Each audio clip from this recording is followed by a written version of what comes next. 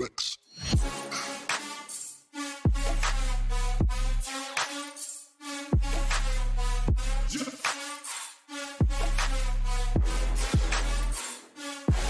Flex.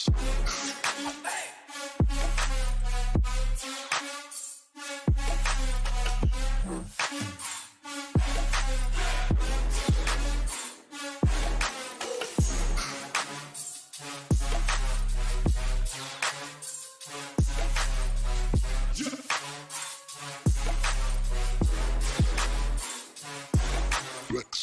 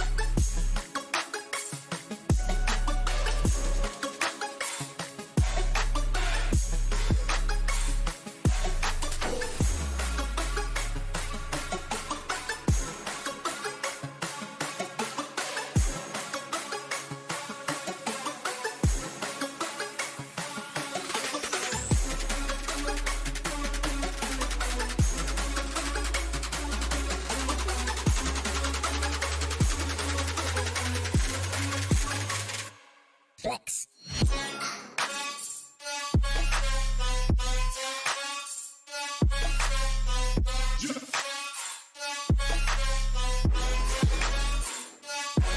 Switch.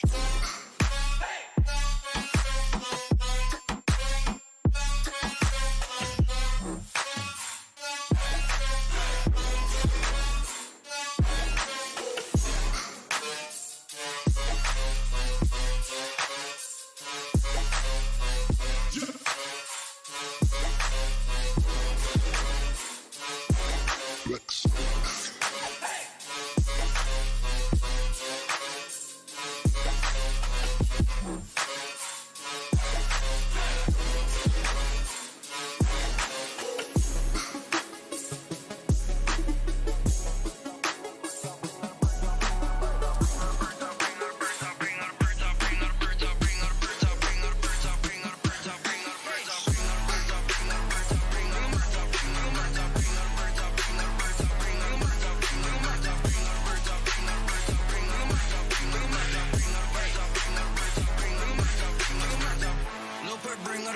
Bring all the spots, bring all the money out.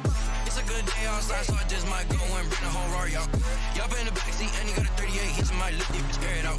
Walk in the party with an AK, take position, and I'm cleared out. 2 iPhones, they ringing, 2 iPhones, they ringing, yeah. 2 choppers, they singing, 6 shifts in the kitchen, yeah. I'm on a whole nother level, I tell you, this you on a pedestal. Life on you, head of you. Try me bricks to get rid of you.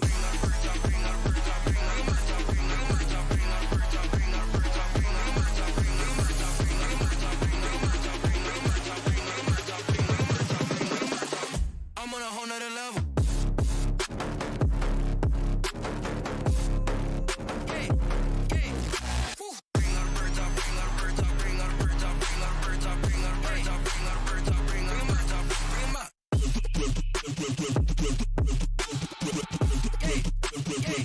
Bring them out. Bring all the birds out, bring all the birds out, bring all the birds out, bring all the birds out, bring all the birds out, bring all the birds out, bring all the birds out, bring them out. Diamonds on me, yeah, they dancing like breezy. I take it to shit on me, I'm sleazy. Gave my dumb, still work it easy. On the snowman, I'm feeling like Jeezy. Louis bag, got a whole 100 racks in it. Diamonds in my team, better go see the dentist. Give me jaw, I need the Christian. Little purse, shoot any ball like a.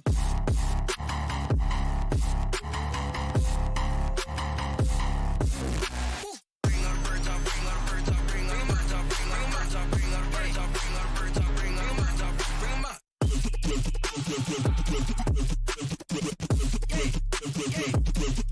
Bring them out. Bring all the birds out, bring all the birds out, bring all the birds out, bring all the birds out, bring all the birds out, bring all the birds out, bring all the birds out, bring them out. Bring all the birds out, bring all the birds out, bring all the birds out, bring all the birds out, bring all the birds out.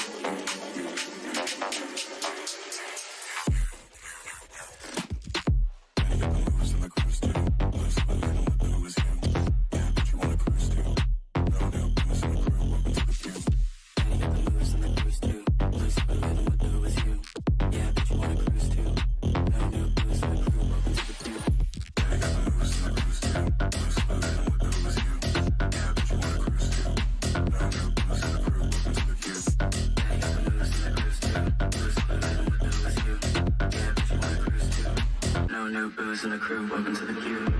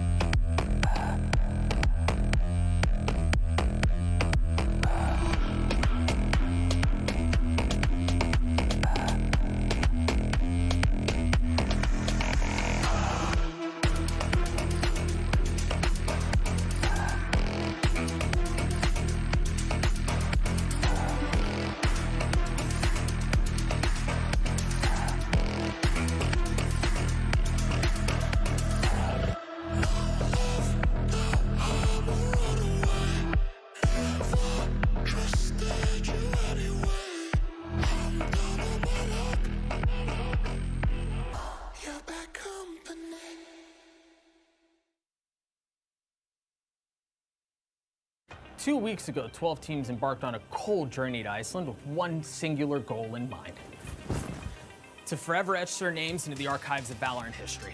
One by one, they fall into the chill of the night, leaving us with 4 worthy contestants.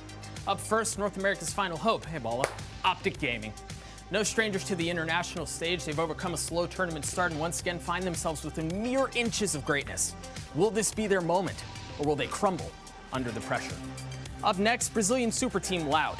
After a disappointing 2021 for the region, the hopes and dreams of a fiery fan base rest upon one singular bald head.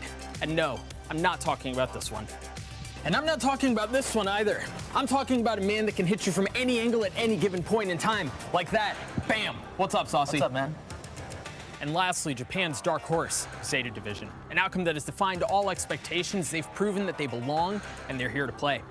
Over the next 3 days, these stories will collide, and only one will remain standing. The true Reaper of Reykjavik. Oh, hello, Doug.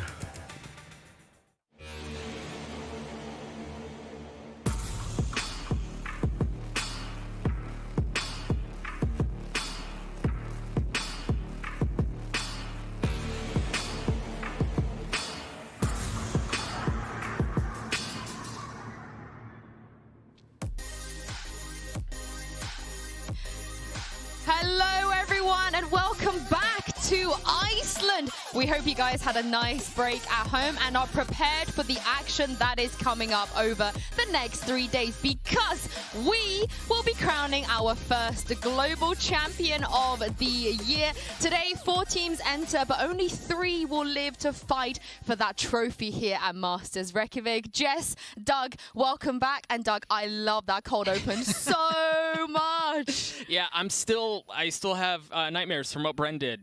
Just hiding there and just pops out of nowhere. Messed me up. Messed me up in a bad way. I'm glad that they sort of kept him hidden here somewhere. I'm sure we'll unlock him throughout the weekend at some point. So we'll see. We'll see. My nightmare is seeing Tom and Josh in the same shot. To be fair, we still haven't seen them in the same room as Sassy. That didn't count, so who knows? Yeah. They can still be the same person. Yeah, but like I said, welcome back, everybody. It's been a few days now since we've seen any Valorant action here at Reykjavik, so I kind of want you guys to give me a refresher because, Jess, like I said, 4 teams left.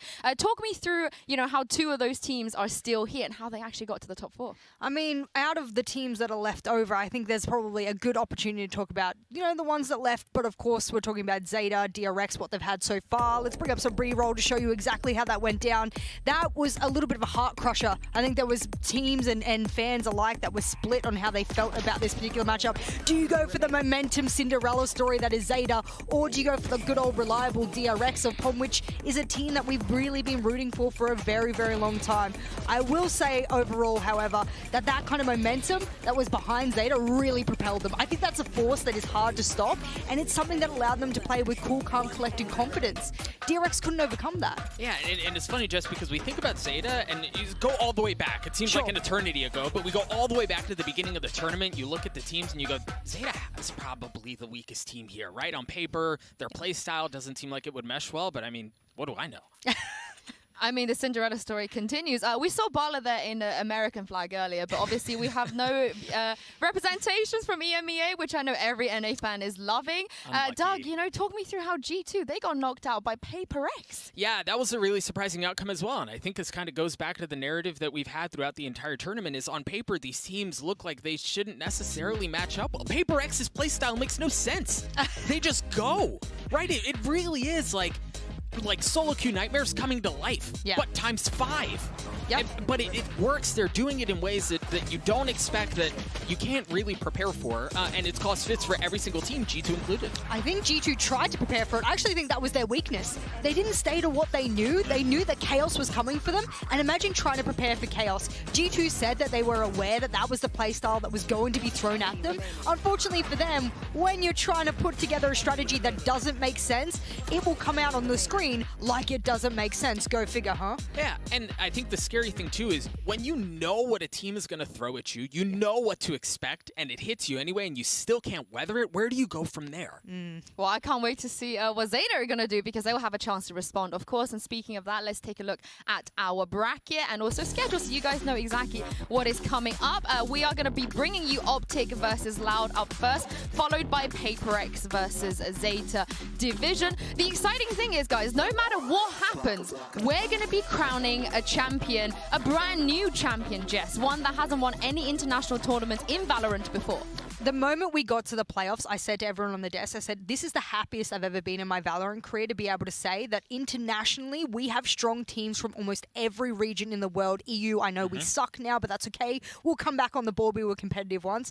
Jokes aside, I do think that that's a really important factor, is because in a lot of tactical FPS games, you will not see the APAC regions rising up to be able to counter these bigger regions. That is why this is so exciting, and I would challenge other tactical FPS titles to be able to put up the same kind of, sort of results that we have here. Oh, I think the fun thing too is that there's no team that's ever safe, right? You can approach things with different compositions, with different play styles, with different ways you go about thinking about the game at a fundamental level, and anyone can succeed. Nobody is safe, and as a spectator, as a commentator, as someone who just loves the game, that's as good as it gets. Yeah, I mean, like you said, it doesn't get any better than that. Now, we saw earlier, Bren, he is the Grim Reaper of the tournament. He's here to deliver some bad news, but I want you guys at home to join in the conversation as well. Tweet at us, of course, using the hashtag VALORANT Masters and also hashtag VCT, and we will feature the best tweets, the memes throughout today's broadcast. We're also running a poll as well at Valorant Esports on Twitter. Make sure you guys use this QR code. Now, 4 teams left now. We have Optic, we have Loud, we have Zeta, and we have Paper X. And you guys at home have a very big task on determining who you think is going to win the whole tournament. Not going to lie to you. I have no idea. I feel like in the past, I've been pretty confident, usually because EMEA are still in it. Wait, because I'm just going to put hashtag Zeta win on Twitter right now. Jess is very confident. There we go. I don't know that I can. I genuinely don't know. Right, this tournament has defied what expectations. It has challenged what we think about the game, how teams match up at really every step along the way. I think on paper, I want to look at Optic and they're probably the strongest. But again, everyone is surprised. Like I said, no EMEA teams left. So what am I supposed to do? I don't know one to vote for. But anyway, we're going to take a quick breather here. When we come back, we're going to be breaking down our first match of the day between Optic Gaming and Loud.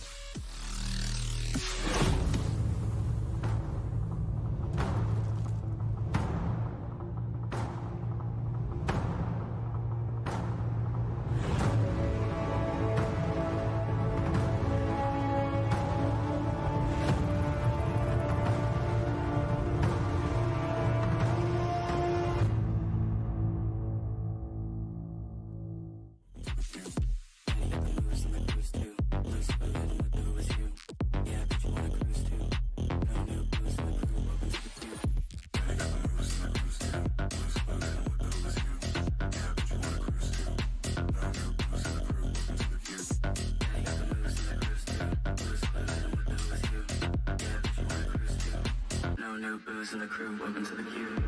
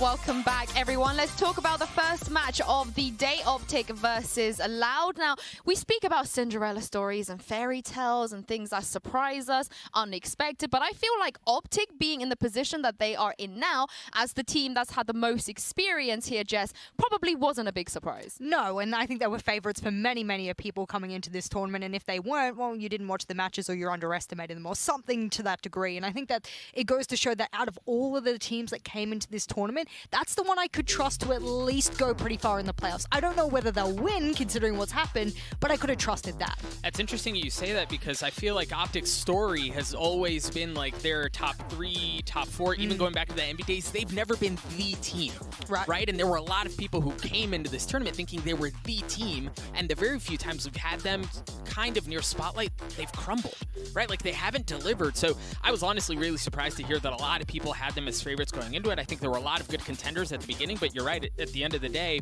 they're the ones that remain. Yeah, I think NA has a very, very good shot here of making it to the finals. Again, we have to put this on the fact that there's been a couple of moments throughout the tournament that have given them an extra opportunity, let's say, and this is one of them here. I wanted to point this out against DRX. Look at this defuse. They're throwing everything at this one. 0.04, that is the closest, at least in my career thus far, that I've seen a round come, and that was a real turning point for Optic as well. Yeah, I mean, the man on your screen right now, FNS, Doug, no one else in this tournament that's left has more experience in leadership and also on stage as well than FNS. That's so key, man. I know I talk about IGLs a lot because I do think from a macro perspective, it is the key to the game. And it's not just in your calls, but it's also in morale and leadership. There were so many instances in which we saw Finesse make a very bold call that takes a massive amount of confidence and trust in your team to do, but they just drop it on the fly. I think their mid-round calling has probably been the most impressive I have ever seen out of them, and that's a terrifying prospect. Yeah, I'd throw back to that sort of icebox. I think you're referencing the icebox where they pulled out the KO and they're like, yeah, let's just pretend to fake it over towards A. You guys hit B. It's throwing a lot at the wall, but those kind of like leadership... triple overtime. It was it was such a risk to take that, but a leader who is confident in and teammates who trust that leader, that will be a big story point for us moving forward, not just with Optic, but with all of the teams. So I'm glad we brought that up. I mean, especially if you look at all of the other players left in this tournament, right? FNS, he's been here before. Yes. He knows what it's like. He's been in the grand final, and he's going to be expected to step up. But of course, one massive win condition on the side of Optic is El Diablo. Here he is talking about facing the Brazilian super team. It was honestly an intense match. I put a lot of it on myself. I was kind of out of my groove, but thankfully, you know, Vic and my teammates, they had me on Icebox. It was just fun. Honestly, it was just a fun game. I would say with Loud, they are the Brazil's current like super team. They have a bunch of new players, new guys, and they've been like really tearing it up lately. So I'm also hoping for a really good series against them as well. I'll do my best. I know my team will do my best, and like, you know, trying to make a win happen. I don't think no one is trying to make that win happen as much as Ye has, the way that you spoke about Optic's history. I mean, the boy puts work in, and he's so unassuming, right? Like, you look at that interview, and he's like, oh, what a nice guy. He's very wholesome, doesn't have a killer mentality, and then you see him go like 21-3 in the first half of a map, and you go, who is this guy? Yeah, it's the same with other interviews we had. Laz also strikes me as such a nice, you know, soft character, and then all of a sudden you get in the server, and you're like, is this the same person? Ye very much strikes me like that. I mean, as you guys heard from Ye there, Loud, they are the super team. If we look at the history of Brazilian teams at international tournaments, they have never actually beaten a North American team. In fact, when it comes to maps, Doug, they are 1-8 against NA. It's not looking good for them. But do you feel like Loud are the team that's going to break that trend? There's a very good chance, and I think it starts with Sadak. I really do. I think to go back highlighting Finesse and his calling and his leadership and the experience that he has there, you've got to be able to have someone on the other side who can play the same level of chess that he can. If they can match them up like that, I think Loud have a very good shot at this. And then if Aspas is going to do his thing, there's a lot going on there. Look at across their KD, as you see on your screen here in the top 10. There are 3 of them from Loud, so they have the firepower, they have the tools there. Again, my eyes go on Sadak. Yeah, and the big thing for me as well is now that we're coming and you're looking at the stage, have a look. There's some holograms there and you can see the players sitting, but they will be sitting together. And I think that's going to be a really key point. We talk about momentum in teams, we talk about mentality, leadership. If I look across and I see my leader look at me and nod at me and go, you did a good job, bro, I'm going to instantly have this morale boost. And so now I know they commented on the fact it was a little strange that only half the team could see each other, some of the rookies not necessarily being there. That is all changed now, and this is a really good opportunity for them. If they've already been doing good, guys, imagine them together. Imagine the morale. I'm not gonna lie, if Sassy knifed me like that on the stage and I could see his eyes from across the stage, I think that's GG. That's over. Yeah, my morale, I'm sunk at that point. That is your game over. And speaking of Sassy, this guy, he is a Lanimal. Look at these stats. You have to. You have to look at what he did at Champions. You have to look at now what he's doing here, because the reason we want to highlight this is he has been one of the superpower players of Brazil. Now, when they've obviously formed Loud, they wanted to create a superpower team in Brazil. Sassy had to be one of those guys that you put on the roster. If you don't put him, then yes, Sadak is another name that you can put on the roster as well. But he has been a constant, and a constant that has allowed teams to be able to step up to probably giving them, Brazil some of the best opportunity for success here. Yeah, and I mean, you look at you think about the two stats we just saw. That was when Vikings didn't have a good run, right? Yes. Like, let's not mince words. Internationally, they've been pretty bad, right? And for him to continue to perform at that level, to put up those numbers and really just almost have a mirror to what he's doing here at this tournament, while Loud has gotten as far as they have, is very impressive. So as you were saying, Jess, he's a constant, he's a cornerstone to what happens for this Loud team. Live or die, he's going to consistently perform at that same level, and you need that to make an international run. Yeah, and speaking of the man Sassy, Jess and I actually had the opportunity to sit down with him, and we showed him some of the fans' favorite opinions.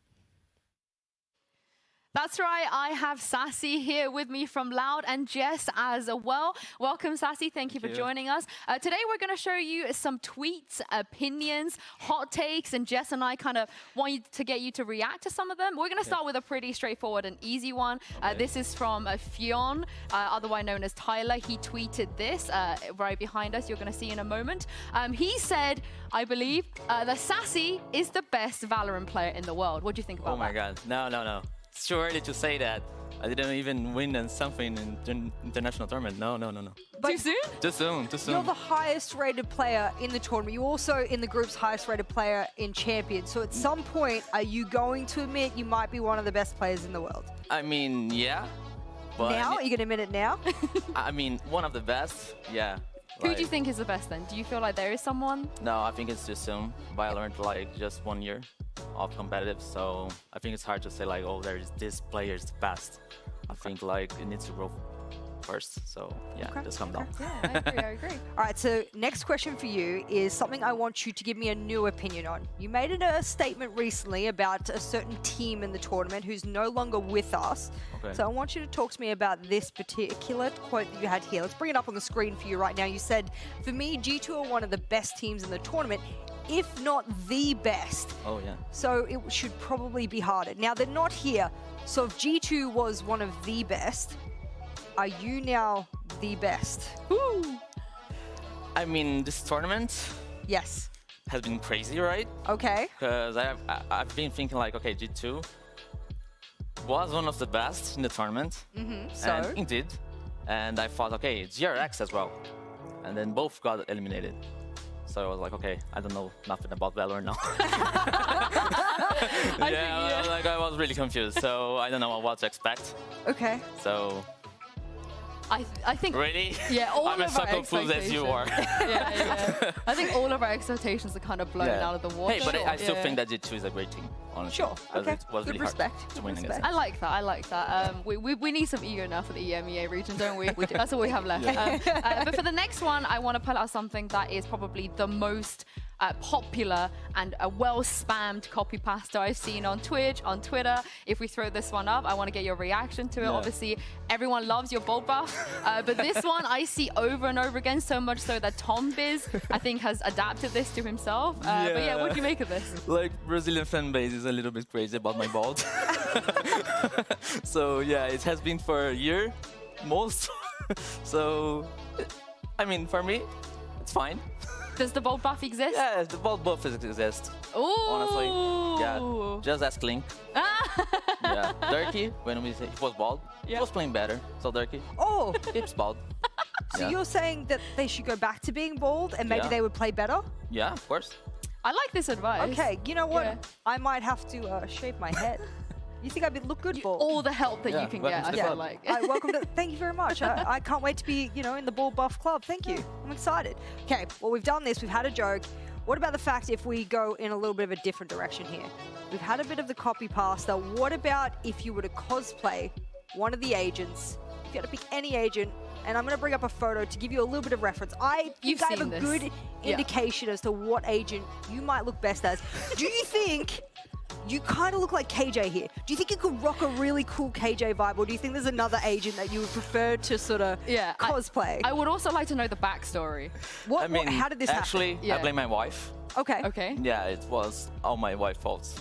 Yeah. I don't think it's a fault. I think she did a great job. Yeah, I think she did a great job. Yeah. Yeah, and then I was like with a really serious face staring the webcam. Yeah, you did a great job. So, yeah, I really looked like Killjoy here. Yeah. And I played as Killjoy.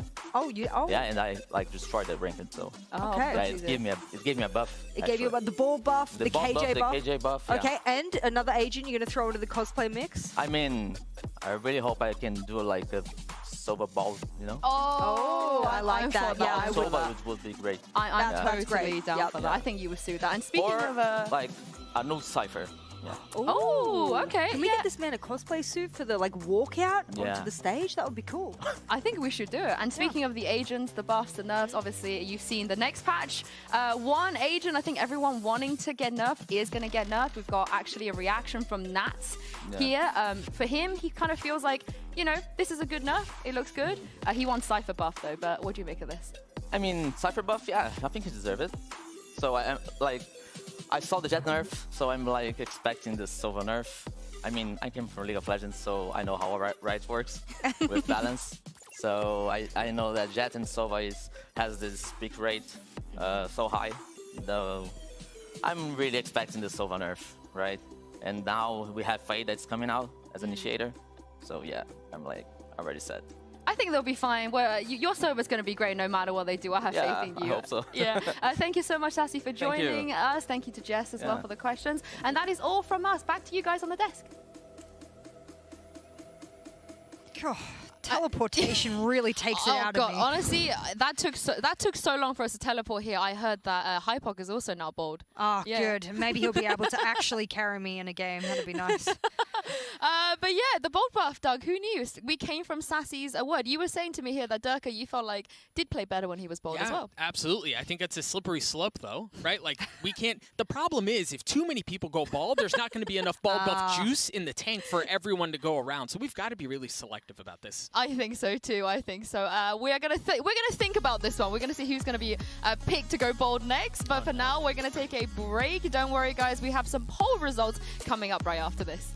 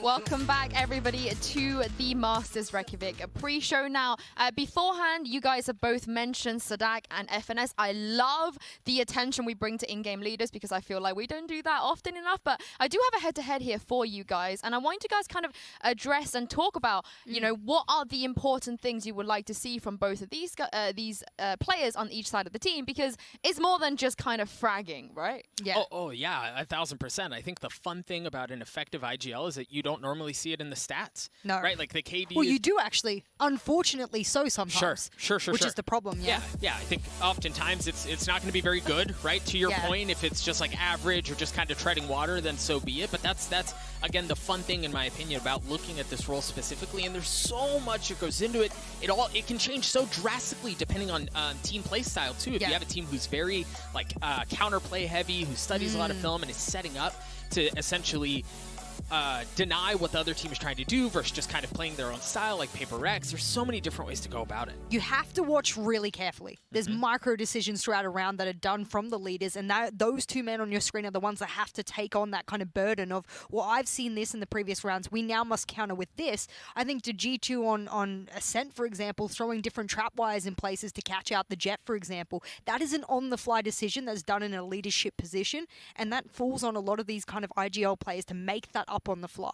But also, Sadak, he's been in this situation before when we speak about the fact that the Brazilian teams have never beaten North America, and it actually all started with the fact that they lost to Sentinels back at Masters Reykjavik. So, Jess, what's different this time? How can he turn this around and make history? Experience. It levels up leaders more than we can ever show for you. That's something that I really do think a lot of these players will have to carry with them right now. Of course, having been on sort of stages before, having sat together in LAN environments, that really will put you in a position not to worry so much about what you're doing and what the environment looks like, but how you can put your leadership to best hone in on what can give the best, I guess, idealization of what each player can do around you. It's not about you as a leader, it's about your team and the results, and leaders can take a while to get to that point, unfortunately. Yeah, it's going to be a tough task today. Now, we here asked you guys at home earlier to vote on who you think is going to win Masters Reykjavik out of the 4 teams that are left, and here is the result. Oh, sheesh. Oh my gosh, Doug, they've gone for Zeta Division. 45% of that is me. I mean, at this point, there's just been so much chaos in the tournament that I guess why not? I am genuinely surprised. Yeah. I really am. And again, they have answered doubters every time, though, right? Like, every single matchup we've gone, okay, this has been fun, but this is probably where they stumble. Or, okay, they have this about them, but there's no way they can overcome this. And if they can continue to do it, what the heck, why not? I do apologize for making 80 accounts and voting for Zeta Division 80 times. But yeah, I did. That's okay. I forgive you, Jess, because I'm with you on this one too. Now, we are down to our final 4. Who will advance in the upper bracket and punch their tickets to the grand finals? And which team will suffer elimination in the lower bracket? I can't wait to find out. The final stage of Masters Reykjavik starts right now.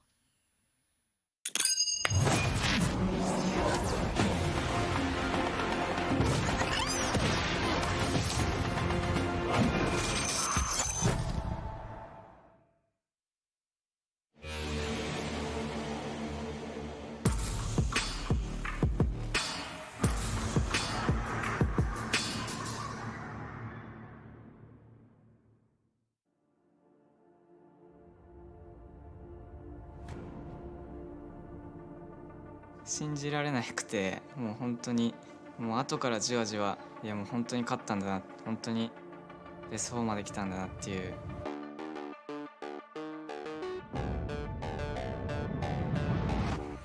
The pressure It's really, really tough coming from a huge region like Brazil. Some of these guys that are really young, I think the nerves might get a little bit to them. We're definitely, in my opinion, the most consistent team in North America. I'm already proud of the guys, of our country, but I still want more. We love our haters. It's just fuel. It's fun as hell beating teams that have a ton of fans. Our region needs to be respected. APAC, one of the strongest region. Zeta and Paprex now have proven it. We beat EMEA, NA, underdogs? I don't think so. I think we can reach grand final. 負けるのが怖いというよりは自分たちの練習してきたことを最大限発揮して勝つことの方が楽しみです。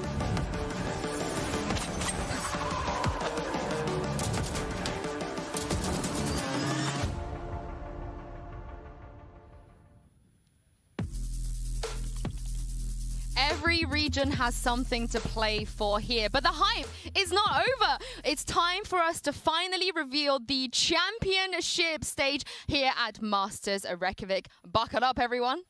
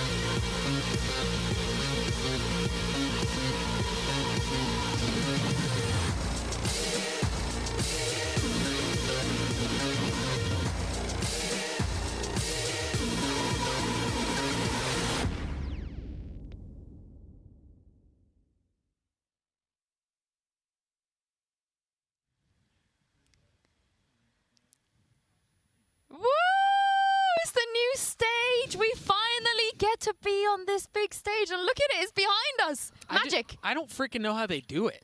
I don't know either. I honestly am in awe. I sat here during rehearsals and I could have sat here like a child at, you know, like a beautiful museum or zoo, and I was just like, I could sit here forever and just enjoy this light show. It was incredible. There are also ramps. I'm really excited about ramps. That's I don't know if you guys noticed. I asked production to bring me a skateboard as well. That's why, because they brought ramps. So I'm really excited. I can't wait to see what players have planned for this. I feel like Benkai, surely. He's seen the ramps. Yeah, he's got to have A something surfboard, a snowboard. He's got to be something. It's going to be good. Yeah, I can't wait to see it. But of course, before that, we're going to see Loud for the very first time on that stage. God. Behind us, I cannot wait to see it. Do you guys feel like, I know, Jess, you mentioned it a little bit earlier, that being able to actually sit next to each other is going to be a really big boost. How big of a boost do you think that will be? I've worked with players before, especially IGLs, that when they're able to see the body language of their players, they understand what the kind of feelings and the emotions of their players are 40-fold compared to just hearing the intonation in their voice. So I will think, especially for the leadership, you know, players in a team, this will be quite big for them. So I definitely want to turn around, have a little look at the players throughout the game to see what that kind of looks like. Yeah, I think it's so many of those intangibles that don't come through. Back in my competing days, like you compete online, you qualify through whatever, and then you get to land, and it's just an entirely different environment. Having the physical connection, being able to read faces, being like, because you miss that, right? You do. When you're online, you don't see it. Exactly, and if someone's down, you specifically need to address a person. That there's so much of that gets lost when it's not in person. So I do think this will be a big deal. I mean, on the other side of this, their first opponent is going to be Optic, of all people, and we know how much they love to give it when they're on stage. They are going to probably stand up and shout at you. I can't wait to see it. But before we get the teams out, let's talk about the map picks for today. Both teams, they have a permaban, and we've seen teams deviate from that recently. Do you feel like we're going to see that today? Is this the time to do it? You heard me at Champions. That was a broken record day in, so I was like, please stop banning your permaban, because the other team's going to expect that. They're not going to prepare for that map. You could even leave it as a secondary ban. Why not get rid of your opponent's best map? Why not target ban them? I come from other games where that kind of tactic is super in flow, so I'm loving seeing that throughout this tournament thus far. I actually strongly disagree with that. Sure. Yeah, that sounds so painful because you run the risk of somebody, like if you floated and they're expecting to ban it, even if it's a mid-tier map for you, like you run the risk of them, okay, we're going to challenge you on that, we're going to pick it, and you all of a sudden you find yourselves down to 1 in a best of 3 on a stage like this. That's massive. Well, Breeze has been taken away. Optic taking Doug's tactics there. They don't fancy playing Breeze. Of course, Loud, there we go, usually bans the split. It leaves quite a few options open though. It does. There's a dangerous one in there that we've also not seen played from Loud this tournament thus far. Okay, I didn't mean to speak it into existence, but there it goes. That's something we haven't seen them play, at least here inside Masters. And as a result, I don't really think I can go back to their regional results against NIP, etc., and really put a lot of stock on that and say, hey, they won that match kind of barely, so where does that put them on Fracture? That's kind of a good pick from Optic there. Do you think, Doug, as a first pick from Optic? Yeah, I really like that. The thing about Loud's tournament run is that it's a bit of a two-edged sword in that they've only played 2 series. Yeah. Right? So they can sit back and watch. Alternatively, if there is an area that they're weak on, if there's a map that they're weak on, you can target that very effectively, and that feels like what Optic is doing. Optic are historically known for their preparation. Yeah. Right? So this is not a whatever pick. They've got something cooked up here. Ooh, I like this. Ascent coming out from Loud. Remember what they did to G2? Yeah, that was pretty I don't vicious. remember, Jess. Don't bring it up. I'm bringing it up. I'm bringing it up. This is actually really interesting, too, because Optic come into this tournament feeling like Ascent is their best map, and they've struggled on it here this entire tournament, right? Yeah. You think about they're 1 and 2. On Ascent specifically, so I really like this out from Loud. Challenge them where they're vulnerable. They came in thinking it was strong, and it is under-delivered up until this point. Do you think they've worked on it as well? You got to think about that. Have they had a chance to work on that particular map? Is that something that they want? I mean, obviously, Optic picking Fracture, that's obviously not one of the maps that have been one of their priorities. Fracture clearly has been, because that's their opening pick. This is dangerous for Optic so far in the map, Vito. They also don't want to play Haven now. They banned Haven. Sure. Loud have taken away the bind, which means we're going to be going to Icebox. What do you guys make of, I guess, the overall map picks here? I really think this kind of favors Loud a little bit, because by taking that little bit of a risk pick of Fracture, both teams have played it in the grand finals before they came here in the regional leagues, and both of them won it. So it's not necessarily quote-unquote a bad map for either team, but you don't know how good it is for your opponent right now. So for Optic to pick that, you're taking a risk that they haven't practiced, they were prepared for it.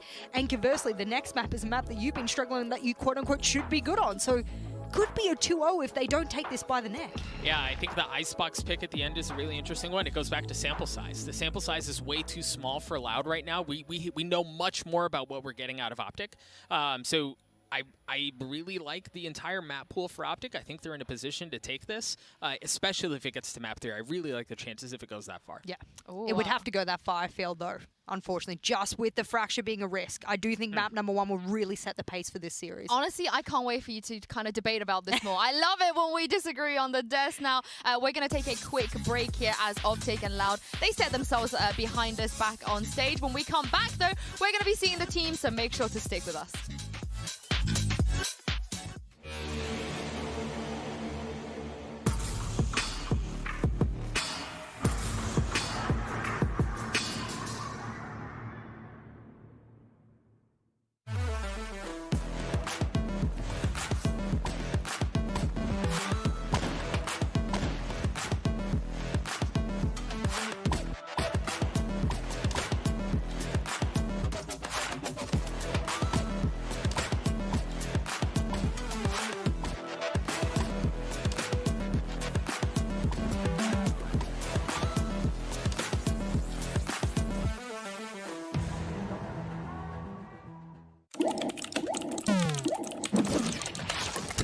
Red Bull gives you wings.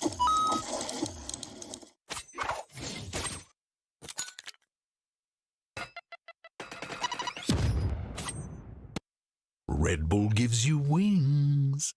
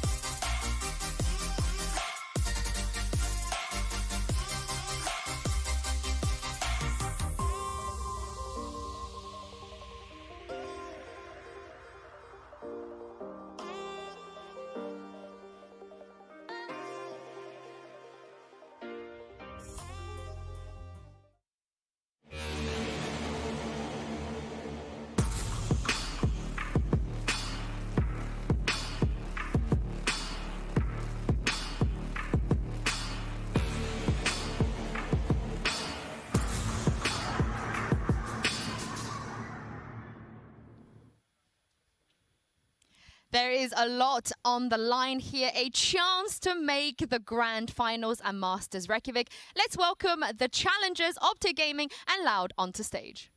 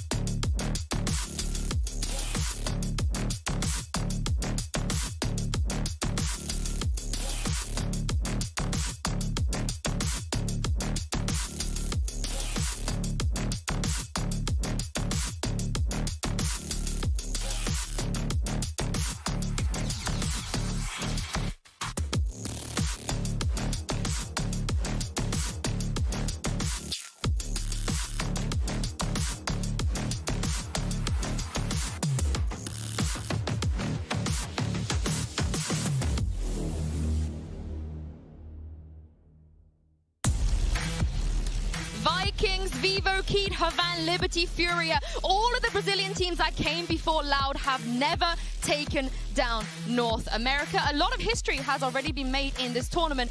Do you guys think it's Loud's turn today? If you're a believer already, given what's already happened throughout Masters Reykjavik, then you certainly are on the train of believing that this is a possibility for Brazil to really stamp their name on the map here today. I don't love it. I don't love it. I don't love it, and the reason is I think the glaring issues, the concerns that we had for Optic have been answered. They have. Right? We've talked about their mentality, their inability to handle pressure. They find themselves down in the first series. Like they were riding against elimination from the get-go, and they've been able to figure things out. Their mid-round calling has been excellent. Ye has been, well, he's been Ye, and I think the biggest thing has been Victor.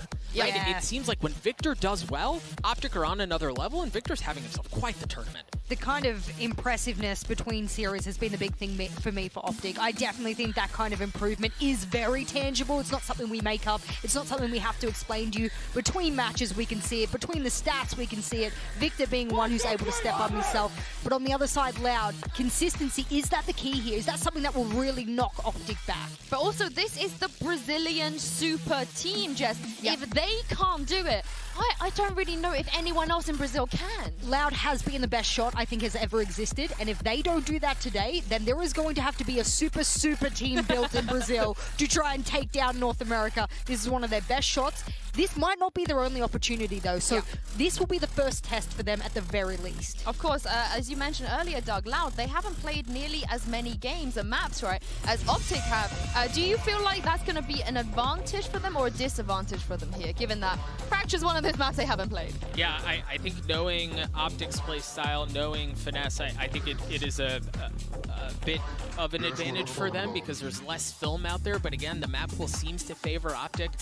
They've made the adjustments that I needed to see them make in order to get to this point, and when I consider all of those things, it's hard for me to pick against Optic here. If they play with confidence, if Marv just doing his aggressive teleporting with Omen, if he's getting back behind enemy lines, I think this could be a very long series for Optic.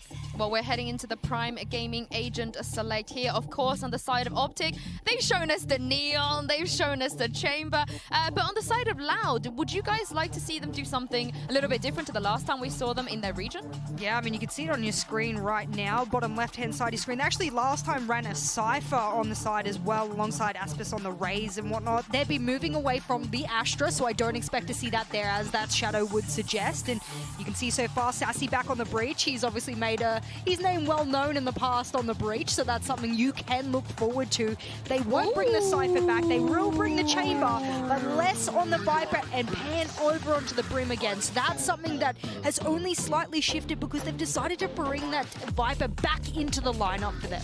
I like it. Yeah, I really like Viper on Fracture. Me too. I think she offers a lot of control. I think her ultimate can be very difficult to deal with when you give in all of the nooks and crannies that there are on Fracture specifically. But with that said, Chamber for Ye, right? Like his first touches are going to be so important on this map. If he can get ahead early and get the ball rolling, I mean, it's smooth sailing for him.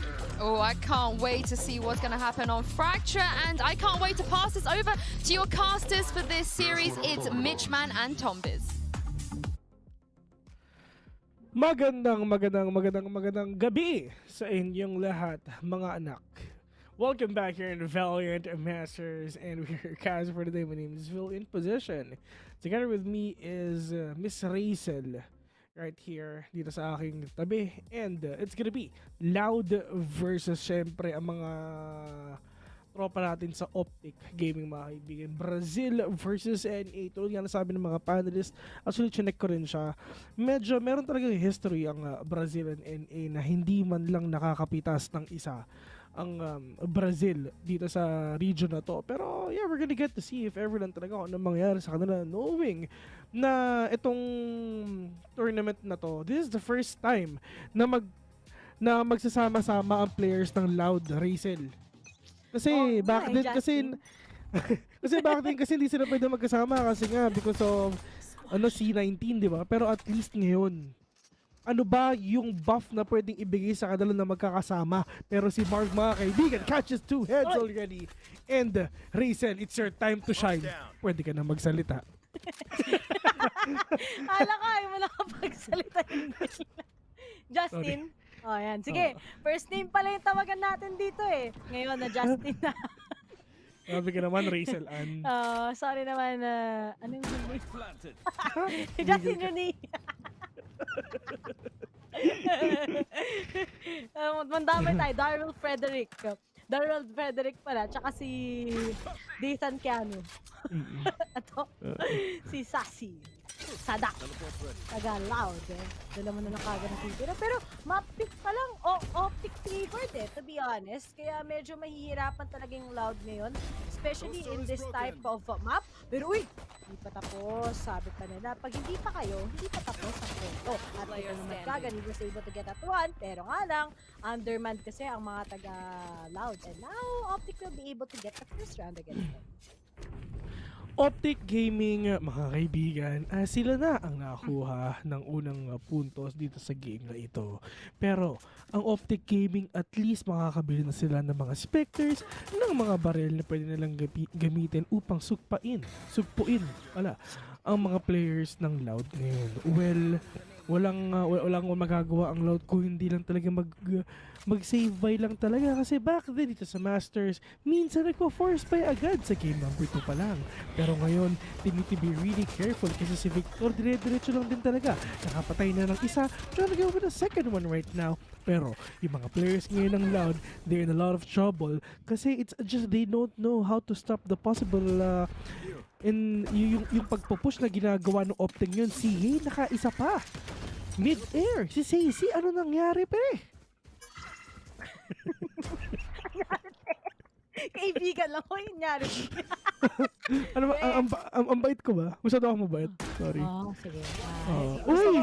Victor, sumabog ang ulo. Kasi pa nag-slide pa, Victor, with a 4K. Umpisa pa lang balong-balo na si Kuya Victor magtanggol. Para kasi kilala natin yan. Isa sa mga nagsasagat sa PBB, parang ganito. Gagayahin ko. Sadak. Isa ka daw sa mga housemates ni Kuya. Oo, mga ganun, di ba? Na makulit. At hindi ka daw nagbubukas ng Century Tuna. Ikaw na ba ang susunod na malalabas at evicted sa bahay ni Kuya? Oh, man. Oo, man. Oo, ganun sila. I mean, at least sobrang tropa itong mga dalawang teams na to, kahit talagang medyo magbarilan sila dito ngayon sa mundo ng Valorant, mga kaibigan. Kasi okay lang yan. I mean, dito lang naman sila magkakalaban, pero outside the game, bati-bati naman sila. Hindi naman sila nagbabarilan. Friendship. Oo. Paano to yung recto station? Oo, tama. Diba gano'n yun? Rectal season. Hindi, mali ka. Yung sa'yo naiintindihan mo, yung sa'yo naiintindihan mo pa eh. Yung sa akin, ganun to eh. Ganun yun. Buti nga sa'yo na, ano pa eh, na naintindihan mo naman si Crashy, mga kaibigan na kaisang CC right now, Marv with another one. 4v3 onto this game. 40 seconds left in the clock. It's just sobrang napakaraming e-coms dito ngayon sa B. Pagkalabas nila to, nakangiti to for sure. Pero kung napapansin mo, yung mga players ngayon ng Loud is parang pupunta sila dito sa may groups lang din, pero yung nga lang aspas nakaisa pa nga dito. Try to go for the second one. Yay! Got a Vandal! Pero isa lang ang makukuha dito, Pancada. Catches the head of Ye right now. 2v2. Are they gonna get that win? Or yung mga naka-specters pa rin ang mananalo dito? They haven't, hindi ako nasa ba. Narinig ni FNS kung nasan yung dalawang players ng Loud dito. Tamang crossfire lang sa Valorant, mga kaibigan. Yun na nga, Diyos ko po, na Jay Rizal. Si Les and Pancado will gonna go down as well. 3-0 in favor ng Optic Gaming. Nagagata si Patrick. Justin, pakibalik ng civil. Panalo na Optic ko 3-0. Galing. Sige, tapusin na. Bilis, diba? Maglalan kami guys ha. Pupunta kami ng Iceland para ikas yung finals. Kami talaga magkakas. Gwapo talaga ni Marv, do. Ay, ako nga pala si Rere. Huwag ka mag-alala. Ako lang ito. What if gano'n talaga ako magkas? Hipa naman sa panghangin, tapos gano'n na ako magsalita lagi. Parang hindi bagay, bes. Siguro nga. Pero Victor, dire-diretso lang si Amin, mga kaibigan. Pero nga lang makukuha ang ulti sa duck. Pero Sacy, delikado siya, na-flash siya, nakita ang shoulder ni Sacy right now with a wallbang 5v3. Walang pera ang Loud. Sino kumanta ng Loud? Christina Aguilera ba? Marami kasi yung Loud na yan eh. Nakanta. Let's get loud! Yung ganun. Let's get loud! Christina Aguilera ba? O ano? Jennifer. Si J-Lo. Jennifer. Sabi ni Shinosuke Montefalco, Vil Palod. Mukha ba akong loading station? O sige, number. Ay, mga Vil-load. Pare. Napakaingay ni Justin. Ewan ko ba? Pero ito yung mga players ngayon ng Optic Gaming, mga kami going in already here in A though. Crash gonna plant a spike. It's gonna be really hard for the players of Loud right now. Tatlo lang din naman sila and wala silang utilities for them to solve a possible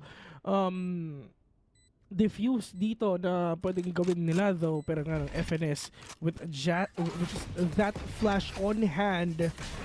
Is he gonna catch one? Yes, he does. Nakakuha siya ng isa dito, mga kaibigan. Pero yung Aspas nakaskupo. Sumabog ang ulo ng isa.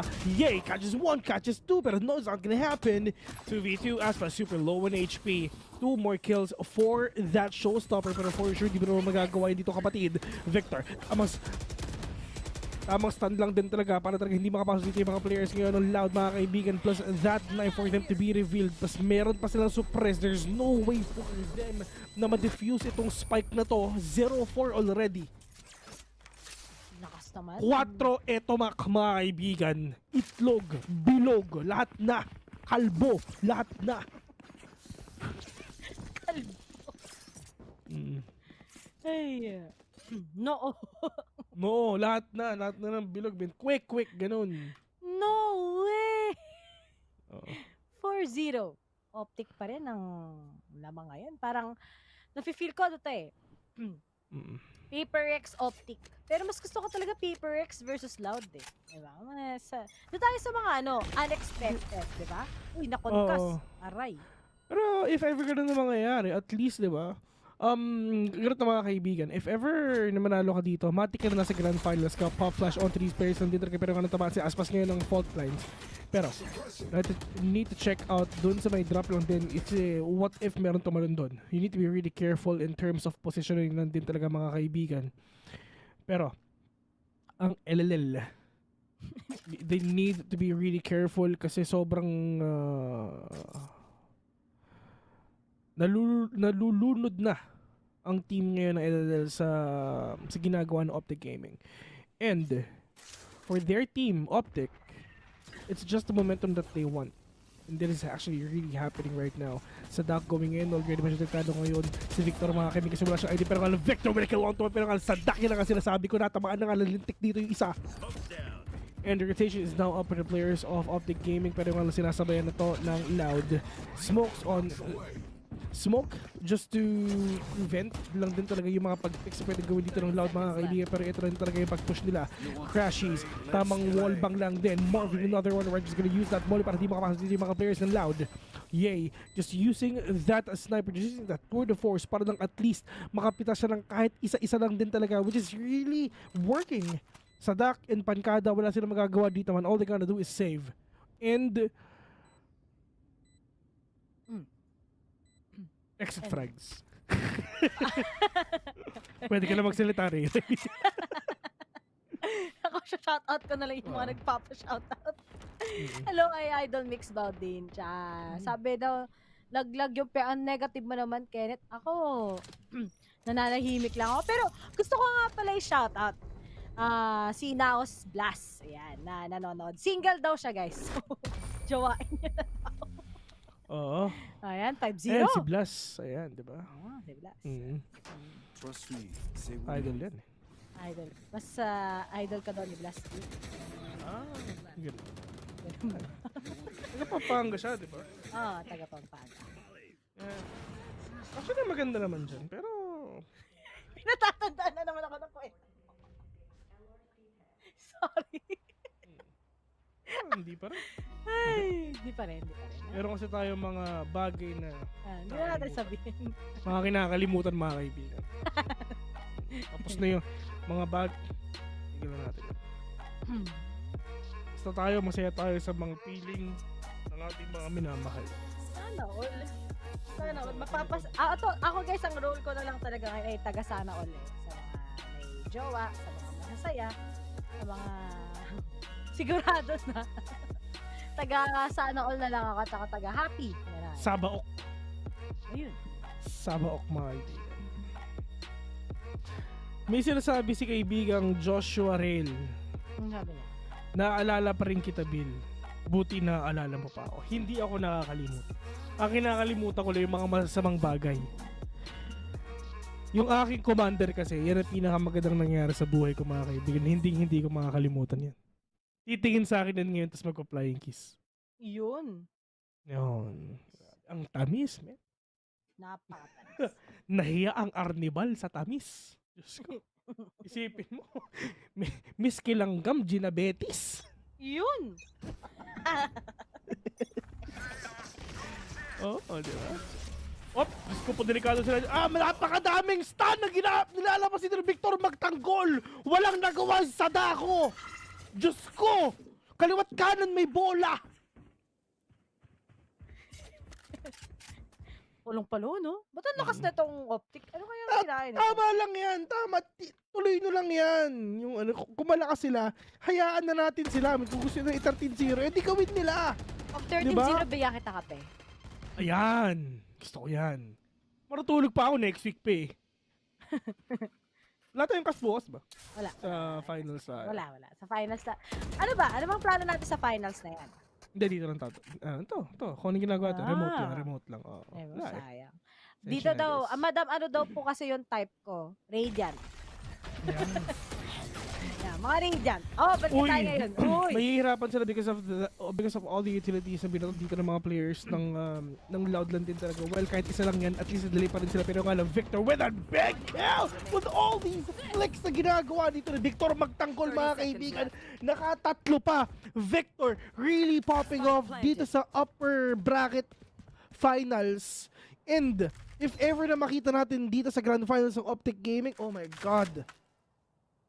The players of NA will rejoice for sure. Sassy or Sassy. Sassy's mom, nakaisa pa dito. 4v1. Meron siyang kalampag ng papag. Pero, Victor, mauuna nang mamatay dito. 3v1 to this game right now. Pero nga lang, Marv with that swing, with a kill. Sais Etomac. Sais Kamote. 6-0. Tinan mo, walang magawa si kaibigan, si Sadak. Diyos ko po. Nung nakita niya yung stun yun, nagtaas na lang siya ng kamay dito, Altab. Tapos biglang nagtetris battle na lang din siguro. Oh, Victor and friends. Victor and Friends ata nangyayari ngayon. Ayun, nagpa-shoutout na nga na naman si Blast. Pa-shoutout for Ray Ray and Vil. Ako si Rachel, tsaka si Justin. Oh. Hello nga pala sa'yo, Blast Simon Jimwell. Idol kita. Oh. Ayan na. 6-0 Vil. Basang-basa lang yung load eh. Yun lang yun eh. I read you like a book. Yun ang sabi nila dito, may walang magawa. Ewan ko ba?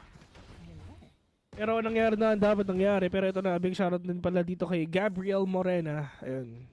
Pag sinoutout mo ako, Vil, mananalo yung winner. Magulat ka kung natalo yung winner, man.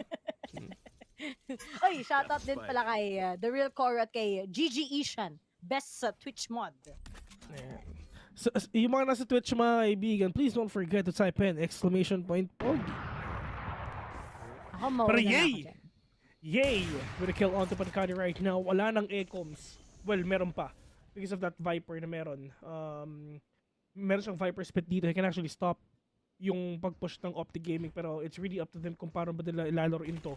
Aspas. Trying to be really safe right now. Not going out lang din talaga dito sa may tower mga kaibigan. Out sila lahat eh. Sabay-sabay sila. Because mag-retake sila. Sabay-sabay silang papasok dito mga kaibigan. Pero nga lang crashes. Just trying to stop the retake na pwedeng gawin ng Loud dito. 3v3. Yay is low. Sassy nakakuha siya dito ng Vandal. Aspas, low on HP as well. Meron siyang Showstopper. Les, meron siyang Viper Spit. They can actually retake this side if ever. Pero yun nga lang, Sassy from behind mga kaibigan, pushing it to a 1v2. Still in favor of Loud FNS. Meron siyang fault line, naririnig niya. Pero nga sabi ni Sassy, bakit ako titigil? Try to go out. Para lang syempre na magkaroon pa siya ng enough time. Pero yung nga lang, Aftershock! But Aspas, with 1 HP left, gonna get that head onto FNS with that Sheriff. 1 HP. 1 point for the players of Loud right now. And if ever gusto mo 2-0 to Ray, then you need to do it right now. Why? Because for Loud, if ever sila nanalo dito, they're gonna have a lot of advantage next map. Because that is the map na pinili nila. And knowing na medyo nahihirapan din talaga ang Loud dito because this is the first time na naglaro ang Optic sa mapa na to. Kaya nagulat din yung mga panels natin. Ang sabi ng mga panels natin kanina, oh no! No way! Yun.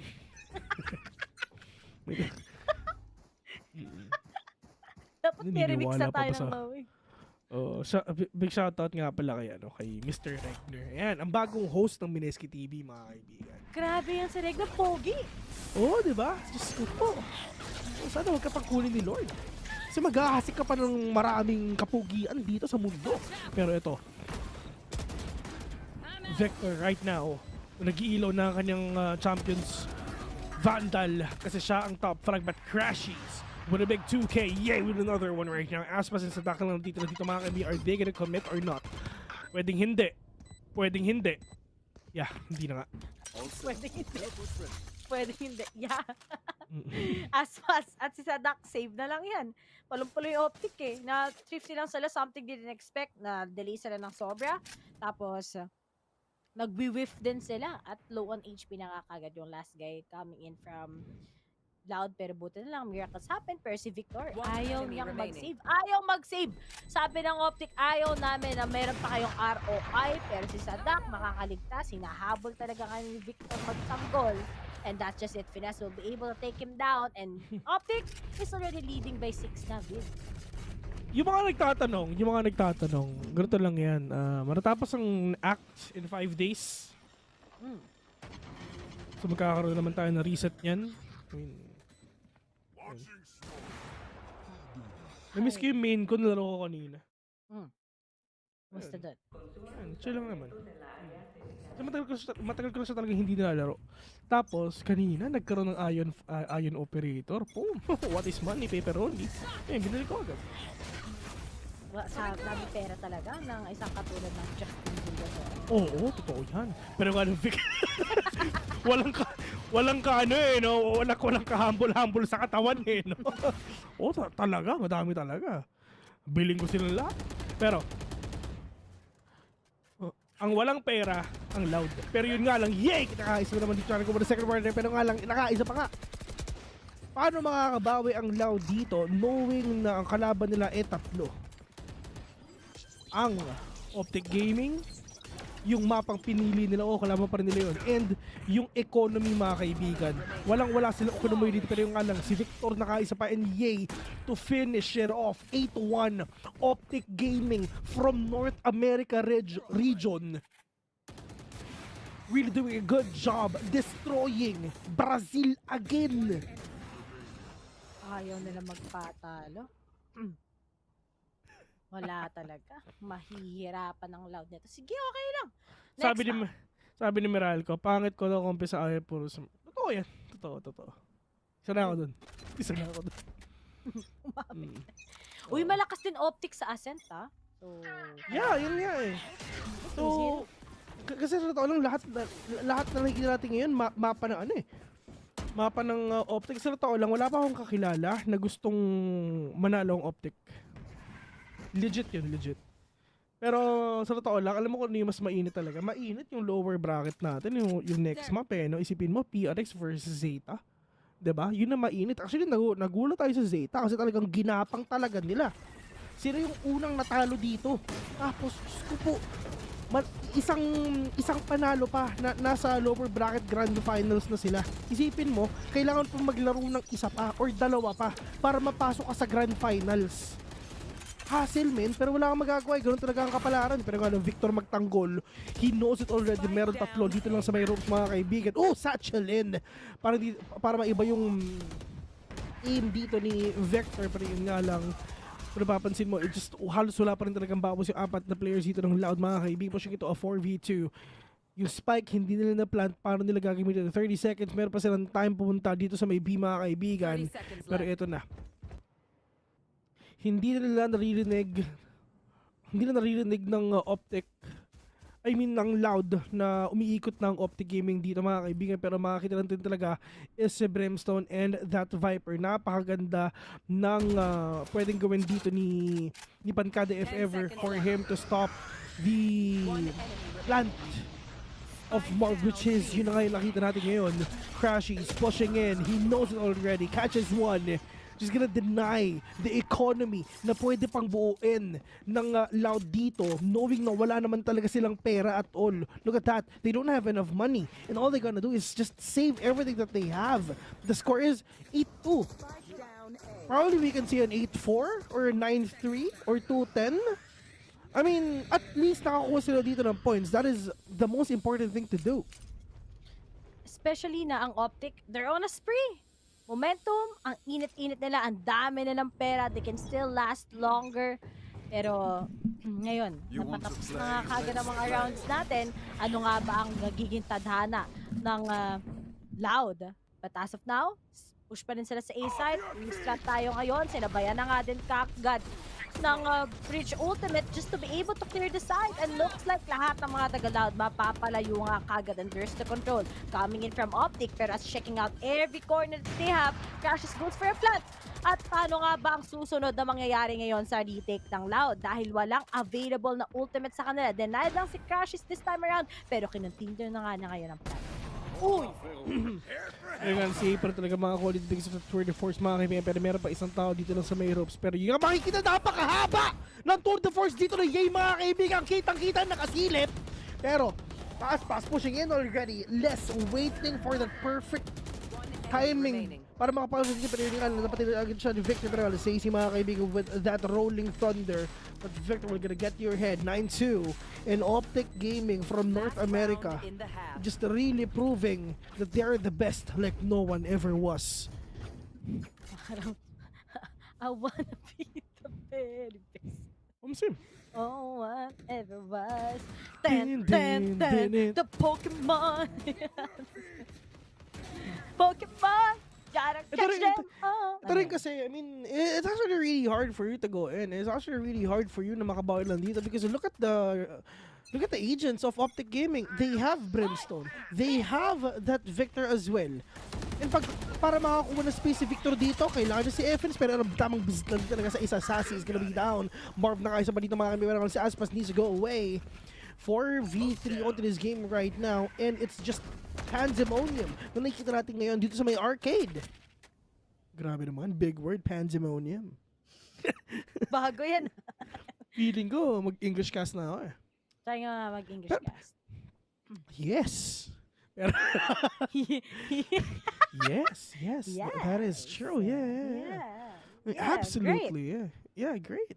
Yeah, but as you can see, it's just loud, mga kaibigan. They're really having hard time dealing with the players of Optic Gaming right now because of the pickups na ginagawa nila. Pero nga sa duck with that timing, he could have killed that guy. Pero yun nga lang, dun sa safer side kung baka, pero nga last pass, wala siyang utilities dito at all. He needs to go out because of the push na ginagawa dito ng Optic Gaming. Mga pero nga si CH at Skash nakaisa pa dito sa duck. The only man remaining with that tour de force, hindi pa rin niya makita because of that smoke na napakalaki. Big, bro. No? Oo, napakalaki ng Ecoms, mga kaibigan. Pero ito na, 4 pa ang kalaban mo with the tour de force. Tumig na 4 na din talaga yung bala. Pero nga si Yay! With that big operator, we're gonna get your head. Chamber diff. Yan ang sabi ni Yay!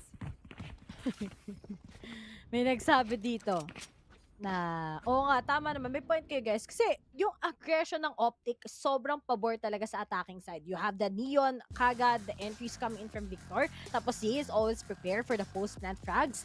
Nakakatakot talaga tignan yung mas composed na composition ngayon ng Optic against Loud. As for Loud, tatandaan natin, this guys, all-star team yan ng Brazil. Yet, medyo kulang-kulang pa din talaga sila pagdating sa mga fundamentals. And of course, pagdating sa mas solidified na team kesa sa Optic, same roster pa rin kasi all the way when they started as NV at nag-merge na nga yung dalawang org. Pero going back here, ano nga bang next na isasagot sa atin ng mga taga-Loud? Dahil kapag na-shutdown talaga yung momentum nila, ultimate talagang hindi sila makakahabol at all. And hopefully, makapag-reset nga sila as the second half is gonna be starting. Yeah. And, kasi if ever gonna look at it, lalong-lalo na yung utilities nila. I mean, yung agent sa utilities na meron dito ang Optic Gaming. I mean, number one, they have the Neon na sobrang bilis. Plus, lagyan mo pa ng Steam Beacon. Buti nga, isa na lang yan eh. Buti nga, hindi dalawa yan dito. Isa na lang yan eh. Plus, yung pagpasok, lalagyan mo pa ng Breach. The double initiator setup na pwede nilang gawin dito. Na puro flash na pwede nilang gawin, mga kaibigan. I mean, yeah, tama. How many flashes did they have? They have 1, 2, 3, 4. They have 4 flashes all in all. Na pwedeng ilabas ni Crashy tsaka ni FNS. Mas napakaganda pa nung anti-flank na meron siya with the turrets. Lalong-lalo na yung napakadami. I mean, napakadami, men. Pero wala eh. Nangyari na ang dapat nangyari. Pero dito sa Optic, sila magagawa kundi ipanalo na lang to. Kasi Neon pa. Sko. Solid, really solid Neon. Fist! Oh, man. CR siya. Pag natalo pa yung Loud ngayon sa pistol, naka po. Paalam. Paalam talaga. Next map talaga. Ascent, reset na. Oo. Pero kung mapansin mo sa duck, Diyos ko po. Nakalahati din ng buhay, mga kaibigan, pero as long as buhay pa naman siya, G pa rin. Aspas, going in already.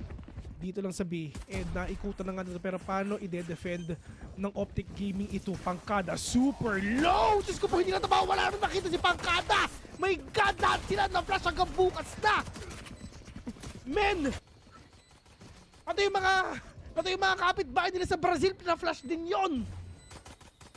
4v3 on this game right now. Yay and Crash is super low on HP. Aspas with a kill on 2-1 right now. 3v4. Yay. And sa dash trying to flag these players. FNS nakaisa pa. Pero this is Sassy, mga kaibigan. The hold is there. Pero it's just FNS still gonna get that win. Finesse. Tik na. sobrang, di ba, sabi nga ng panel, FNS, ito nga yung GL ng Optic. We all know how incredible he is kapag kailangan na kailangan mo siya. The clutches is making it. And looks like he was able to drop them off even if there are trades coming in from Loud. Handang-handa talaga sumagot si FNS. Duri mo sa 1v1 na-pressure din kasi kagad ng pain shells. At tignan mo na patayuan si Victor magtanggol. Nice! Sabi niya. Oo, wala siya nagawa eh. Nasabayan na ng load. Grabe naman si Tito Vic. Happy birthday, bossing. Happy birthday po. Ito si bossing Vic, mga kaibigan eh. Talagang galit talaga eh. Right there. Ay, wala si Joey. Wala sila dito eh. Hindi sila magkakasama dito. Man. Sobrang silent talaga. Parang napakaganda po siya. Hindi mga kaibigan na ako siya na isa. Pero yung lang medyo delikado din talaga. If ever push pa siya kaya tamang rendezvous away lang din. Pero Yay catches one. Pero Diyos ko po naduan na nga siya dito. Mga players ng Loud, mga kaibigan. Si Sassy with the kill onto one right now. 4v3. They have the Spectre, so all they gonna do is win. Pero no matter what. Pero kung napapansin mo, Diyos ko po, nag-force ba yung mga players dito ng Loud. So this is gonna be a really bad round if ever matalo sila dito. Kasi wala silang pera next round na kailangan nila knowing na match point na ang Optic dito, mga kaibigan. In terms of utilities, they still have the stun na meron si Victor magtanggol. FNS. Meron pa siyang flash, mga kaibigan. Victor nakaisa pa nga dito, pero dahil sa second stun nila, labas dito ng Victor. Diyos ko po, sumawag yung ulo ng isa. Catches one. Talaga ba na third one right now? And that is the perfect retake na ginawa ng Optic kahit tatlo lang sila. Anong nangyayari? Hindi pa lang nag-time out yung Loud. Walang nangyari, Phil. Men, tama na. Binugbog. 13-2 nabasa na pag-practicean ng Optic yung mga kamalian nila sa fracture, nalinis na din na ng napakaayos. Napakabilis ng lahat ng nakikita natin, men, because of that non-Bremcom. Diyos ko. Lalagyan mas team parang beacon kahit na... no? Si Victor parang rider eh. Meron pang yung hanggang arms na yung no? Hindi ka mo, Bill. Yung mga halatang talaga nakakapag-knockout sa recto. Oo. Because of that, Neo, napakabilis. Mas mabilis pa sa fast. If ever meron kang kakilala na Neon main, Diyos ko po, kung papakilala jowa mo dun, baka di mo alam. Bigyan na steal yun. Pero, Crashies, he knows it already na doon sa pangkada. Pero kung napapansin mo, maraming in terms of firepower, this is the force by na na kailangan nilang gawin. It's all or nothing dito sa round to, mga kaibigan.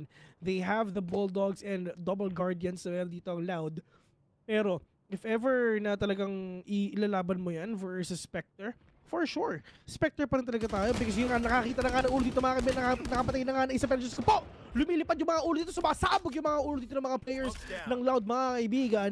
Pero ito, tamang smoke lang din talaga. Meron siyang molly, pwede batuhin to ni Marge. Pero it's up to one. Pancada will gonna go down into the hands of Marge with a 2K. And ladies and gentlemen, 1-0 already in favor of Optic Gaming dito sa upper bracket finals. Bilis naman. Parang nagmamadali ang mga taga-Optic Gaming. No? Tuloy na lang yan, guys. Parang lang yung match 20 to 25 minutes. Bilis! Tuloy na lang yan. Makuha nila yan hanggang ascent. Pero, titignan natin kung gaano nga ba talaga kagaling ng mga Optic. Well, unang half pa lang, they got the upper hand pa lang ng 10-2 in favor of them. Tapos yung mga entries nila, hindi sila natakot. Victor is not afraid of actually getting killed by the guys of Loud. Tapos after kapag mamamatay siya, ready kagad ang mga katulad nila FNS, nila Yay, si Yay, palong-palo mag-operator eh. Alam mo sino, di ba? Alam mo naman talaga agawan ng operator. Pero at least, di ba? I mean, the entry of Optic ngayon na talagang with all that aggressive, really aggressive comp, at least na maganda ang resulta na pinakita ng mga games sa dito, mga kaibigan. And yun nga, may history na kasi talaga ang NA in Brazil eh. The kryptonite of Brazil is this region, NA. Pero dito ngayon sa Masters 1, is that gonna happen again or not? Pero Pero, up until sa mga nakikita natin ngayon, parang, this is like a deja vu of what happened last time. Nung mga ibang stages nangyayari pa rin ngayon. And knowing na this is the first time na magkakasama ang Loud. Oh, Diyos ko po. Oh my God. Uy! Oy. Wait lang. Alam mo kung bakit? Kasi we're kinda rooting for Zeta Division, ladies and gentlemen. Pero, mga kaibigan, you've seen it already. You're watching the VALORANT Masters and it's just the players of Optic Gaming gonna get that 1-0 here in this game. Mga kaibigan, we're just gonna have a very, very short break. Magkalapit lang naman Japan ng Pilipinas. So, uuwi na kami ng Pilipinas later on. And yeah, we are cast for the day. My name is Vil. Together with me is Ray right here. Konbanwa. See you later.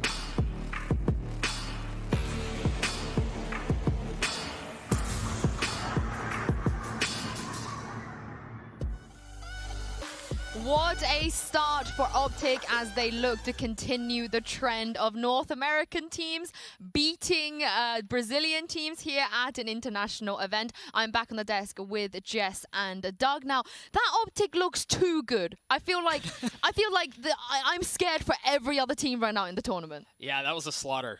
That was a slaughter in every way you could possibly fathom. I think they kept Loud on the back foot the entire time on the attacking half. Defensively, the nice thing is that they only had about 3 rounds to play, so it's not like things could... full buy, right, almost, yeah. They didn't have to deal with very much, but they had built themselves such an effective lead. And I think the impressive thing about Optic is all of the things that we touched on at the beginning. Yeah. Finesse calling, Yay being Yay, Victor needing to do well, first touches, they all happened. Yay, 5-1 on opening touches, Victor 8-1. Like, they dominated every single facet of the game. Sassy was the only player to be able to shut him down on first kills, and that was the only player throughout the entirety of the map that was stopping Victor's reign of terror as he tore around the map. There's a reason that they started bringing Neon on this map. There's a reason we saw Liquid also bring it, and teams have started to get on this train of what works. I do want to say, however, there have been some nasty pushes from Victor in such a way that if he starts bringing this agent on other maps and starts formulating the meta for how Neon can come in with aggressive pushes like this, I can see other teams taking that on board as well. They just had him read like the book from the very beginning into. I don't know that Loud, I don't know that they, at this point, still don't really realize what hit them. I mean, this is the beauty about the new agents we see in the game, right? Because it's been a while since Neon's been released. I think in the beginning, everyone's like, oh, is this going to replace Jet? A lot of the pro teams are like, categorically not. We're not even going to try and bring Neon in. And out of the teams that have brought Neon in, Jess, I feel like this is probably the most effective way we have ever seen a team utilize her. This has been the most successful that we've seen in a long time. We've obviously been huge critics in EMEA of it because Team Liquid has tried to force it into compositions where it's looked awkward on split, etc. Now we go into Fracture where that rotation is ever so critical. One thing I want to highlight as well is that I turned around because we have the, Justice being able to turn around on the stage and have a little look. I don't know how many times I saw Victor laugh or Sassy attempt to talk alongside Sadak about fixing the rounds time and time again. And then after the round that they would lose, I could just see Sassy going, and then he tries again to, implement something into the round. They're trying, but my God, is it just not working? No, that's got to be one of the most miserable feelings in the world. You're on stage for the first time. You're getting punched left and right. You don't really know what's going on. It's like quicksand, right? You cannot adjust quickly enough. You feel like there's no hope, no ability to make the adjustments that are needed, and you blink and you've lost 13-2. Ooh, yeah, well, they do have a lifeline, though, because Ascent is coming up next, and allowed Jess still unbeaten on this map. And rightfully so. The performance that we've seen from them has been really good. Still going to hark back to that whole G2 victory, 13-5. I mean, if we talk about dominant wins, that one, that Fracture was more dominant than the G2 win, but the G2 win that Loud had against, Loud had against G2 on Ascent was quite intense. And I do think that that kind of dominance is something they can bring into, Optic here, who are going to have momentum behind them and confidence. And if you have a little bit too much confidence going into a map, maybe you can manipulate that. Maybe. I'm trying to hopium here for the Loud fans out there. Yeah, and speaking of Loud, we have Sadak here right now in the aim lab shoot around, and Doug, he's gonna have to really step up. And also, this should be a map they're confident on. Yeah, it should be, right? You mentioned at the beginning they're undefeated on it. Optic haven't looked great on Ascent, to be honest, but Yinsu, I can't help but feel like if we thought a 13-2 win was a statement on Fracture, I think Optic are set up to make an even bigger statement on Ascent, not because the score will necessarily be as dominant, but because of what Ascent has looked like for both of these teams up until this point, and even what was happening prior to the tournament starting.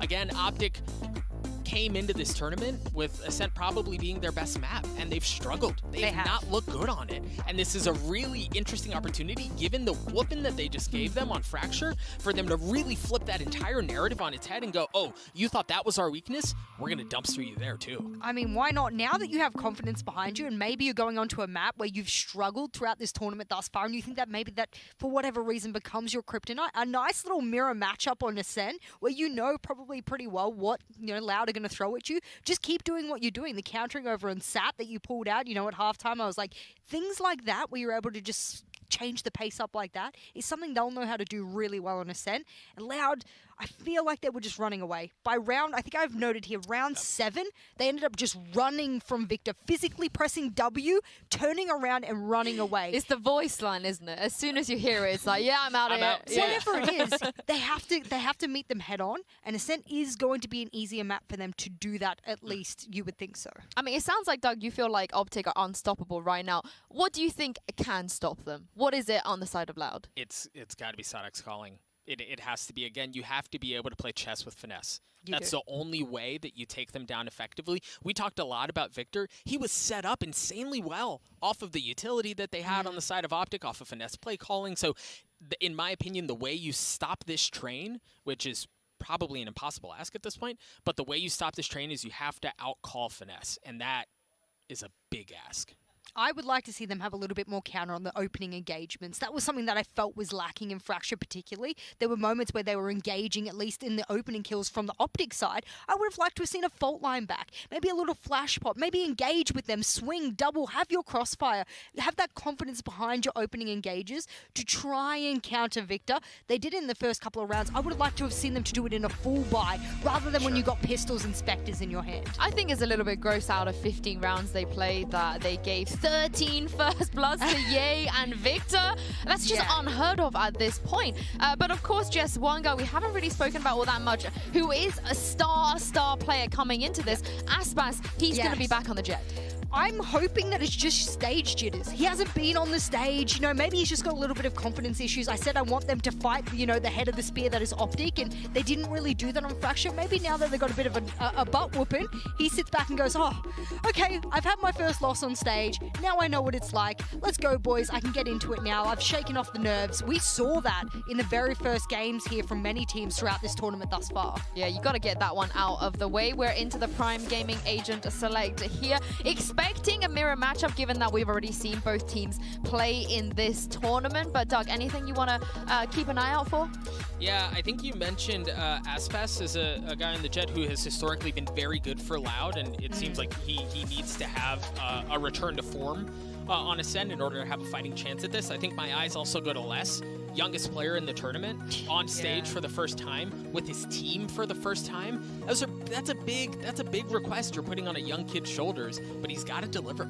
Yeah, I saw Sassy turn over and look at him a few times speaking with the team. Sassy's a very calm sort of, you know, secondary leader there for the team. I'm hoping that doesn't weigh on his shoulders as pressure too much, because it can be oftentimes quite difficult to have, you know, one of your teammates look at you and go, I need you to do this. You're not doing this, and go, oh crap, I missed out on doing something. Yep. Well, it's an uphill battle here for Loud, but they do have a very good opportunity to bounce back. Tom and Mitch, let's see if they can.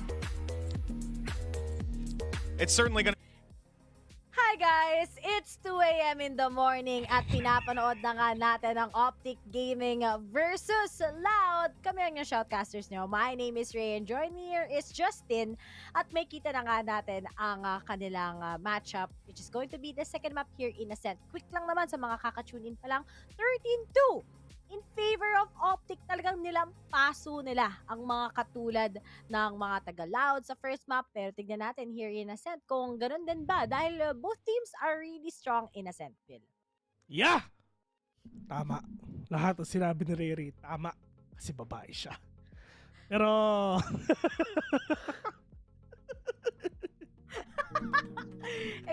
Bakit ganun? Kung babae ang palaging tama, bakit pinagmukha niyang parang mali ako? Mugot na naman. Mainit. Joke lang. Pero bakit ganun? Ewan ko sa'yo. Problema mo na yun. Problema mo na yan. Hindi ko na po problema yung problema mo, kasi tandaan mo, nagiging problema lang ang problema pag pinoproblema mo! Ta! O diba? Sabi ko sino, malapit lang ang Japan sa Philippines. Uwi na kami, guys. Welcome home! Diba? Sa aming dalawa ngayon, pero ito na ang mga players ngayon na lang Optic Gaming. Are they gonna get the 2-0, bro? Or makakisoba ang Loud dito sa mapa pinili na we're gonna see that in a few. Pero nga si Les, nakapitas na kanis dito mga kaibigan. Victor. All gonna be down. Sorry, nagulat ako. Narinig mo rin ba yun? Oo, narinig ko din. Takot ako eh. Takot ako. Pero pangkada na kaisa pa nga dito mga kaibigan. Shadak! We'll get to Ye, the only man remaining. We're gonna get one! Really great ground dito sa attackers natin, pero wala silang plus 300 pesos kasi hindi nila na-plant yung spike. GG. Map 3 ata to. Sabi ni Mark Jimul Flores, hoy paeng, manood ka. Siya lang gagalit. Ayan o. Gulat ako. Natakot kami kasi nung binuksan mo yung pinto. Kala ko ano yun, tapos narinig din ni Rere. Sipin mo, from Marikina to the north, narinig, di ba? Ganyan kalakas yung mga gamit namin dito sa bahay. Rinig na rinig. Oh, may pag binuksan namin ng vacuum namin, pati ikaw masisip-sip. Pasabi na lang sa nanay ko, mahal ko siya. Diyos ko. Sabaok. Pero, ito na ngayon yung Optic Gaming mga kaibigan. Medyo they really wanna play slow. Pero Diyos ko po, triple pick ang ginawa dito ng Optic. Pero si Aspas na nga ang gumagawa. Yung gonna take down. Trying over the third. Pero Diyos ko po, napakadaming putukan na nangyayari dito sa side ng short mga kaibigan. Pero si Ye catches one. Aspas with another one right now. Pushing it to a 4v1. Ye mag-isa dito. Pero that is a perfect flash na meron ang LLL. And finally, LLL, nakakabawi na rin sila slowly but surely. And dito na ngayon sa matchup natin ngayon mga kaibigan, all they gotta do is pagpatuloy lang din talaga itong momentum that they need, which is, ito yung ginamit ng Optic kanina kaya sila natalo. Walang momentum shift na nangyari. Lahat nasa Optic lang. Hindi sa inyo na Optic. Pero, ito bawi. Loud. Pag mainit, unstoppable din eh. So, alam nyo, di ba sabi nga nila pagdating sa mga taga-Brazil teams, parang ang difference lang nila ng NA is that mas may pag-onting upgrade lang ang mga taga-NA. So, basically, ganun pa rin naman. Pero as for Loud, knowing nga na all-star team, I think talaga when they contest the necessary arrangements ng Optic, mananalo sila dito sa Ascent at hindi imposible yon.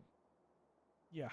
Hindi naman talaga imposible kung gugustuhin mga kaibigan. Ganoon lang naman kung kaya ng iba, kaya din natin yan. Pero yung sa back mga kaibigan, medyo kaya din talaga si every talaga makuha siya ng isa. Pero that is Loud stopping the push Optic just stopping the push of Loud right now. Pero si FNS pa nakakuha isang kill dito mga kaibigan, but they need to reposition.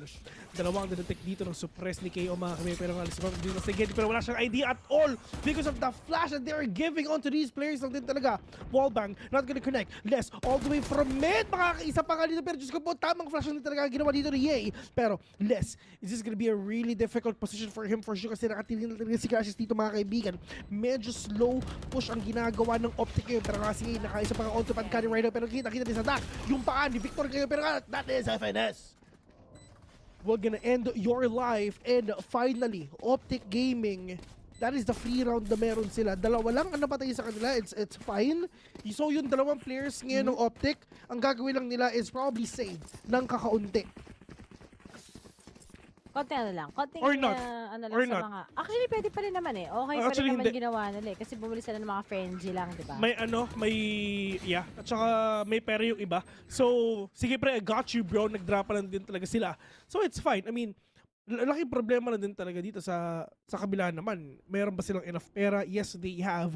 Pero, if ever may matalo dito sa dalawang team sa Toma, dito na magsisimula ang kalbaryo. May pera, wala. May pera, wala. Dito na yun. Pero paranoia onto Loud pero wala siya matatamaan dyan. Plus that ultimate dito nilabas sa Sadak mga kaibigan. Para na talaga hindi makapasok dito yung mga players ng Optic Gaming. Pero para din magagawin yun. Tamang pot shot din talaga all the way from CT.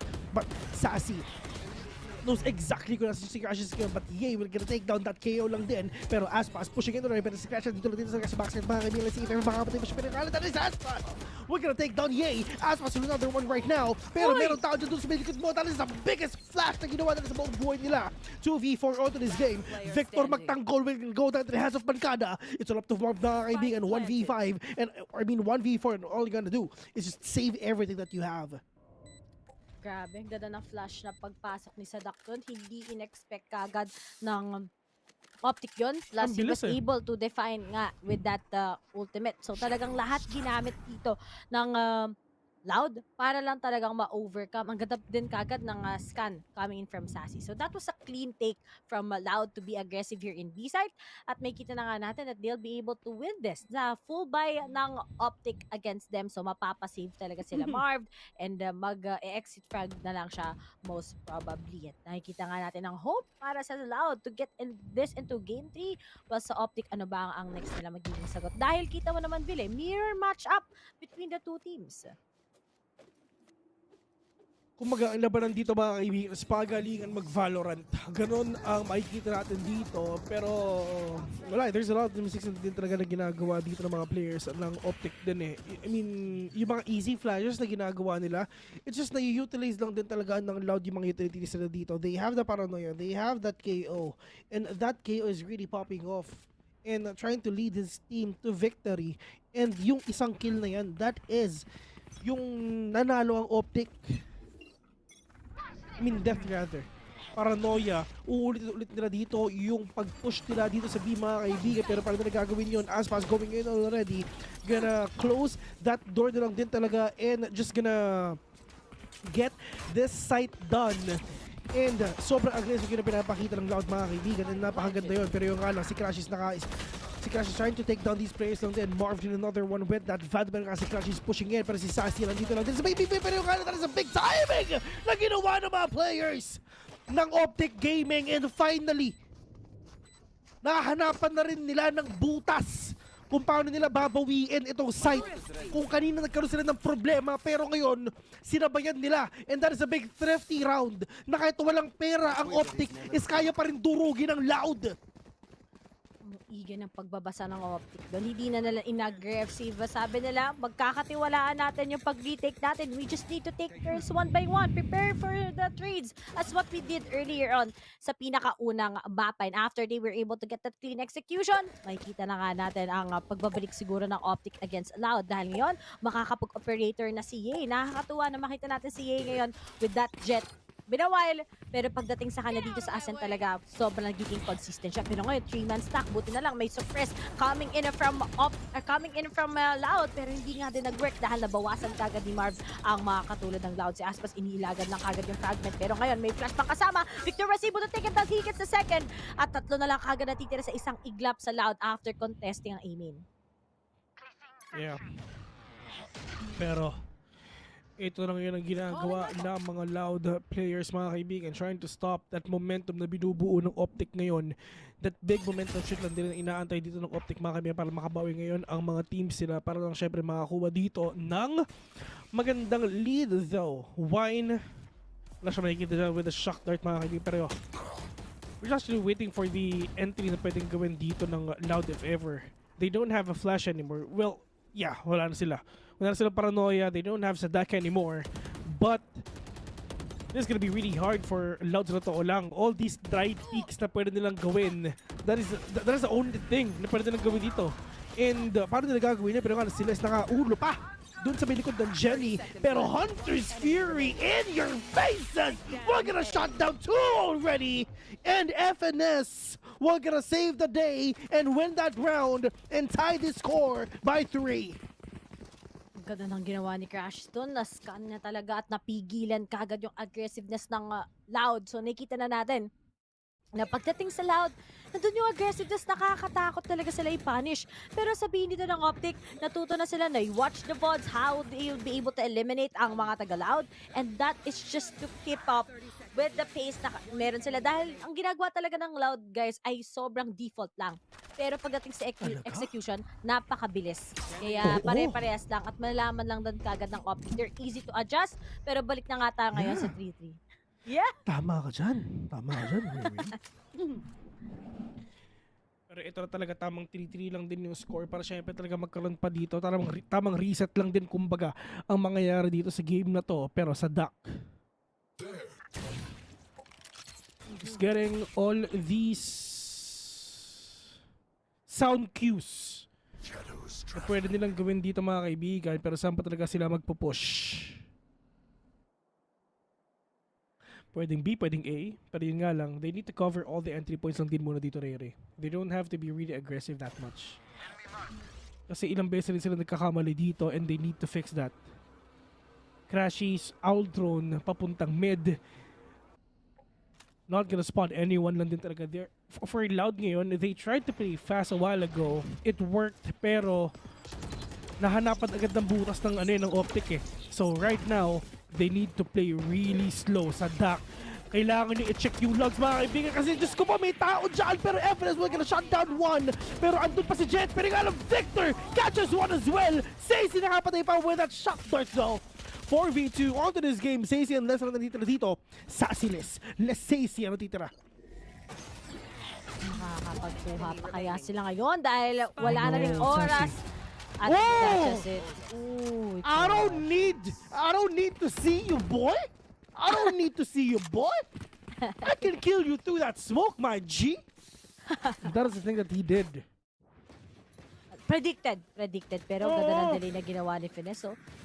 Something off angle, yet nakapag-crossfire sila. Ang ganda ng response kagad ng Optic. How they'll be able to eliminate. Ibig sabihin nun, gamitin lang na yung utilities nila para lang talagang hindi makapasok kagad ang mga miyembro ng Loud, especially si Aspas. Kapag nauntog na kagad si Aspas, that's just it for Optic to capitalize on. Pero ngayon, now ay leading na kagad ang Optic by 1. Nakapag-comeback nga sila for 4 consecutive rounds, Vil. Yeah, and dito naman sa Optic, I mean, it's actually still really hard. Lang din talaga kung paano nila susolusyonan to kasi napakadami talaga utilities na binapatulong ng Loud dito mga kaibigan. Pero that is Yay. Just trying to find all these pot shots na meron. Pero Diyos ko po, wala ka lalakaran dyan, my G! Merong kalaban sa likod. Merong Hunter's Fury sa harap. Paano ka pupunta na? Paano ka gagalaw niyan? Crashies, the only man remaining. Can he get that ace? Can he get that clutch? Medyo mahirap. Exit frags, yes pwede, but Aspas. Sobrang dikit ng laban, palipat-lipat lang talaga. LLL Optic, LLL Optic, LLL Optic. Kasi nagpapalitan sila ng strat dito eh. And alam mo ganito lang yan eh. Ang unang ma-exhaust na strategy, yun ang matatalo. Ubusan talaga yan ng strats, men. Kasi kung napapansin mo iba-iba na yung ginagawa nila every round. Sobrang iba-iba na. Yung last time na nakita natin na pareho is yung sobrang aggressive nila sa B. Pero right now, ibang-iba na talaga. Talagang itong Loud, they finally got little bits of information saan nga ba usually ang Optic, tapos sa shutdown kagad sila. A great way to actually get those entries. At sabi ng Optic, kailangan natin mag-adjust ng kaunti lamang. Medyo nahihirapan nga tayo mag-kick up lang sa pace ng Loud kasi sobrang bilis eh. Parang para sa nakikipaglaban sa isang APAC team na strats nila ay kaparehas lang. So, ngayon, ba magkaroon sila ng shift ng gears right now? Mas passive ba nila to lalaruan or tatapatan lang din nila with how fast-paced nga ang laruan ng Loud ngayon? Pero guys, tatandaan natin, ang map pick na to ay galing sa Loud and I think this is one of their best maps talaga. Kaya nahihirapan din talaga yung Optic one way or another. At nakita din naman natin that Optic, they went up with a lot of teams here in Ascent. Kaya may mga necessary adjustments sila na kailangan i-pull off just to be able to take down Loud. Pero ngayon, natay ang ating scoreline. Ano nga ba kagad ang susunod na magiging sagot ng Optic dahil naka-operator na naman na si Yay ngayon? Yeah. Pero, in terms of economy, they have a lot of money right now, mga kaibigan. They have stacked everything that they need sa mga next upcoming games na pwede na nagawin. Pero nga na FNS, just ko po malas sneaky ang galaw mo dito. Pero nga na tamang jiggle pick na talaga. Pero nga na sila pa makakakuha. Crashies. Medyo delikado. If ever pumasok sila sa B, that is a big trap na nag-aantay dito sa pwedeng gawin nga ng Optic dito, mga kami. Pero nga na si Yay, we're gonna shot one down na wala pa yung main smoker nila. Medyo mahirap pa. Diyos ko po, kita na natin si Crash. Wala siyang pakialam sa bawas na nakukuha niya. Gonna take down 3! Isang shock dart, 2 patay gamit ang baril. Inupuan pa nga, 500 crouches per second, mga kaibigan. Grabe na may 500 crouches per second. Ang bilis nun, men. Wala eh, inupuan siya eh. May gigil na kasama yan eh. Pag tinignan mo yung facial expression, men, kakatlabi yung ginawa niya. Ganon. May sound effects. Kaya ako naniniwala kay Vil, may sound effects. Okay yung maniwala. Kunyari, pag may kinuwento sa iyo yung kaibigan nyo, pag may sound effects, maniwala kayo. Papa-timeout din kagad yung Loud.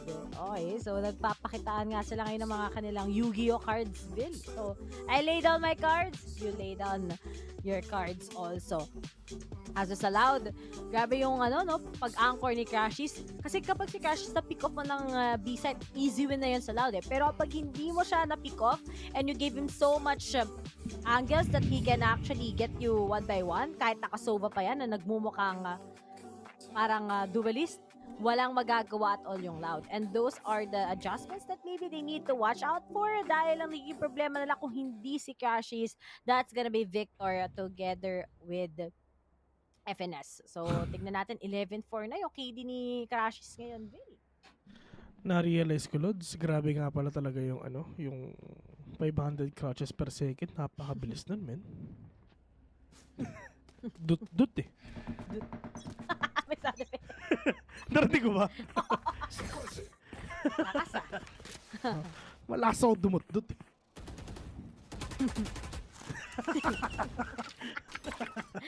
Beep, beep, beep. Ang sabi ng beep. Oo, men. Hindi, ano naman yun eh. Dubi-dap-dap naman yun eh. Dubi-dubi-dap-dap, dubi-dubi-dap-dap, beep, beep, beep. Oo, yun naman yun eh. Shoutout nga pala kay Kuya Well. Ako nga pala si Kuya Vel. Pero, nakikita naman natin ngayon sa mga games natin na talagang medyo kinakabahan na din talaga makapasok dito ang LLL. Kasi they have no idea dito sa mga whereabouts ng Team Optic. Pwede naman kay sa Dak, pero nawala na yung ano niya eh. Nawala na yung knife niya. Pero ito na, tamang vueng lang din talaga with that ultimate. Crashy is just trying to stop. Napumasok dito pero sila pa nakakuha ng isa. Kitang-kita yung bullet tracers nung isa. Aspas with another one right now. Pero Diyos ko po, yay! All the way from Rafters. We're gonna take down one as well. Pero meron pang tao dito lang sa may A-main. Pero Diyos ko po, FNS, the patience of him not going out agad-agad. Pero pangkada with that ultimate. Pero sasabayan ata ni Marv. Nagkasabayan na nga sila dito ng ultimate, mga kaibigan. Kitang-kita ni Marvin kung nasa si Pangkada. They have an idea, pero they have no idea kung saan ba eksakto. Kailangan sabay-sabay nila. Di dapat sila magpapa-audition ngayon, Bill. Meron pa naman kasing... Wala siyang paranoia, Pwede. Actually, pwede sila magsabay-sabay kasi wala namang paranoia, so it's fine. Tamang one-way smoke lang din talaga para mahirapan pa yung mga players dito ng Optic. Pero yung ang problema, isama-sama sila. 3 ang kalaban mo, baby boy. Pero Pangkada, inside, dito lang sa may backside. Pero makakita pa siya ng isa. He knows it already. The position is now compromised. Pangkada with a big flip. And we're gonna get that win! That is the biggest clutch of Pangkada did in his whole life! Ay, nako po. Ano nang nangyayari sa side ng Optic, sabi ni. Makaklatch yun. Sinasabi ko sa inyo, nagpa-audition pa sila. Wala din pala silang utilities, pero may smoke pa sa ano dun eh. Pero, ano na lang pala yun, hindi na pala smoke yun. At ngayon, 5-all pa. Naging bato pa na naman. At ngayon, ano nangyari sa Optic? Pero okay, reset na lang. Go next. So malaking probability na pwedeng mag-lead na naman ang Loud ngayon.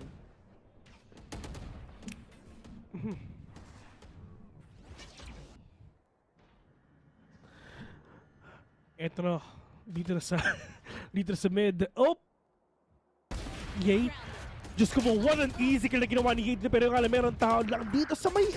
Sayang lang talaga. Oo nga eh. Merong tao sa may outside B. Kasi kung walang tao yun, Diyos ko po. As sinasabi nila, ano ginagawa nyo sa lane? Diba? I mean, kayo nga dapat yung magiging magiging guard ko eh. Pero ano nangyayari doon? Pero yun nga lang, hindi alam ni Crashes na meron tao sa may market. It's all to sa Dak. All the way from market, 3v1.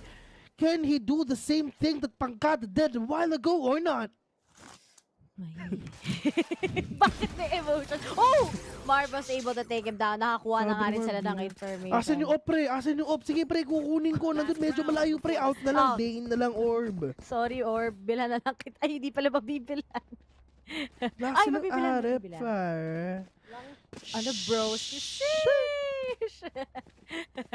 Pero, ngayon, Optic, ano lang, isip lang sa... Sorry, natataak. Sino na naman kumakatok? Okay, sorry. Shish! Shish! Shish! Isang letra na lang yan, Bill. Mawawala na naman tayo ng trabaho. Ayaw nga, no? Holy shit! At, Ito alam naman natin walang pera kung sa aspas mga kaibigan. So magagawa nito talaga na siyempre kumapit sa patalim. Kasi alam naman natin na paggipit sa patalim kumakapit kaya mag-laser ba din talaga siya, pero ang aspas palipad-lipad siya dito, wala silang idea kung saan talaga siya pupunta.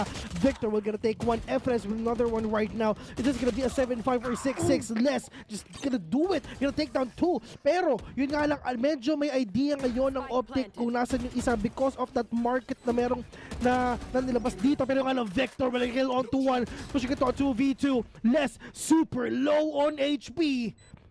One hit na lang yan, men. 1 HP. Pankada.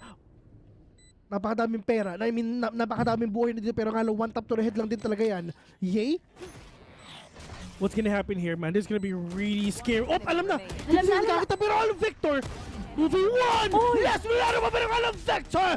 Tuloy-tuloy lang din. Walang idea. Well, alam ni Les kung nasan. Pero yun nga lang, hindi siya nakatutok ng maayos. 7-5 in favor of OPTC. Diyos ko po! Men, Diyos ko! Last map, Icebox? Diyos ko! Napakalakas ng Optic dyan. Malakas din yung loud dyan, ha? Oo, iisipin mo, ilang round na, siguro mga naka 8 rounds ata. 8 rounds yung isang operator. Tulad ng sinabi ko, nasa pangalan nga nila, OPTC. OP, take care. Aala ko OPTC pag nababatrip tayo kay PTC na walang kambag. Hindi. Hindi. Tapos na tayo doon, men. Tapos na tayo sa... Pabayaan na natin si PTC, men. Wala naman siyang ginawang tama. Hindi kasi, pero going at it, ang clean ng retake ni Victor doon together with Ye. Buti na lang, mayroon siyang pang-suppress, which was his knife. And, sorry, Sharia lang to. Pang-suppress, which is yung knife nga niya. Sorry akin.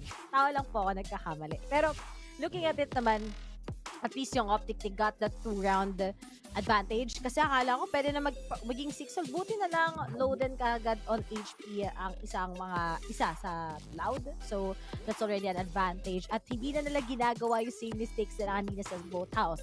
But right now, na mag-switch na tayo na sides ngayon, ano kaya yung pwede gawin naman ng mga katulad ng Optic when they're on the attacking, knowing how popping off talaga si Victor?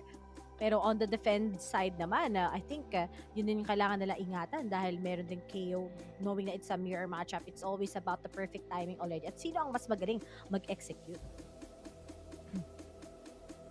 Kumbaga, parang sinasabi ni Rere, pagalingan Valorant.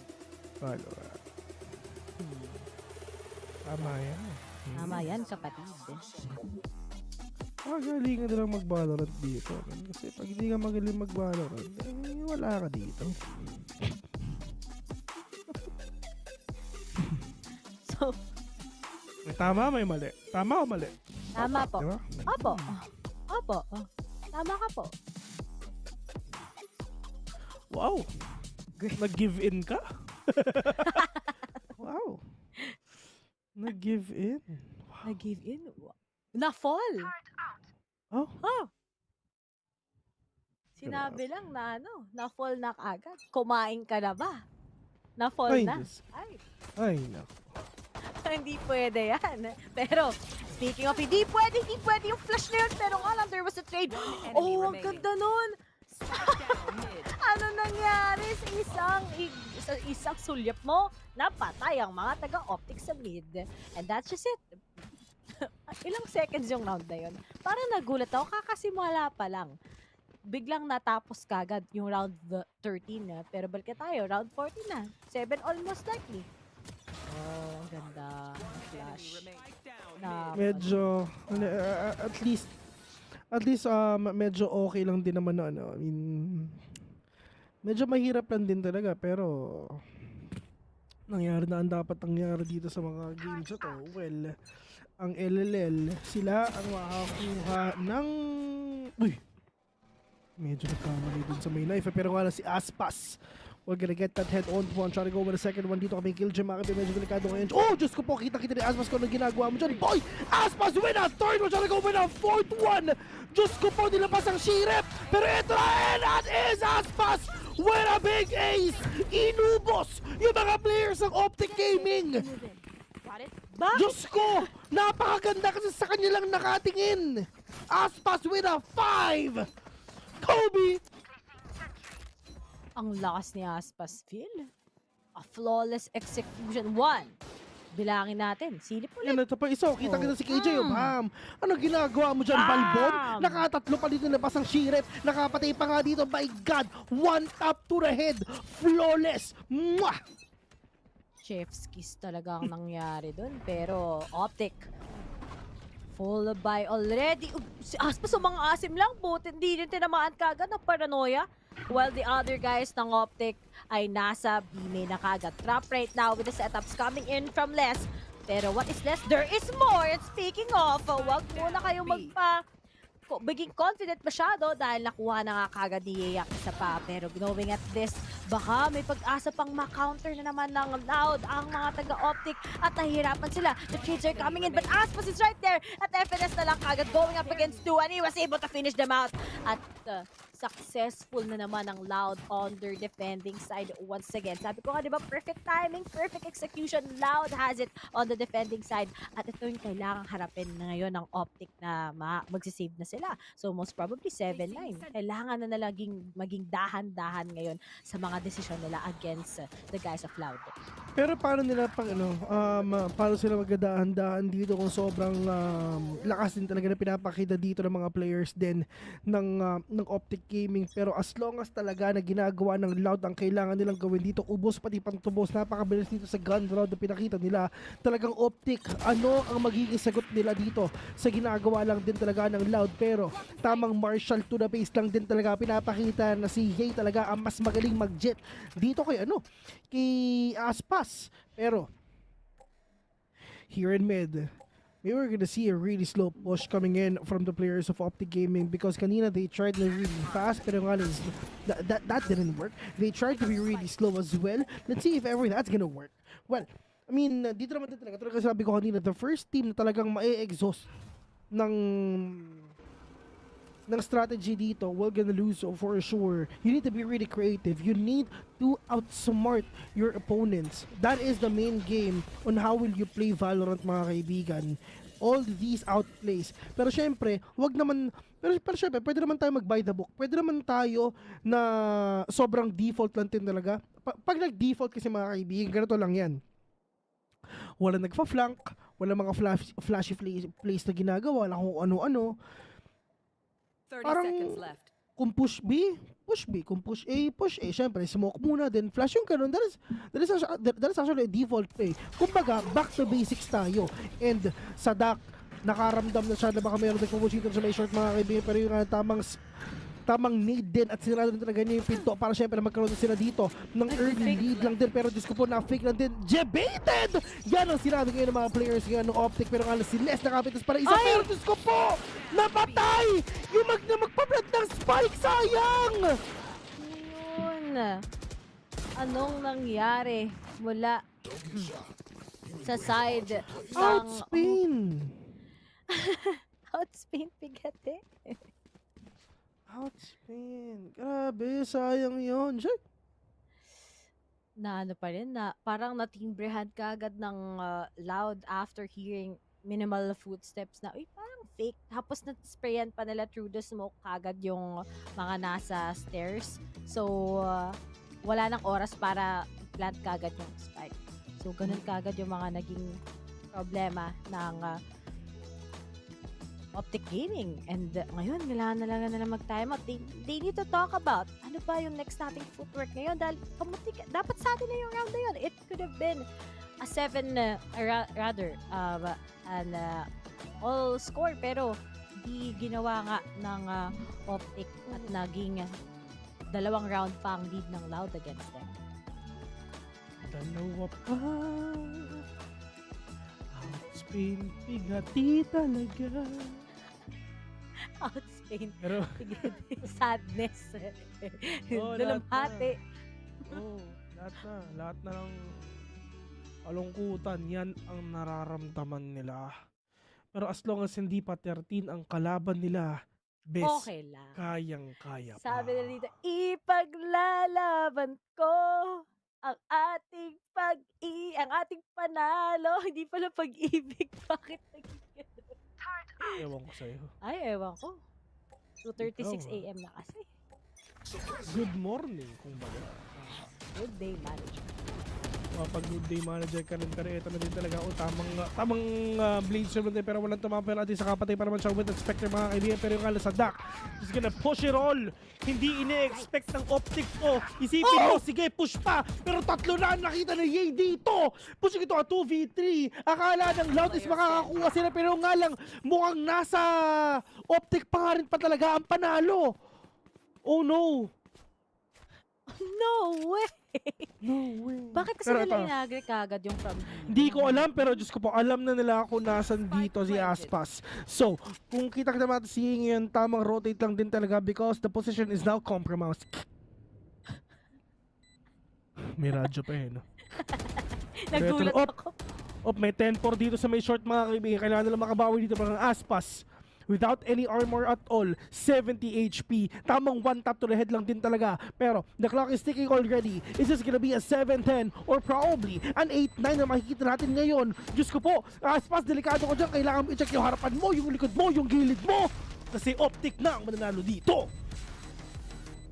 Tindi ng labanan ngayon between Optic and Loud. At after making just a little bit of adjustments mo sagad, pero I think super mali na ganito yung ginawa nila. Medyo naging inasim nga nila masyado. Pero kasi sobrang vital din naman. A high risk, high reward play. At nagulat din kagad. Katulad ni Yay that, I was able to get the 3 kills and that already became an advantage kagad na underman na din kagad yun.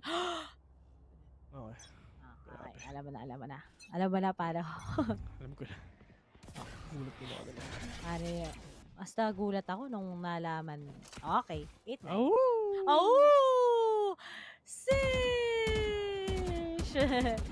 Yan talaga ang literal na outspain pig, hati, lumbay, lungkot. Pero ito na ang pinapakita ngayon ng mga players. And baka makabawi pa ang optic dito kahit isa lang, kahit asi lang.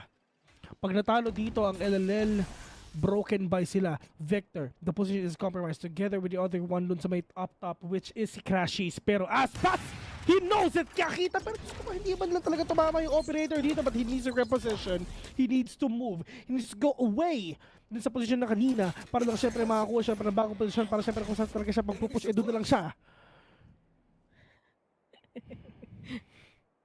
Galit guys. Parang nagalit ka nata, coach. Nagagalit ka na, coach. Pero ready yung post-plant siguro ni Crashes ngayon with that Hunter's Fury. Pero nagkasalihan yung dalawa. Parang but no, there was already coming in from Optic. Pero si Marv, tankada. Bakit naging magulo kagad yung naging all? Dahil hindi nakagawa at all. Sayang ang mga taga-Optic. At Marv na lang kagad na natira.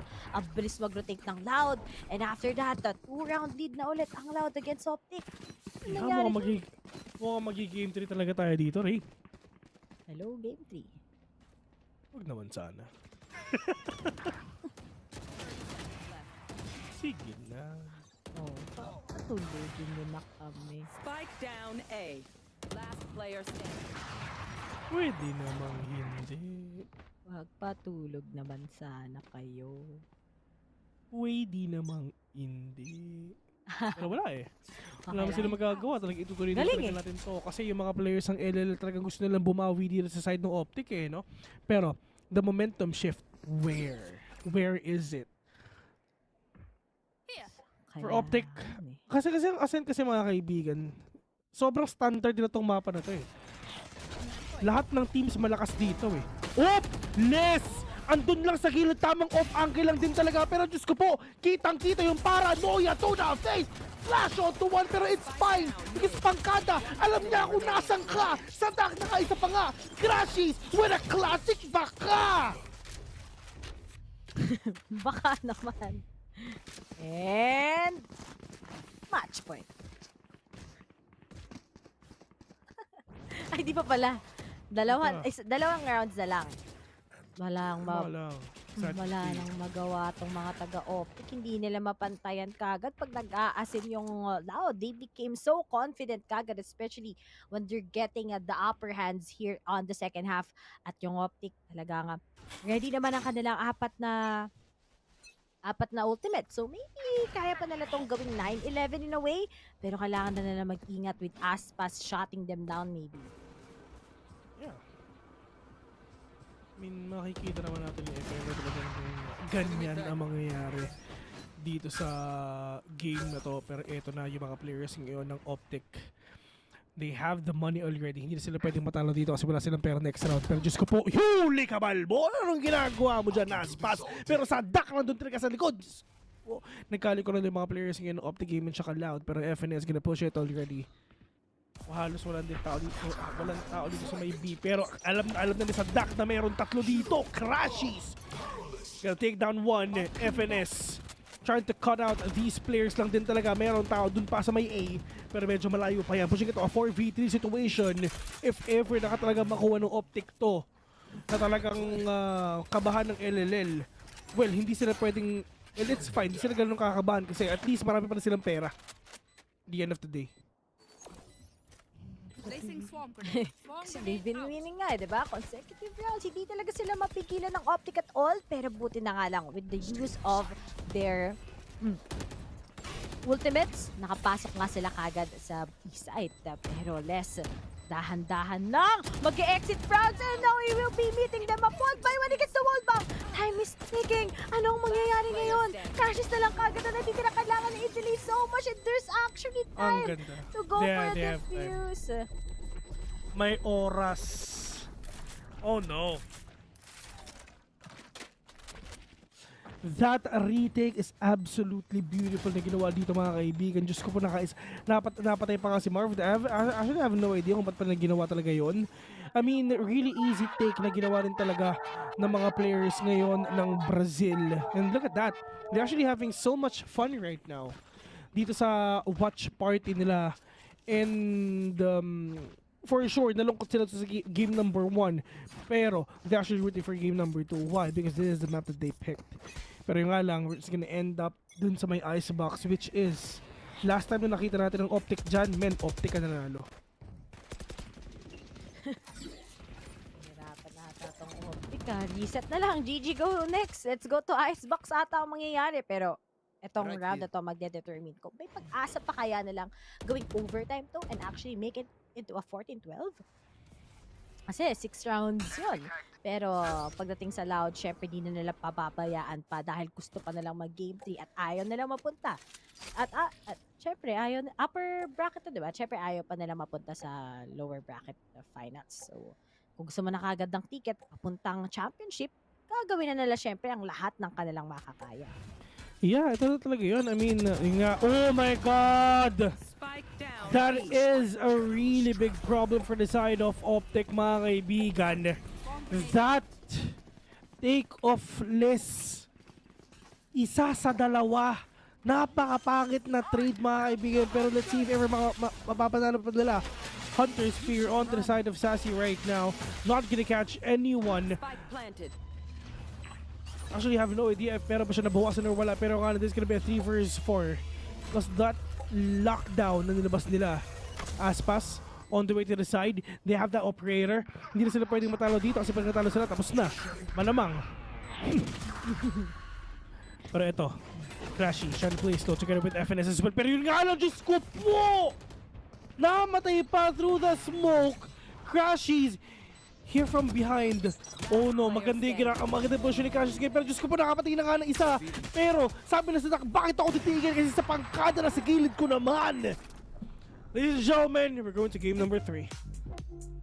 What a beautiful ascent. Alam nyo na eh, pag loud, pagdating sa ascent, sobrang perfect. Even if nahihirapan sila, they can just go next round, tapos mag-i-improve na naman ang kanilang gameplay. Something to look out for sa side ng Optic Gaming, at hindi na nila nahawakan at all eh. Nung nag-change na kagad ng side, alam na natin na once it was a 7-5, ang mga taga-loud, they can make a good comeback, and that's what exactly happened. So most probably, ito na nga, hindi na most probably, mangyayari na nga na pupunta tayo ng Icebox at mag-work kaya ang meta ng mga taga-NA here for the side of loud. Dahil ngayon sa Ascent, may pagkadikitan, pero the fast-paced games talaga yung something na hindi in-expect ng mga taga-Optic Gaming after all. Ang talino na nga magdaro, may tutok pa, confident pa kagad ang mga taga-loud to actually get them. Yeah. And ladies and gentlemen, I mean, nakita na nga natin talaga yung mga misplays lang din ng mga both teams natin. And it's just we have no choice but to go to game number 3. I mean, this upper bracket grand final. I mean, this upper bracket finals, yes. And if you're at this stage, you have what it takes to push to a game number 3. Buti na lang sana kung kunyari nanalo ang loud sa game number 1. Tapos yung game number 2 is yung mapang pinili nila. Delikado rin talaga sila, pero hindi. Walang map pickers na nangyari because nanalo sila dun sa mga mapang pinili nila, which is a really good thing. Pero dito sa Icebox, ilang beses na natin dito nakita ang Optic, mga kaibigan. Nakita rin natin dito ang loud.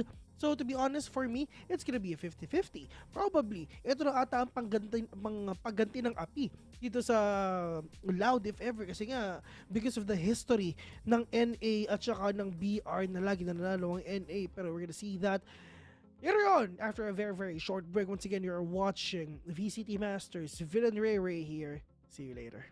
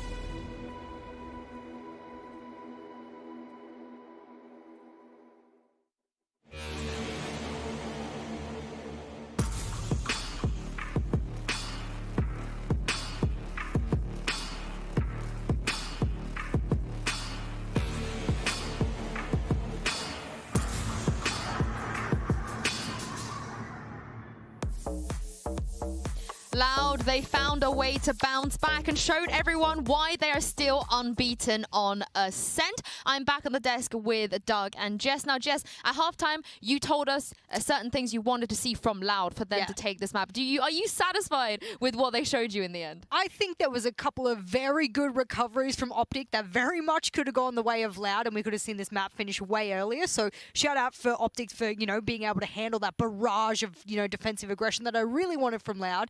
But getting a couple of pistols in the bag and off the back of some very early aggression was really what kickstarted this, I think, for Loud in the second half as well. So I'm glad that they were able to carry that over and they were able to do things that disrupted Optic the same way that Optic disrupted them. Yeah, and I think the kicker is too, Jess, if you go back to Fracture, there was the same approach in the second half. Yeah. Or in the first half. Remember, it was aggressive on the defensive side. So from map 1 to map 2, given how the first map went, the fact that Loud did not change their game plan, they did not change their approach, they stuck to what they knew was their bread and butter, I think is really impressive, because after a beating like that, you question things. You question your approaches, you question your play style. Yeah, and I'm glad they didn't. You're very right. Trust in what you know. Trust that this is your undefeated map for a very good damn reason. And you just saw in the stats there before, less can sometimes be more. And I know that pun is something you weren't expecting, but nevertheless, my man Les on the KJ went absolutely nuclear. Took some of the most, I think the highest amount of opening engagements in his entire team, but that's just how Ascent goes sometimes. You're the KJ, you're sitting on one side, the team trusts you to be able to hold it down for them to be able to rotate,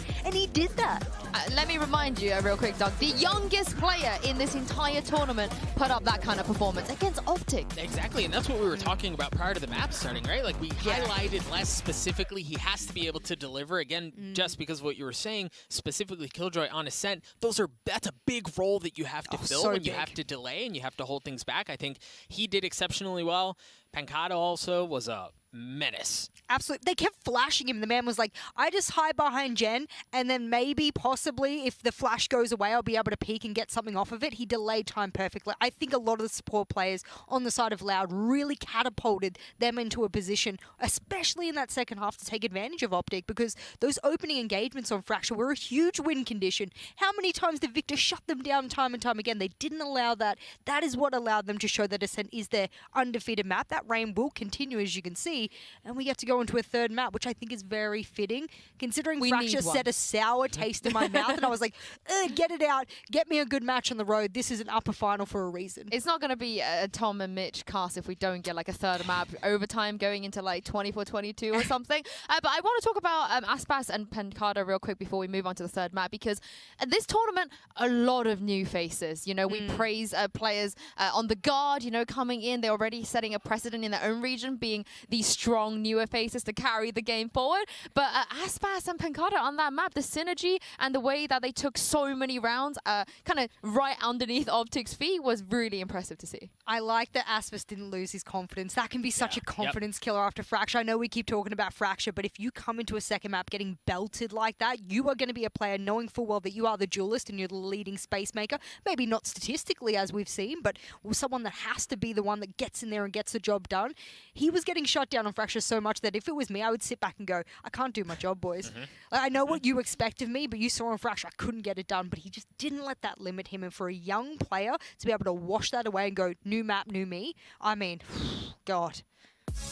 Yeah, we're going to move on to Icebox as the third one now. Doug, you were really confident in your Optic boys before this.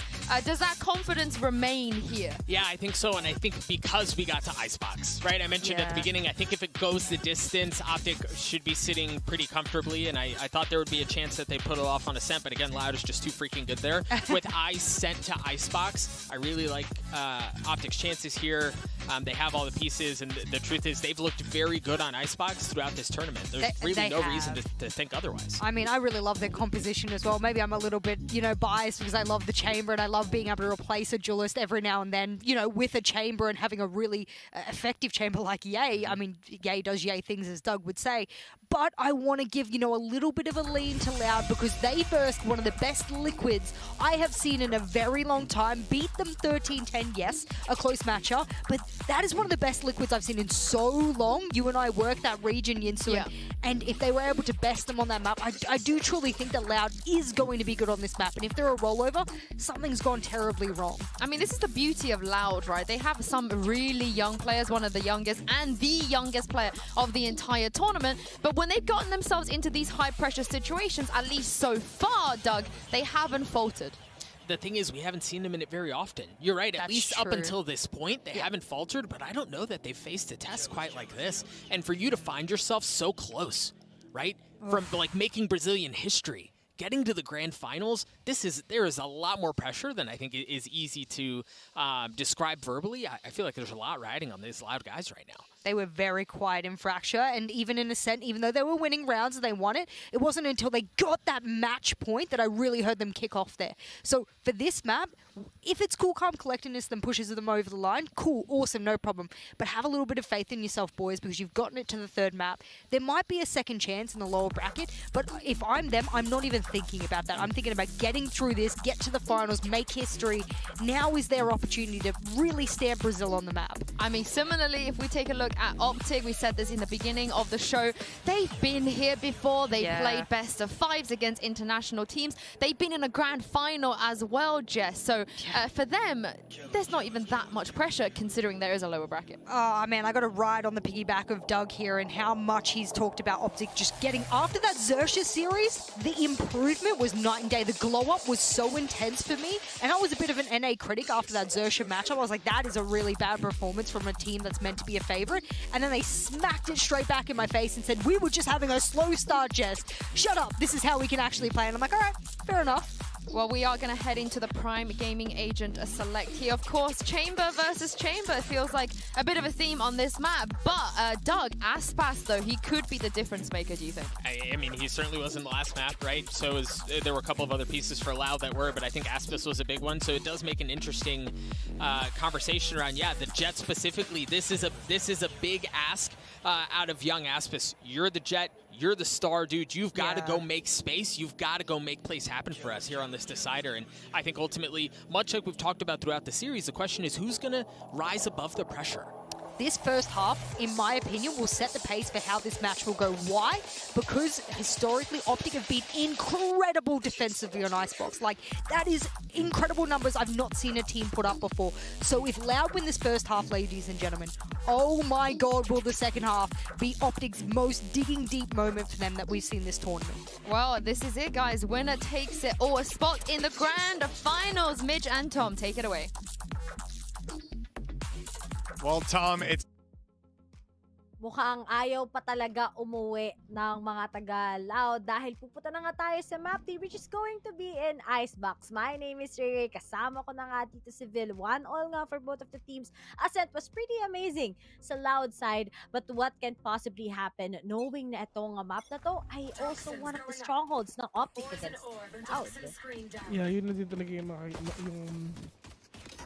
malaking problema dito sa game na to, pero wala silang choice kundi tapusin lang din talaga para syempre idire-diretso pa yung pagkapanalo ng team ng Loud or Optic dito. Pero like what you said, 50-50 ako dito, Rere. Pwedeng Optic, pwedeng Loud. Pagalingan mag-Valorant. Pagalingan magbasa. Pagalingan na Pagalingan mag-computer. Pagalingan mag-computer lang din talaga sila dito. Wala silang any choice at all. Pero kung di nyo natatanong, si Ray naghahanap ng kadugo yan. Radiant only. Namili pa, diba? Namili pa. Oo. Uy! Pangkada, nakaisa agad pero nga ng Victor with a big refrag din talaga with that frenzy. With that RGX frenzy plus 10 damage yan.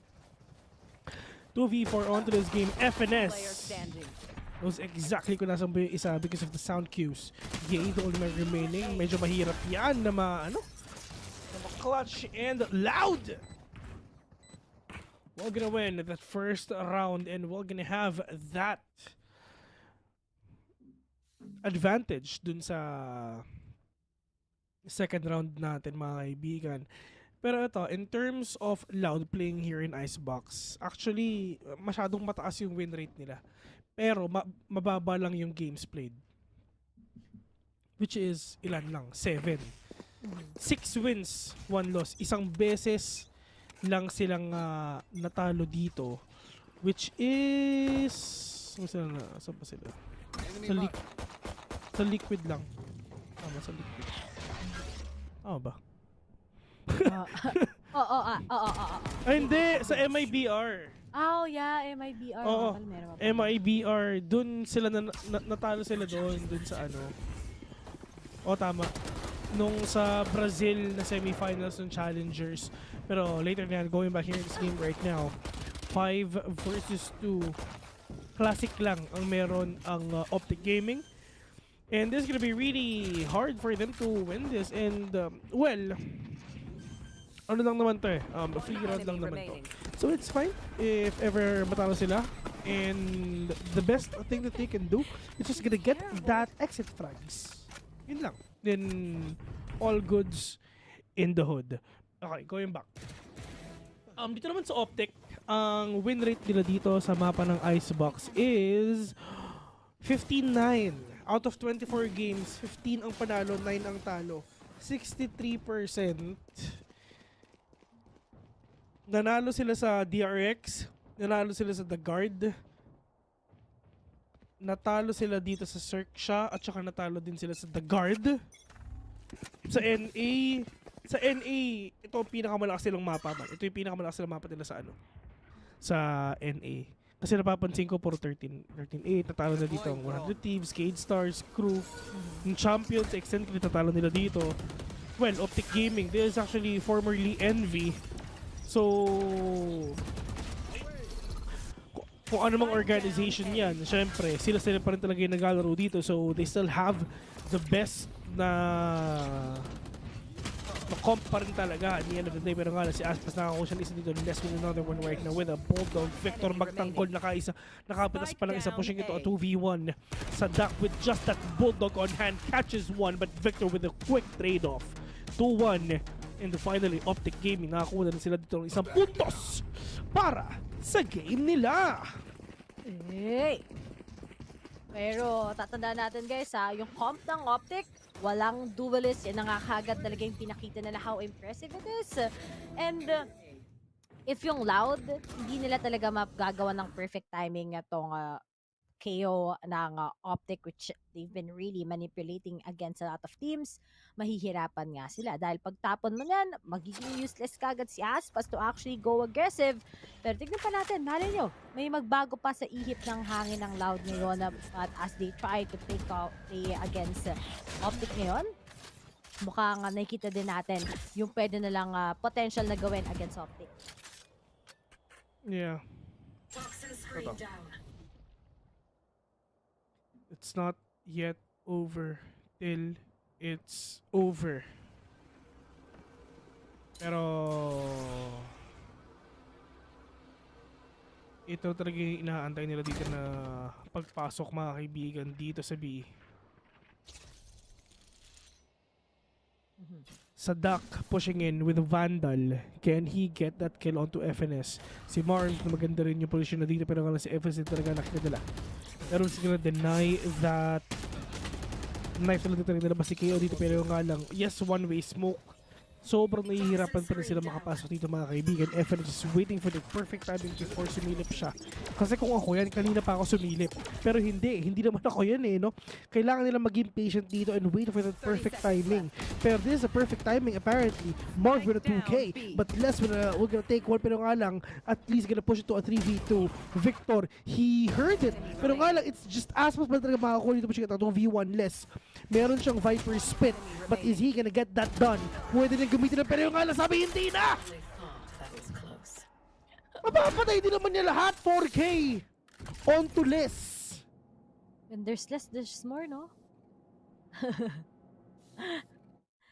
Di talaga. With those clutch, grabe talaga yung mga taga less, pero ay, ito sa mga taga Loud. Kaso looking at that, mga little mistakes talaga ng Optic, yung mga bagay-bagay na makakapagpalaglag sa kanila. Pero uy, party talaga. May kasama pang torotot doon, no?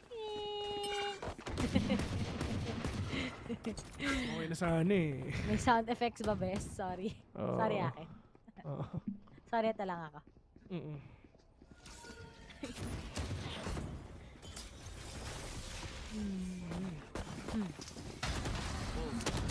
Pero ito na nga dito sa kahit shelf lang gamit ng crashes dito is at least makapatid pa siya ng dalawa. Pero sa duck is gonna be down. I mean, hindi pa pala, sorry. Pero nga lang pangkada makakuha isang kill dito mga kaibigan. Push kita 3v3. Viper spin onto Les. He's gonna give a hard time dealing with these players na hindi talaga na makakuha dito. Pero ito na nga from the dead, you will rise again. Pero pangkada gonna wreak havoc with a 3. And Triple L Brazil. Galit na galit sila. Ang LLL mga kaibigan. I mean, kung napapansin nyo, yes, new name. Loud, di ba? Parang, sino ba itong mga Loud na to? Itong mga players na to is, syempre, is composed of players na with a lot of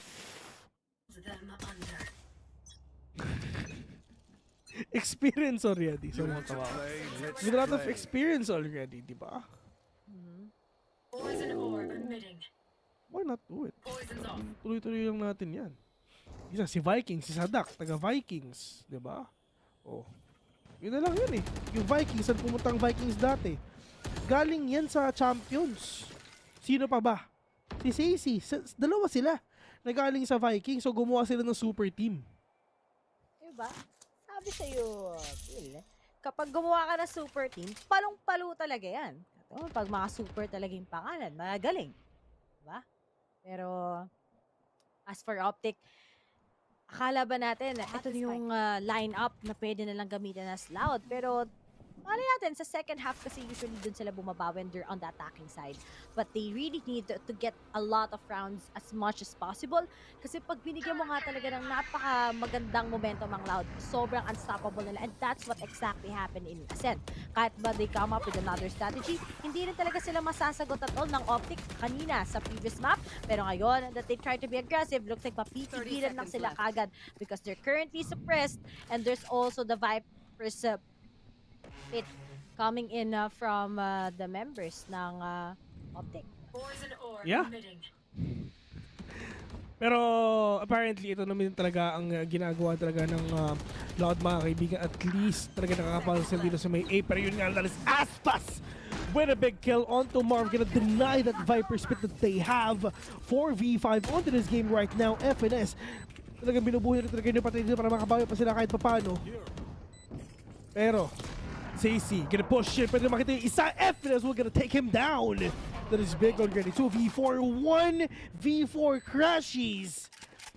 Is he gonna commit or not? Probably hindi na rin talaga kahit meron siyang ultimate. I mean, that is the smartest thing to do. Huwag ka nang sumilip kung hindi mo naman kaya.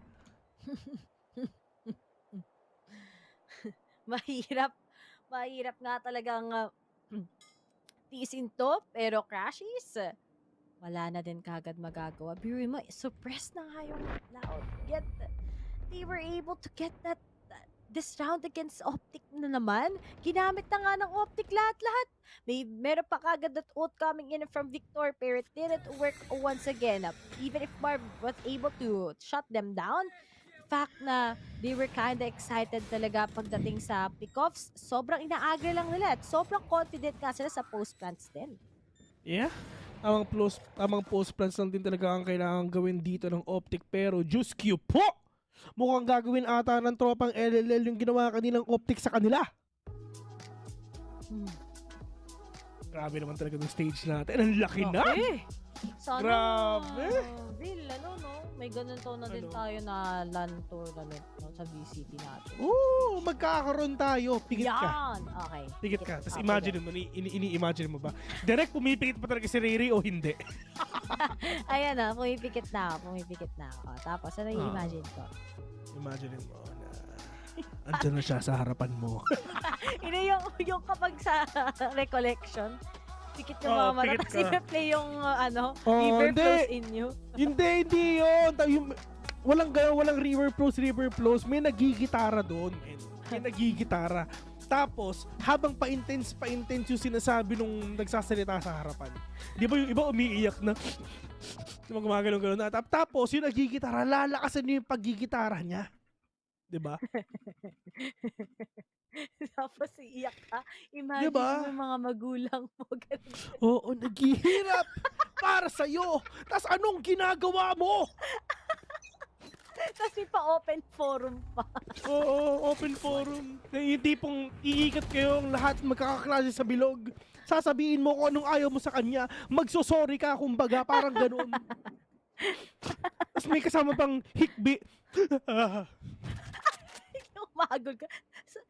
Sorry guys, gusto ko lang naman talaga yung best para sa inyo. Oo, tapos ganun. Sorry kung sinumpong ko kayo na hindi kayo naglilinis. Sorry kung ilis ako kayo sa noisy. Sinabi lang naman sa akin ni ma'am na kailangan ko kayo ilis eh. Oo, yung parang ganun, Pet. Yung tipo sasabihin pa sa GC na hindi kami naglilinis. Meron pa yung, sorry Wait lang, nagigets mo ba ako? Nagigets mo ba yung mga sinasabi ko? Ha, sure ka ha? Oo, sure. Okay. Nangyari ni. At least we're on the same page.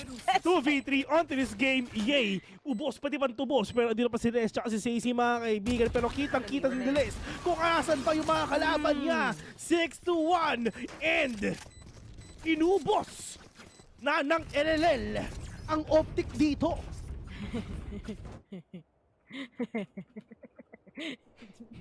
Natatandaan ako. Umiyak yung classmate ko dati kasi sa recollection na. Iba nga sila nasapian, di ba? Di ba? Kasi yung kwento niya. Ano? Hindi daw. Nag-remind Ikwento daw mo kasi- na maayos, puro katawa! Nag-remind daw kasi siya about sa home. Oh. Eh, sakto hindi pa niya nagagawa yung homework. Nag-away sila sa classroom. Oo. Sinabihan siyang bita-bita mo naman kasi. Oo, tama.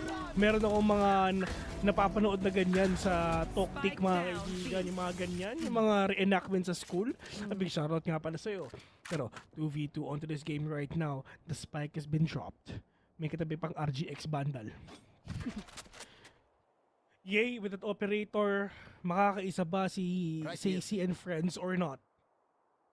They have an idea kung nasa ba sila sumisilip dito, pero Diyos ko po, napakaganda na position ngayon ni Yay. If ever may kumuha lang, Diyos ko po, kuhang-kuha. Pero in order for you na mapaalis yan, kailangan mo mag-recon bolt. Kailangan mag-recon bolt ni Sacy dito para lang syempre magkaroon sila ng air. Oh my God! Napakabilis na nangyari dito, Yay! Si Sadak, men, nawala parang bula. Ulit ang feeling is, oh Diyos ko po! The timing is there. They have an idea already. But Diyos ko, kita-kita yung Siko! Maria is gonna get that kill pa rin! 6-2. Talagang... Shoutout nga pala kay May. Ayun. Ay, gusto Na ko lang... nanonood. Ano? Shoutout nga pala kay... iba talaga. Anong gusto mo ng ano? Ay, hindi. Gusto ko lang talaga i-shoutout si James Magallanes. Ah, si James Magallanes! Idol ko yun Nagpapa-shoutout! Ah! So, piniem ka? Oo, piniem ako. Tas ako di mo ako pinipm, Christopher!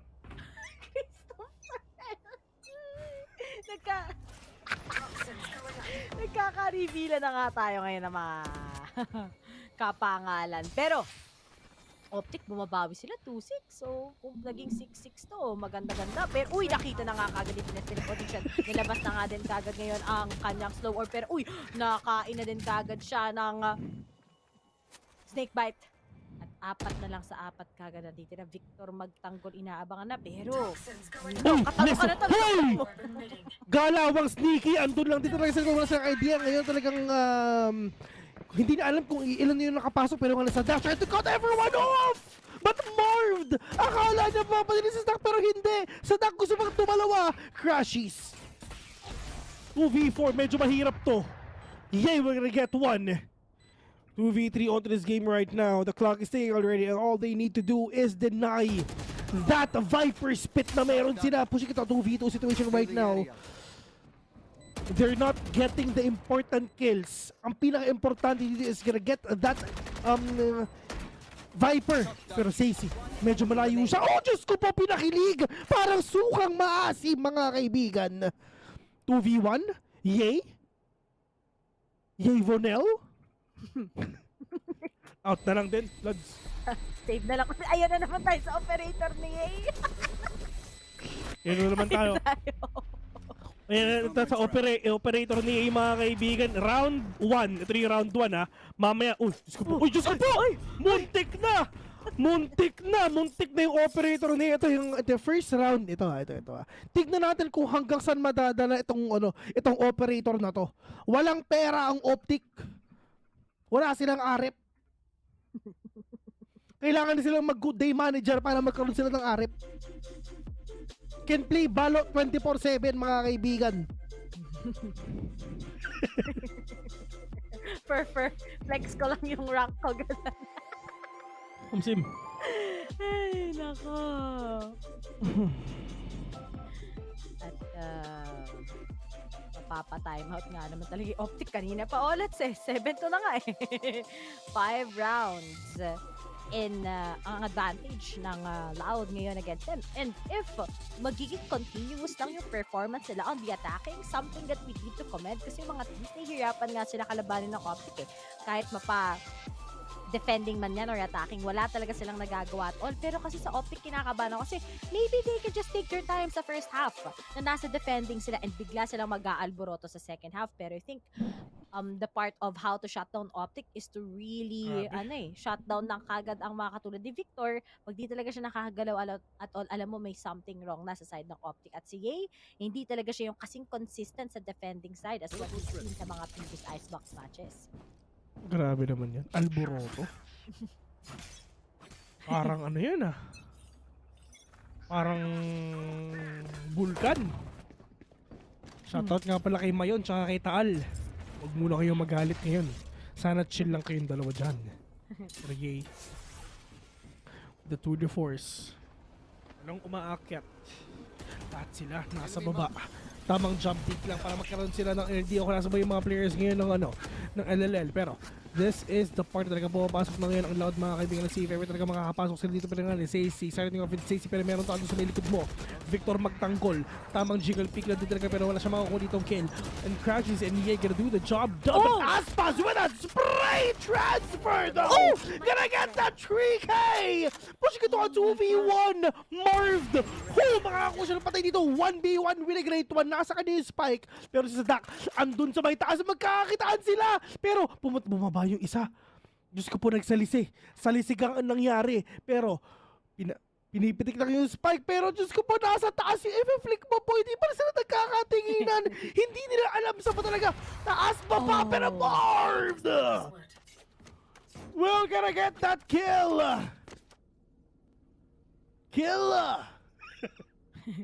Ulit ko lang. Ito na, round 2 ng operator. Sa operator, mabibilangan. Pero grabe dito si Aspas. Sayang lang din kasi talaga dahil si Marv, he can just play along with the angles eh. Marami din siya pwede pulutin na baril. So that will really give him a lot of advantage. And finally, he gets the clutch. At ngayon, sabi ng Optic after the timeout, maybe it's a big help sa amin. Para lang talaga ma-discuss na naman ang flow ng pwede namin gawin. Now we're down with 3-7. Ano nga ba ang next na gagawin ng Loud para lang talagang manalo sila ng continuously? Aspas, galing sa mid, naglabas na nga din kagad, sisirain na ang wall at mukhang na-delay lang ng onte ang mga taga-Loud to actually get them into A side. Tama yan. Ray. Ito na. Yeah, we're gonna see that lang din kung sino talaga makakapasok dito. Pero Loud, at least maganda yung mga pinapakita nila. Probably gonna push it to a 7-5 lang din if ever. If ever na ganun na mangyayari sa ating first half, this is gonna be really good for Optic. At least if ever sila ang nanalo ng first round ng second half, at least makakabawi sila kahit pa paano. Pero nga na Marved na naman ang nakakuha ng isang kill ngayon. Crashes with that Hunter's Fury. Natamaan siya dito sa Hunter's Fury pero nga ubos na ang kanyang blades dito. It's just one blade na lang titira ngayon kay Aspas, mga kaibigan. Medyo mahirap lang din. Pero nga, Marvel gonna be revived as well. Aspas waiting patiently, waiting for that swing na pwede nang gawin. Pero nga, wala siya natamaan dito. Tamang right, kaya talaga all the right cards, but catches with a swing. And FNS will gonna end the day with a win, 7-4. And merong pera ang LLL dito. So, pwede pa siyang maging 8-4. Naging comfortable na sa wakas ang Optic after that rounds na nagkakaroon talaga ng malaking puwersa ang Loud against them. Pero actually, marami kasing clutch din na nangyari sa side ng Loud. Pero kaya nakita mo naman na yung small mistakes ng Optic yung nagiging kamalian nila. Pero buti na lang, nakapag-adjust na nga din sila ngayon. And if they make this into 5-7, malaki nga ang pag-turn ng tables or chance rather, siguro ng Optic to actually grasp this map against Loud. Pero sa Loud nga, may advantage na kayo. So dapat hindi na nila bitawan to. Pero mukhang gusto na nga nila silang pabayaan na dito papunta sa A-side kung sakasakaling hindi nila makitas si Marv with that ultimate of his. Pero less, pinilisan lang agad and Victor's gonna be punished but yeah, he's gonna pick right through them. At nakita na nga ni barrel. Sisilip ka pa. Pangalawang kill na nga yan para kay Hepepore. Marv is just gonna be playing along with them at na-distract na nga ang mga miyembro ng Loud kagad sa isang iglap. 7-5 lang din talaga pwede natin makita dito mga kami. Pero nga, Diyos ko po, kitang-kita ni Marv yung anino ng baril ni Pancada. Cece's mom's gonna go it on. I have the spike. Pero nauubos na siya ng buhay dito. If ever lumabas ka, ay pats ka!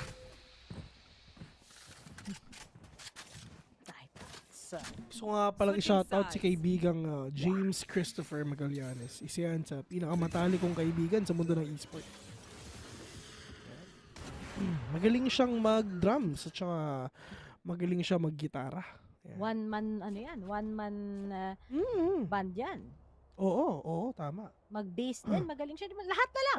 Oo, lahat. Alam mo ba, pag yan si Mr. James, pag yan, kunyari, mga ganitong oras, mga 2:00 na madaling araw, tapos medyo nagpatugtog ka, may Chemical Romance, Helena, ayan na! Ayan, alam mo na. Ilayo mo na lahat ng upuan. Yan. Pati upuan nanginginig. Diyos ko po, hindi nginginig, lilipad. Ilang beses ko lang nakita yan sa kanya. Masaya naman siya.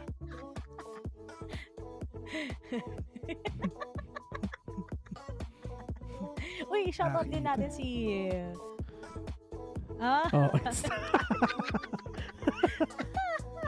Sim? Pero, Vil, big shoutouts nga pala, 3:22 AM na. Oy, 3:22. Oh, alam mo ba pag 3:22? Alam mo ba ibig sabihin? Ano yan? Madaling araw na rin.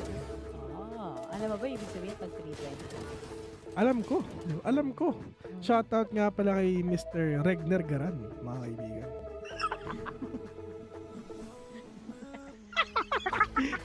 Mga 3:22.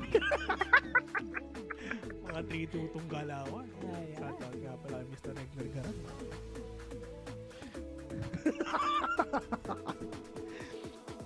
If ever naglalaro kayo ng atod, alam nyo na yan. Grabe naman talaga yung tugtugan natin dito. Parang chill music. Hey, like mo dito? Oo. Hey, sorry pa. Mga shawty sa VGC. Mga ganyan, wala akong pakialam sa mga yan. Kasi ako, happily married ako, par. Ako, tumitingin lang ako. Tatanggap lang ako ng blessing.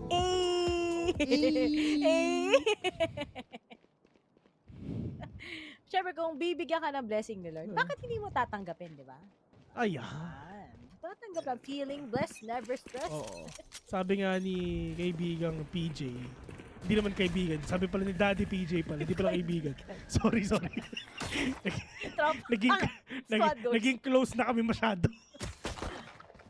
Tawag ka sa kanya, tol. Pero, sadak!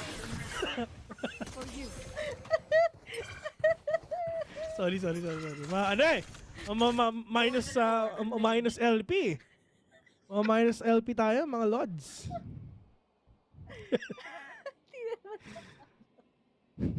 Sobrang close po. Ay, saan niya tal? Sorry tal. Uy! Nadink! Nadink yung ulo! Walang natira kay FNS Men, 13 na lang! Uy. Kitang-kita oh. Pero ito pa yung isa. Yay, makakaisa pa dito. Pwede na patayin sila. Pero yung 100 yan kada putok, men. Medyo mahal yan. Pero isang putok na lang ang meron siya eh.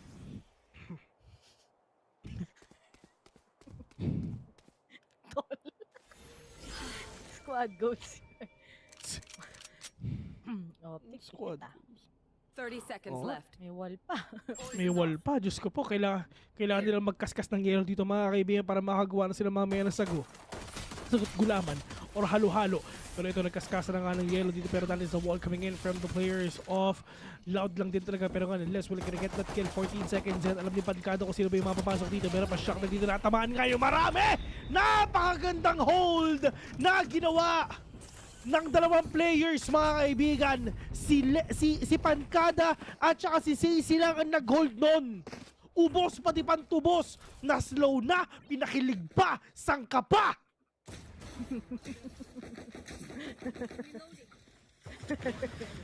At nakita na nga natin na yung hold pagka kita natin na may wall kagad, mahihirapan ang mga taga Optic Gaming to actually get that entry. And once na kinaskas na yun, alam na ng Loud saan nila i-expect. So ito na naman, Loud will be able to start this and most probably confirm this round against Optic. Kailangan lang nalang mag-ingat para hindi sila ma-counter. Makikita natin yan.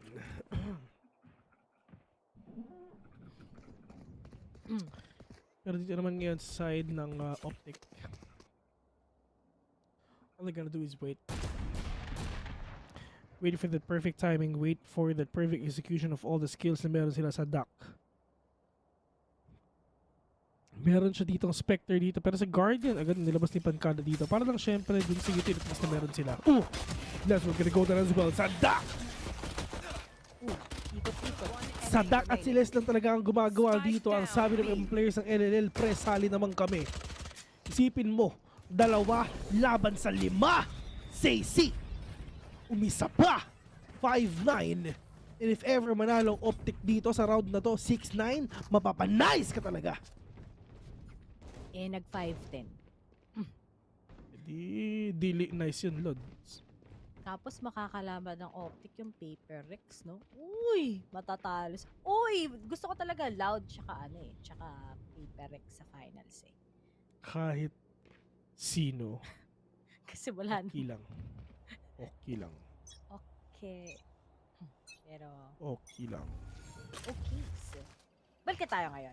Optic. Ano nga ba ang next nilang sagot? Ilang sila ni Sadak! Nakita na nga siya kanina. Takbo!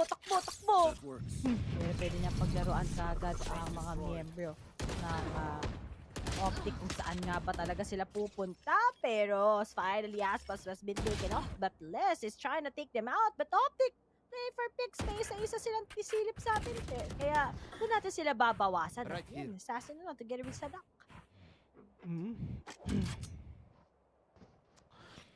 Big shoutout nga pala kay Glock 9.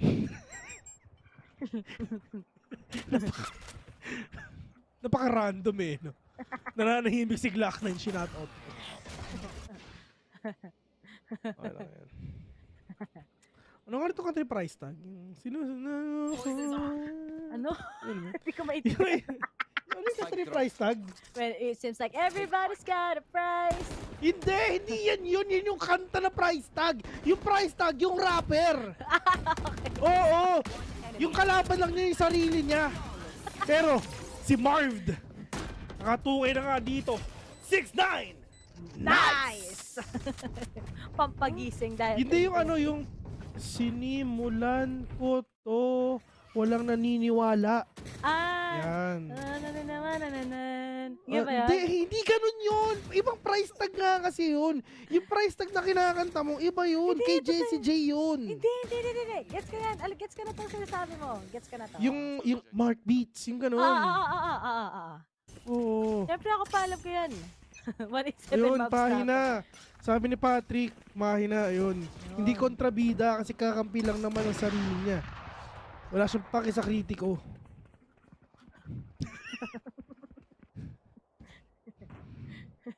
Ayun. Maraming salamat. Sa mga nagsasabi ng ng title.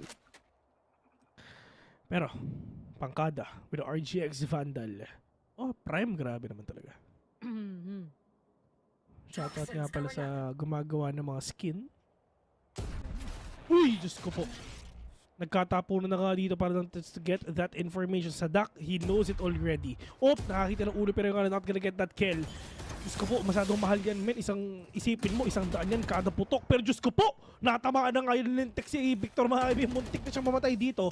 Pero, buto na lang hindi. Pero, Sadak, his position is now compromised. Is he gonna commit or not? Probably not. Pero si Marv, waiting patiently sa rotation na pwedeng gawin ng LLL.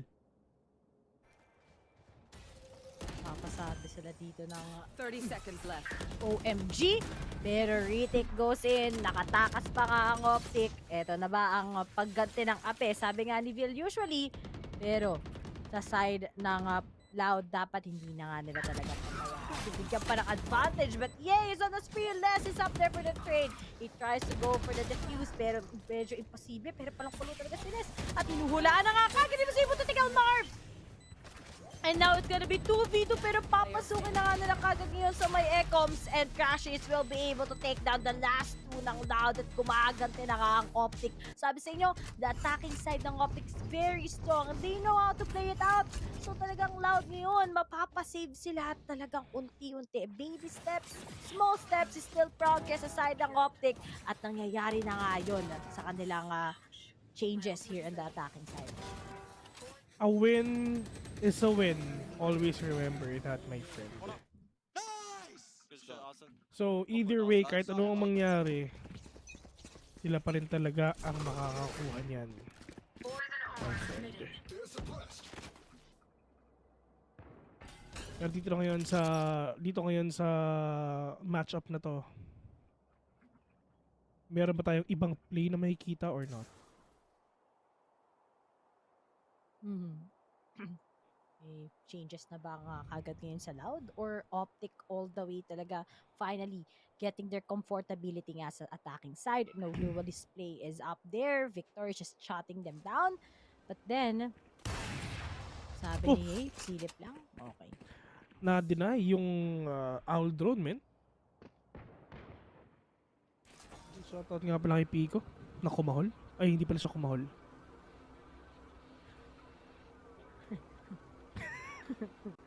Sorry.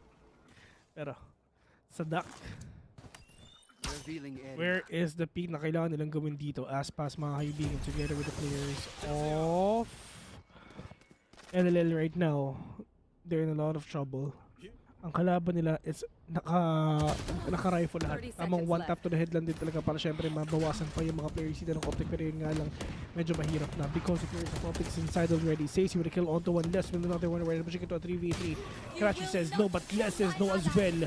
2v3, binuhin na nga yung isa, pero do they have the utilities? Pero ito na nga yung ultimate, mga kaibigan, pero all the way from behind. Crashies super low because of the classic na pinaulan sa kanya. Puno pa ang buhay nila. Pwede ba silang bumawi dito kahit papano? Recon ball will gonna be denied. What's gonna happen here, man? Medyo mahirap to. The side ng Loud. They don't have any money. Oh! Diyos ko po, hindi ko alam kung paano nangyari yun, men. May wall doon pero paano? Pero, Sadak. 3 more bullets onto that headhunter. Les is now down. Sadak as well. With the kill onto Victor. 8-9, Optic Gaming, slowly and surely bumabawi talaga sila. That's a joke. Kill mode is default. Optic, bumabawi na. Pero sasayangan na ako sa Viper's ultimate. Sayangan lang ako. Dapat, lugi din kasi sa baril eh. So, yeah. Bakit ganun less? But sabi ko nga, Optic on the attacking.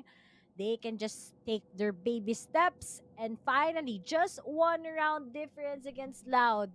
And seems like they're already getting na bilang kanilang chances ngayon para maging tie. At mapapa-time out na nga kagad ang katulad ng Loud. Nalalamangan na nga sila. Useless talaga mangyayari kapag na-knife ka nga kagad ni KO for 6 seconds. Sobrang dami ng oras ng Optic to actually captivate the site at hindi na talaga makakapag-respond ng maigi ang Loud. So ngayon, they just need to tune up things a little bit dahil kapag patuloy-tuloy lang nilang ibinibigay sa side ng Optic to, magiging imposible sa kanila to actually win this and get that ticket papuntang finals. Ano ba ang ticket dito sa finals na pwedeng gawin nga ng Loud at saka ng Optic Gaming?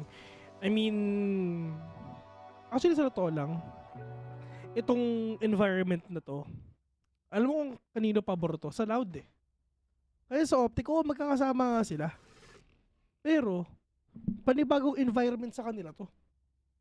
Itong stage to kasi bago. Pero sa Loud, ngayon na sila nagkasama ulit. Tapos, first time nila maglaro dito. Hindi ko alam kung paano naging pabor yun sa Loud, pero feeling ko.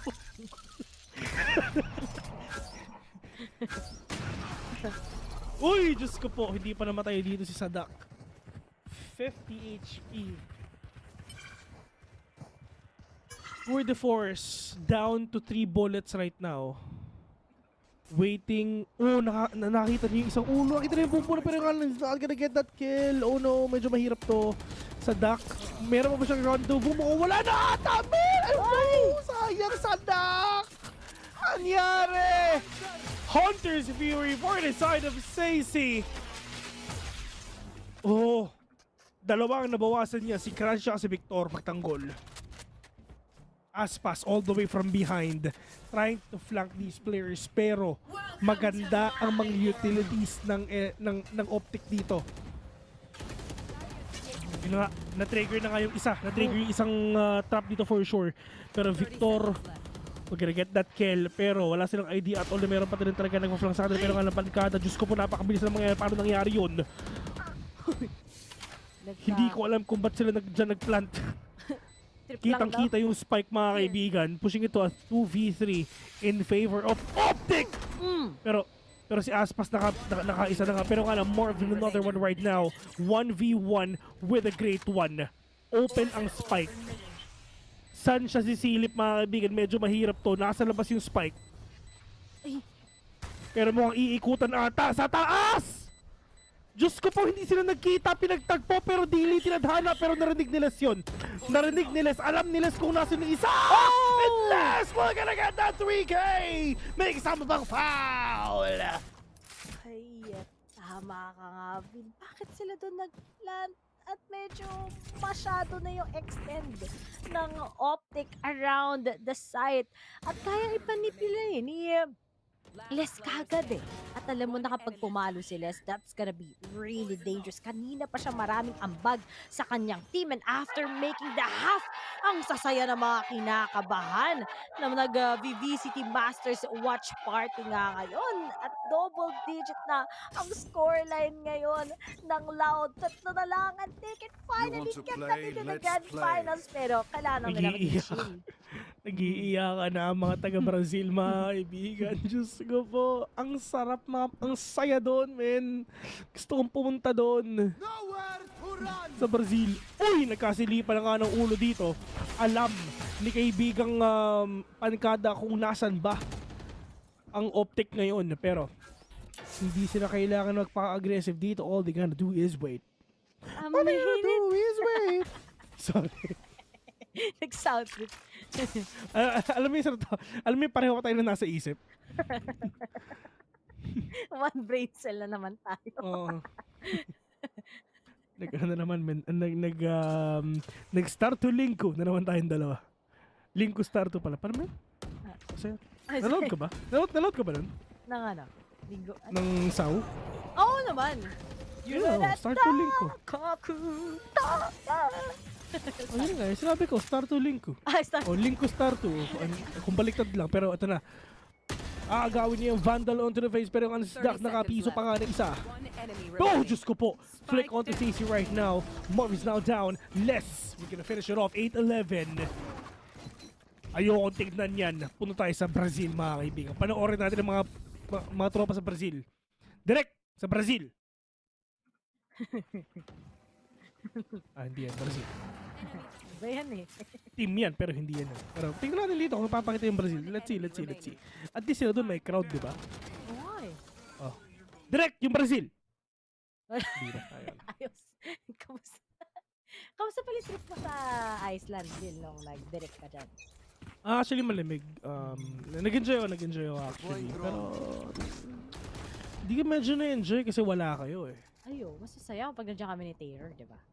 Oo, syempre. Taylor kasi nasa around the world in 80 days. Nasa Bohol ngayon eh, no? Nakita ko yung picture eh, may tarsier. Oo, nasa Mocha Hills. Sa Mocha Hills.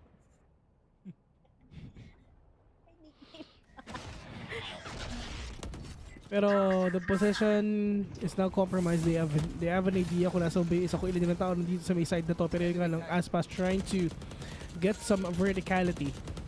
Get at high ground para magkaroon siya ng magandang view dito kung saan ba niya ipuputok yung Vandal na yan. Pero si Ye has an idea as well na mayroon tao sa may taas. Narinig niya yun. Diyos ko, pumuntik na. Hindi rin sila nakakakitaan dito pero delikado rin talaga yung isa.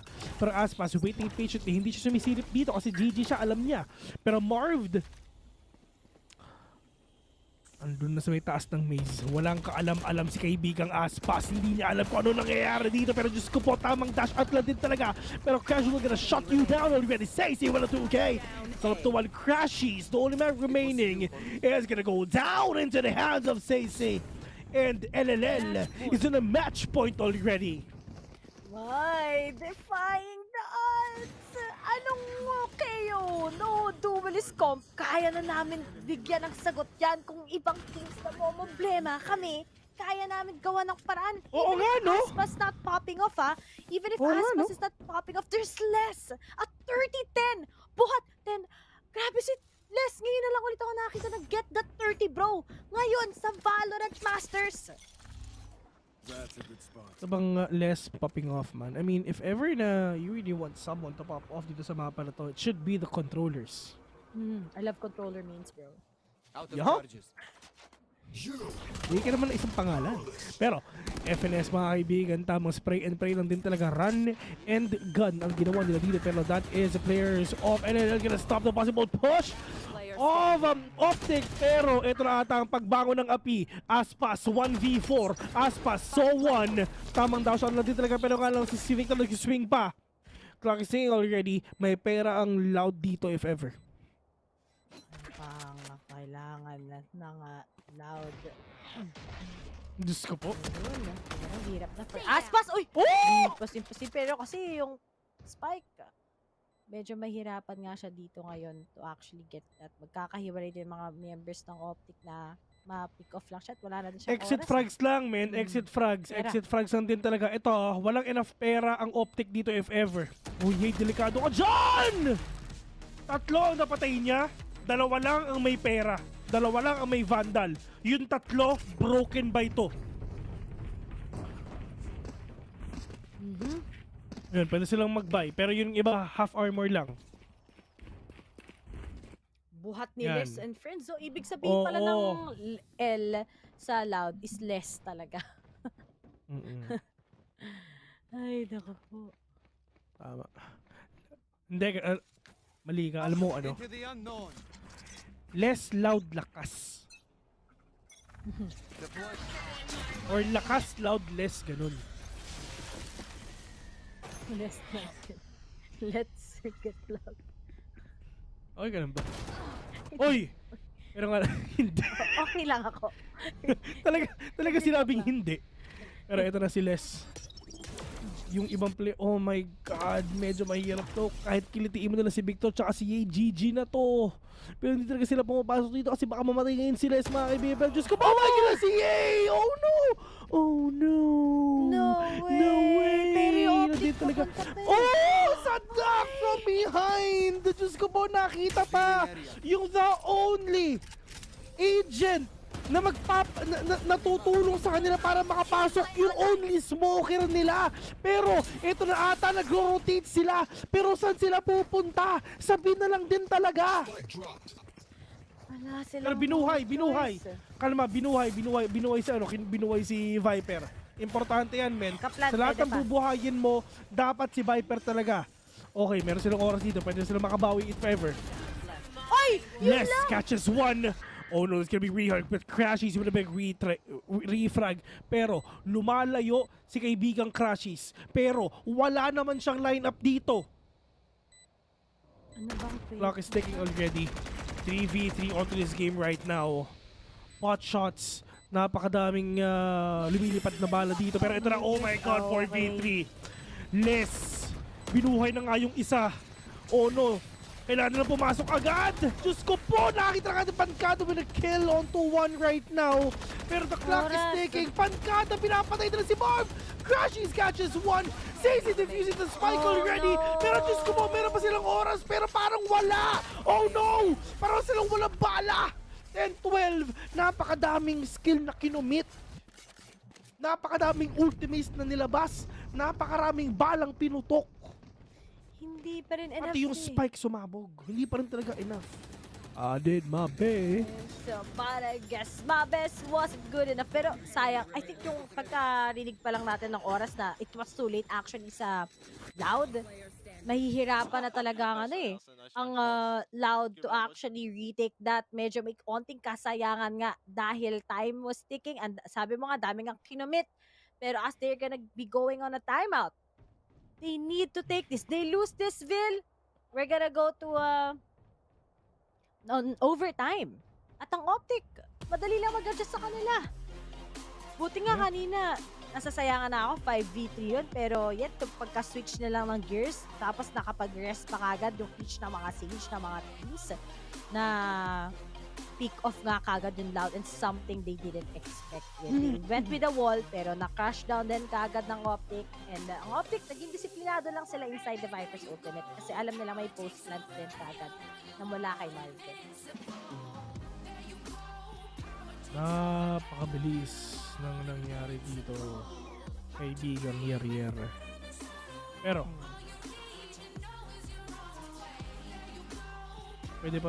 pwede pa naman sila makabawi dito kahit paano. Hindi pa naman tapos to marami pa. Mali mo, makabawi, di ba? Kahit pa paano. Diba? What if nakabawi sila? What if, di ba? Yan na si JD Kesa. Yung comment. Ha? Hindi ba, may nagpapashoutout sa iyo. Pero, Shoutout? oh. Ay, si Jay! Oo talaga. Magawa ka na. Delikado no? Daming alam talaga. Minsan, minsan hindi ko alam kung ano i-react ko kasi alam kong GG ako sigurado Tatalino talaga ng mga audience natin. Pero, Optic! Take down less. Nababasa na nila. Saan pa natin i-expect si Les Parate? Bakit ba tayo nalalason ng isang miyembro ng Loud? At tatlo na lang kagad na natitira. Aspas, ano nangyayari? Good entries nga ang nanggaling sa kanya sa may attacking. Pero ngayon sa defending, siya ang nahihirapan. Pero nga lang, masiswingan ba niya to? Nope. Lahat na sila nakatingin kung nasa siya. Suppress na nga din siya kagad. And FNS goes for a plant. Dalawa na lang kagad natitira sa side ng Loud. Aspas and Pancada. Yan ang problema pag binabuhat lang kayo ng isang miyembro. Pero ano pa kayang pwede nilang gawin ngayon against Optic? 2v4, the clock is ticking. Sabi ng Optic, men, nagawa nyo. Yung overtime namin to, mga Seb. Seb! 10-12. Save na lang din si Aspa tsaka si Pancada. They still have money next round though. Makakapag-drop sila kay CC, kay Sadak, tsaka kay Les. It's fine. Ano pa nga pwedeng gawin ng Loud ngayon? Bigla silang nabasa ng Optic And si Les na yung una na lang pinupuntir You take down Les, it's a big advantage ng Optic has to take. Yeah. Pero ngayon, nag-mid-take sila. Ang ganda ng read nila against Les. Sobrang ano? Oo. I mean, nasa isip nila, sobrang aggressive. I mean, sobrang confident niya na mag-advance na sobrang lalim. Kasi I mean, top frag naman ako eh. Malay mo, makuha ko, di ba? 33 kilos ako eh, no? Pero yun nga lang, it's just sobrang naging kumpiyansa na niya. Sobrang laki ng kumpiyansa niya sa sarili niya na talagang yun yung ano eh, yung mga mistakes na yun, doon nagsisimula yung fall ng LLL eh. Yung kumpiyansa sa sarili. Tama, yun din yung nagiging problem nila eh. Sa ibang mga nakakalaban nila, magiging kumpiyansa. At ngayon, magiging kumpante pa ba sila? Isa na lang, OT tayo at maraming ang pwedeng mangyari sa Optic side. But less as it tries to take all of the risk. Walang available sa kanila na ultimate to actually shut down or give them an advantage against Optic. So Optic, they try to play along. O tignan mo, nihintay nila na may mag-agre mula sa side ng Loud. Yeah, last round here in this game. Here in this, probably, what if this is gonna be the last round? What if meron pang OT? We're gonna see that maya-maya lang din talaga kung ano ba ipapakita natin, kung ano ang ipapakita ng mga players natin ngayon. Hunter's Fear to start it off. Crashies. Nabawasan na si Aspas dito, pero yung not gonna get that kill. They have an idea na meron tayo dito sa may A, pero yung alam pupunta sila dito sa B, mga kaibigan. Tama. Full on B push and morphed! Oh no! Yung smoker pa yung nawala, yun ang pinakakailangan ng Optic. Ay, yung plant. Sisi. Oh, Pancada. Oh my God, Evidence, and it's over! Ladies and gentlemen, Brazil will go to the grand finals! Nagiyawan na ang mga nagwa-watch party ngayon sa Brazil. At after a lot of tries, after the dedication from the Vikings roster, pulling out an all-star team, we have the first team going into the championship here in VCT 2022. First Masters, grabe naman ang performance nila. They took their time, medyo relaxed, kahit nabasa sila ng Optic. Pero after taking down Marv, as what you've said, Gavir, tapos yung plant, alanganin na din. Nag-iba ang ihip ng hangin na si Pancada when you needed him the most. He got that 3 kills. Confirming that 13-11, na-punish na din ang Optic sa panalo nilang map na walang duelist. Men, wala kang masasabi kundi Viva Brazil na talaga. Diyos ko, mainit na mainit. Pinakita yan ng mga players natin at wala na sila nagawa. Kung gusto nila tapusin to, men. Viva Brazil. Sheesh. At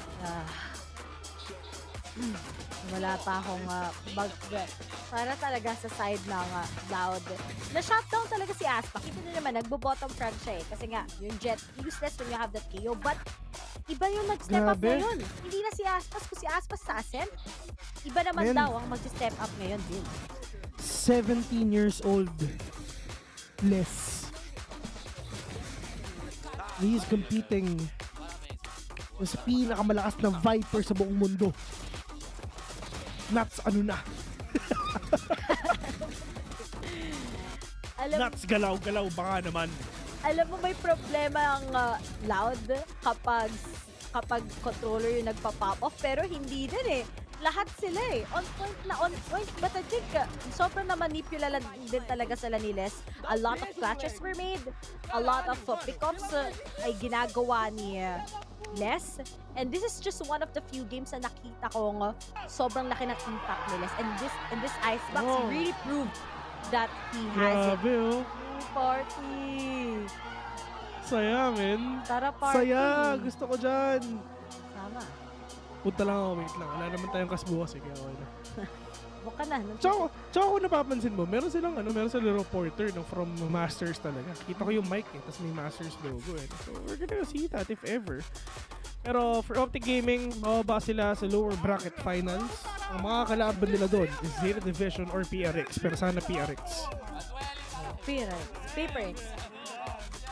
Pero ganda siguro ng laban. Zeta Division versus PaperX. At may kita natin sino nga ba ang magpapatumba sa Optic or matutumba din ba sila ng Optic. Pero guys, all in all, I'm so happy with the journey that Loud has. And finally, na-cut off nila yung lose streak nila against an NA team. Diba? Napakalaking kalamangan ang ginawa nila ngayon. Ang daming plot twist talaga nangyari all throughout here in Masters. Just to tell us na every team right now has that big chance to actually make it into the grand finals, and Loud ang team na makakapagsabi niyan ngayon. Yeah, and wala sila finesse. I mean, mistakes has been made. Sobrang impactful ng game number 1. Dinurog nila ang Loud. Oo, sobrang dinurog nila ang Loud doon. Pero game 2 and game 3, at least nakabawin sila kahit papano, and you just seen it, mga kaibigan. And once again, the first team na mapupunta sa Grand Finals ng Masters Reykjavik, Iceland is Team Loud from Brazil.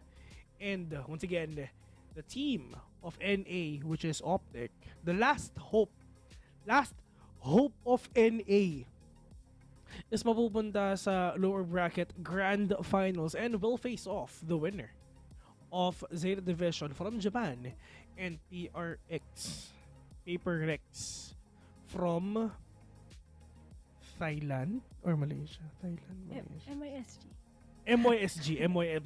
MYSG region. I'm sorry for that.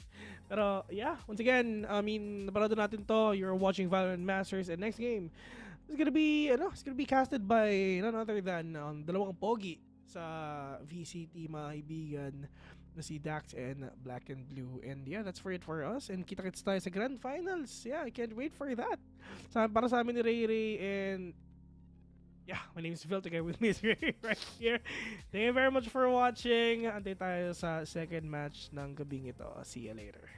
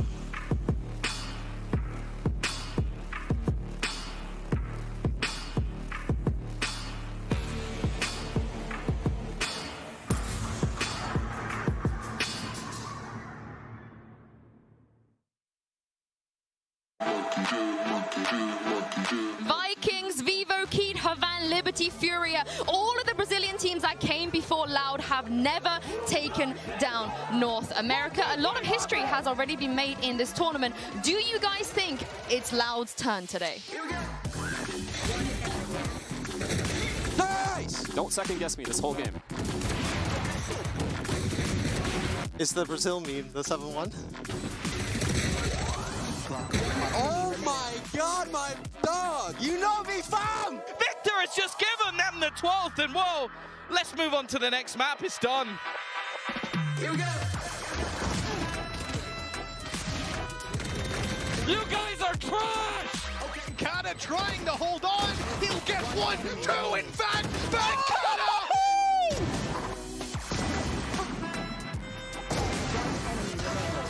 Nice. An incredible bounce back from a 13-2 loss. And we're going to go all the way to Icebox. Alves, he's going to connect and go back through. Runs out of bullets, but the jumping shot grants him a third. Nice!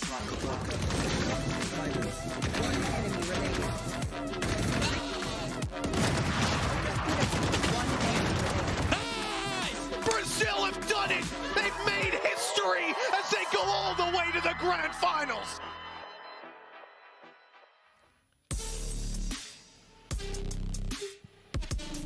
You guys just saw history being made there in the Prime Gaming post-match highlights. Brazil, they have never been to a grand final at Masters. They have never beaten a North American team. But today, Jess and Doug, that all changed. This is the super team we waited for. I'm just honestly really glad that Sideshow's here to be the only like bald buff hope for North America, and it doesn't have to be me, right? Because surely somebody's gonna ask someone from North America to go bald in order to get the buff, and I'm just glad Josh is here and it's not me. It's baller. He said if Loud wins the whole tournament, he's going bald. Oh, So- did he really? Yes. Oh, well, we'll absolutely baller. hold him to that. Baller, the ball buff is incoming at some point. I'm sure North American's last hope. Speaking of last hope, who would have thought that the youngest player in the entire tournament could stand on that stage for the very first time this entire tournament and put on that kind of performance? 17 kills in the first half, 16 in the second, 33 overall, highest ACS. I mean, that kid is unreal and he rightfully deserves a podium of some kind, and at least for now, we can just give him that MVP screen. You know, I heard that one of the L's in the triple L Loud actually stands for less. To be honest, I don't know what the rest stands for. One of them is for Loud. But Doug, like Jess said, what a performance from him. On the biggest stage, again, it really is hard to put into words just how effective he was. I think this 1v1 against Marv was nuts. And yeah, part of it may have been like, I don't know if he misstepped. Marv did up in nest or he shot and that gave his position away, whatever it was. But for Les to have ice in his veins to do that against someone who on the side of Optic is considered the coldest on the roster is just nuts. I can't believe that we are finally saying, how many times have we gone to an international event and said, unfortunately, Brazil goes home. Unfortunately, Brazil goes home. And now we get to say respect on their name. Now Brazil doesn't go home. They go to the finals. And that is just, it gives me goosebumps to say that we will have a region in the finals that just knocked out one of the other major regions down to the lower bracket to do so. That's a huge storyline for me. Well, the one person that did predict that was Baller. And of course, he's not going to be able to keep his hair for long. And speaking of Baller, he's standing by the telestrator wall right now. You guys keep laughing at me for making that wager, but to me that was just a win-win situation because if Loud wins, I predicted them. So if my head goes bald, then you'll be able to see my 5 head. So anyways, let's go ahead and show a round from the 5 head, actually from Loud. And I really like this situation right here because essentially what we get is we have Aspas pushed down way far and he's spotting. Why is he spotting? Because we actually have from this saucy drone that's coming out right now, clearing out and finding who is actually inside of that A side, inside of here. And they have to fall off with that drone. Meanwhile, Aspas is spotting down mid, and then he just immediately dashes away. Why? Because Pancada is putting down a wall in response to this situation that's happening.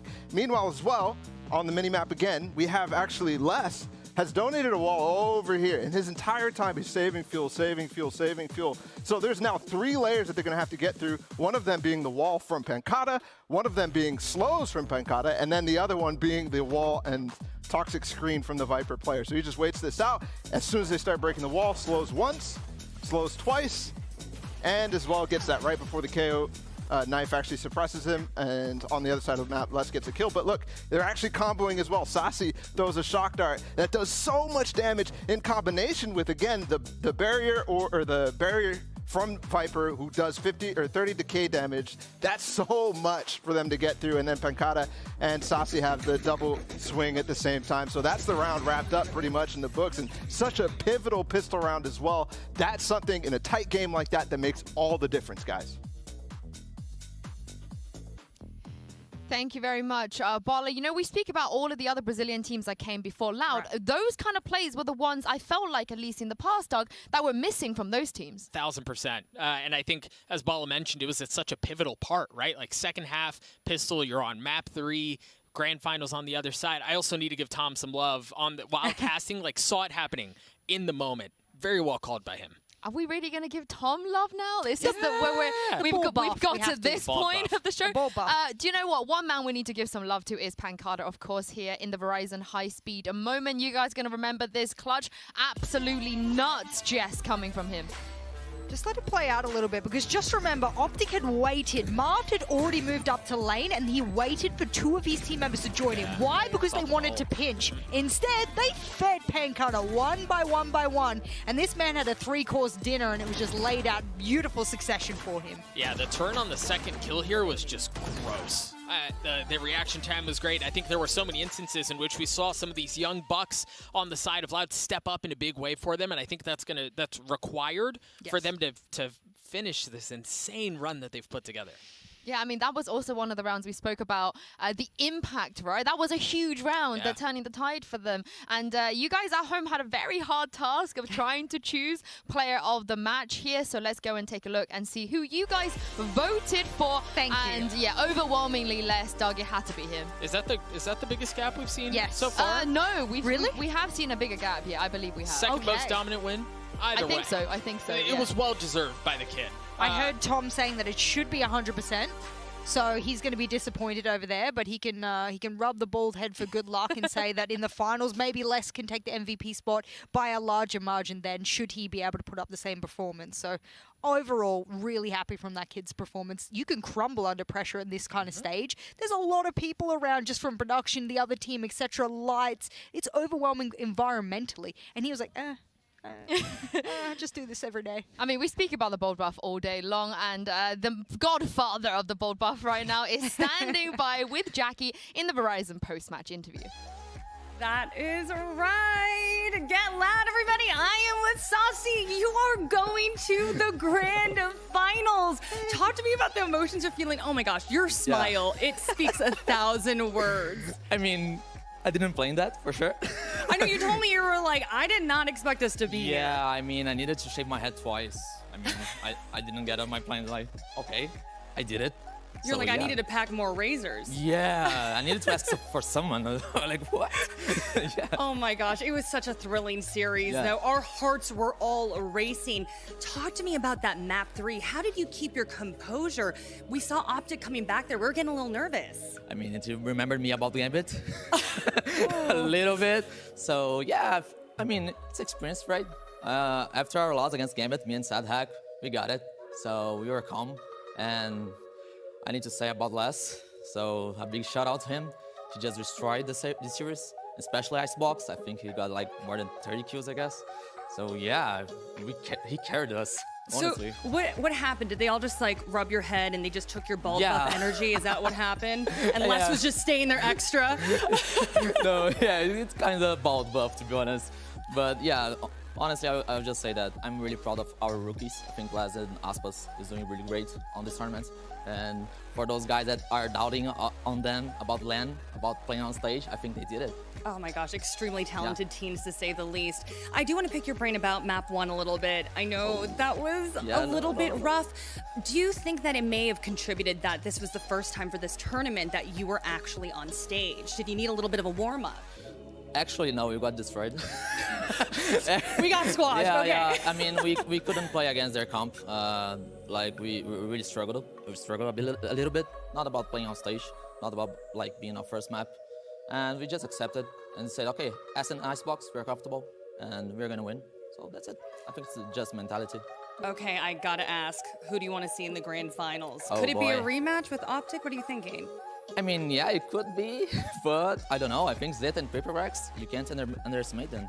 Oh You my know? gosh. The minor region's like really good right now. Minor regions know more, right? Yeah. Talking about PaperX and Zeta, though, that is coming up. So everyone at home, do not go anywhere. We have so much more action ahead. See you in a little bit.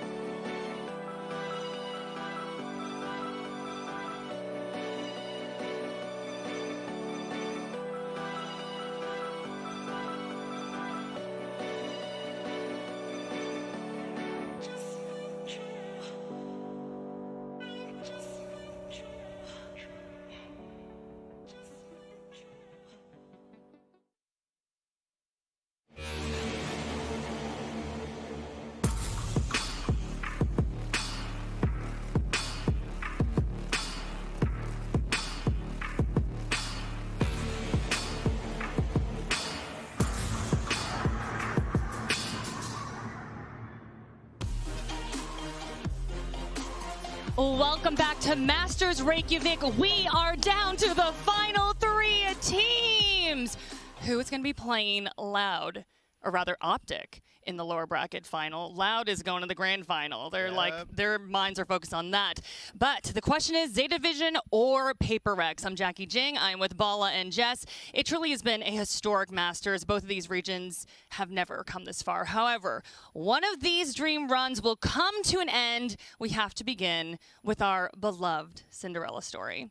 The underdogs from Japan, Zeta Division, and what they've been able to do in this tournament, Bala. I mean, we have all just been so captivated by their story. Yeah, it's unprecedented to have a Japanese team this far and do it in the way that they are doing it. They are so dominant. Every single player contributing on this team. Literally every single one. I think that claim is very easy to make at this point. Yeah, I think both Paper Rex and Zeta have stood up and said that everyone who fills a role fills it to perfection. Role specialization is something I've brought up about Zeta time and time again. I feel like I'm on every desk where Zeta is playing and I'm like, guys, I'm just saying, looking at them as a role perfectionist, and if we look at everything bar Ascent for the map pool. Yeah, I think that there's definitely been a couple discussions about which map they should start to ban more often. Yeah. And obviously they haven't played Ascent very often, and they did end up banning Haven instead and going to Ascent, coming out with a little weird comp. So there's a big question, I think, in how that matches up against Paper Rex, who also have been known to ban Ascent. There's a question there where Paper Rex has the opportunity to potentially pick it into them, because since they share that, I don't know, it's a really interesting topic of conversation, I think. Yeah. Yeah, we also definitely have to talk about Sugar Zero, who in the last month has used Astra nearly 75% of the time, Jess? Yeah, that's very unusual because he's got 4 times the amount of Astra plays this tournament than any other player in the entire tournament. I'm also including groups. I tried to dig deep. I tried to find anyone that rivaled this man on the Astra, and considering the changes that have happened to Astra so far, it's so interesting that he gets so much impact with that utility. The kind of plays that he can have with these abilities. It's hard to do, and it's hard to perfect, and I'm glad they're still using it because for them, it very much works, and there's been moments where it has done absolute lovely, lovely things. Yeah, he's easily one of my favorite players to watch in this tournament because he uses it way better than I think we've seen even before the Astra meta. There's certain things that he does, like his recalls, and also just the way that he saves them in perfect opportune moments to have everything he needs for the executes when they come. Yeah, and we've just been hammering down on just what a wonderful journey this has been for Zeta. And we actually have Crow. He's going to be talking about Zeta's confidence and how it has been growing day by day. Take a listen.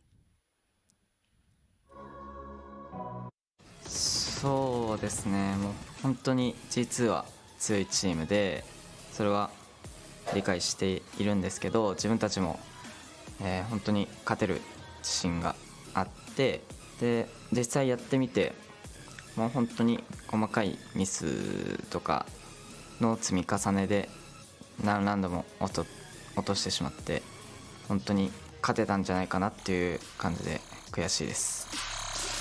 細かいミスの修正だったりとかコミュニケーションエラーの部分をちゃんと試合を、みんなで見返して修正することが一番大事かなと思います。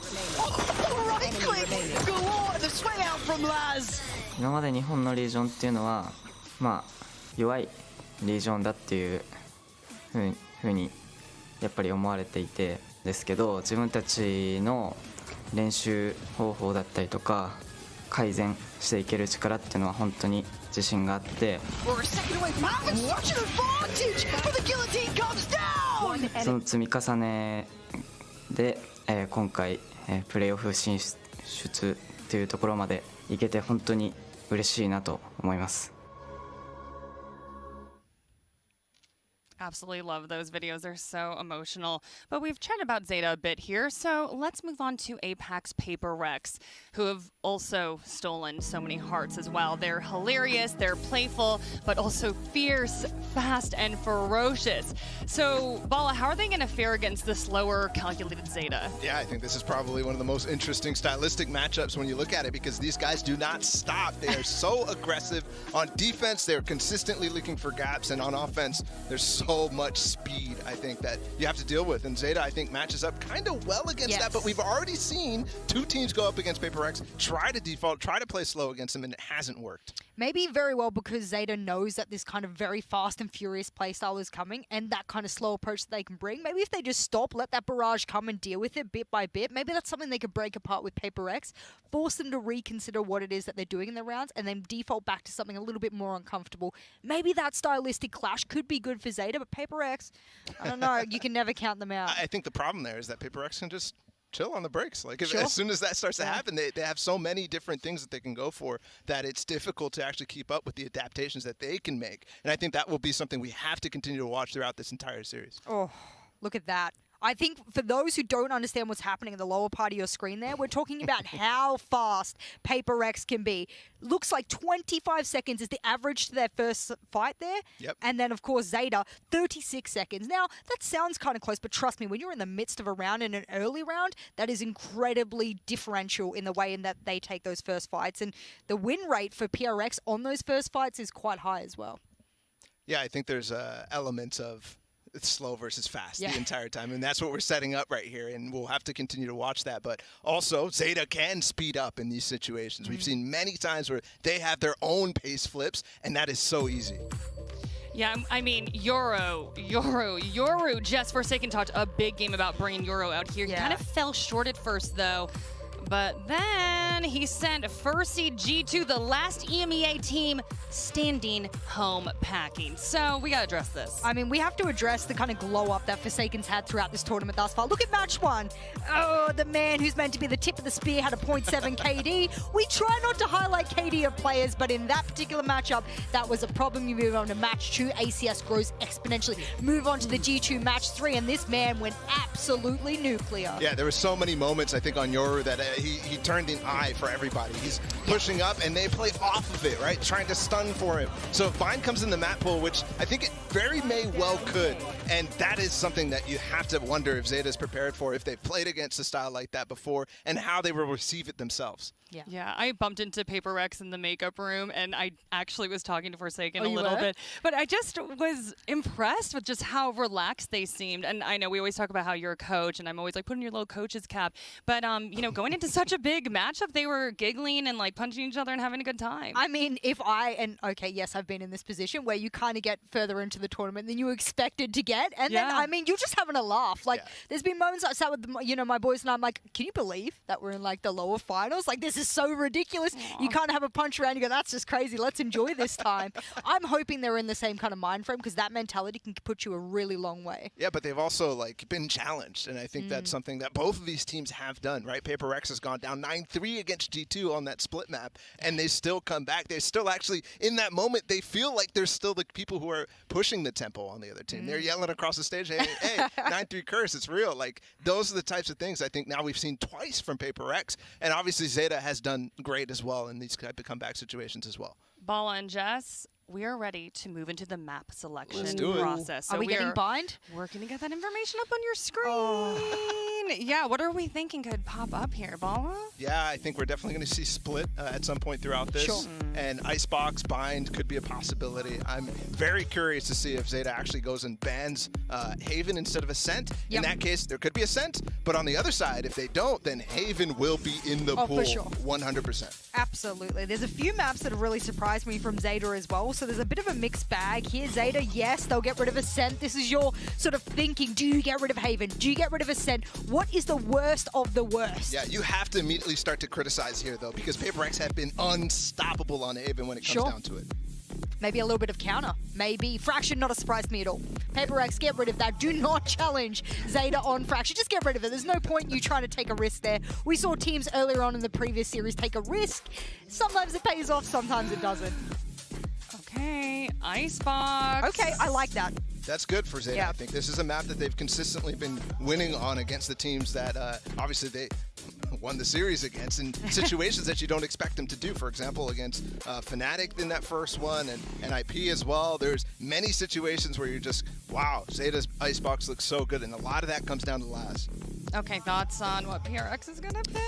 Haven. It has to be Haven. Yeah. Okay. If you, I mean, you only get one ban, and you know, Bala's right. If you ban Ascent, you get to pick Haven, and vice versa. So that's something that, of course, Paper X get the luxury of doing. That'll shoot up into the air, and Haven might very well be Paper X's Haven. I mean, pun very well intended there. That's something that I think they will. If they do lose Icebox, then Haven becomes the Haven for them to propel themselves into the third map. Sure. However, you spoke about Split, Bala. Does Split then become the third map as a result? Because if Bind stays in, which I don't think now that Zeta has another ban, they will leave in.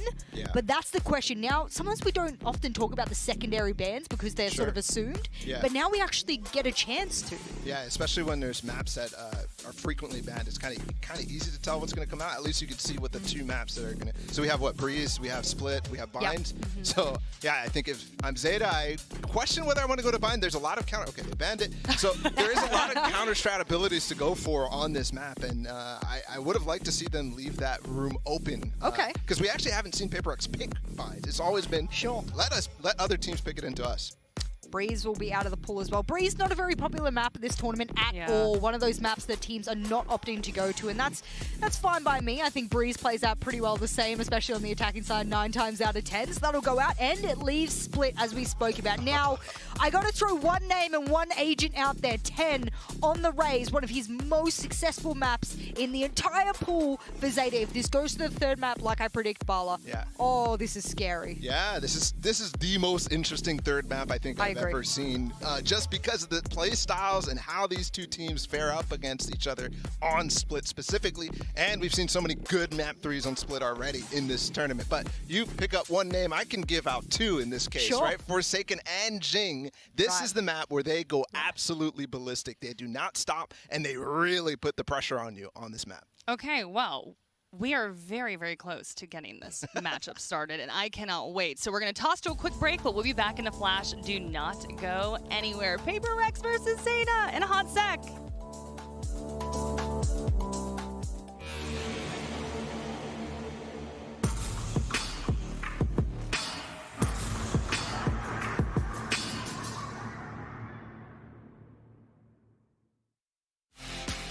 Don't pause. Press play. Don't pause. Press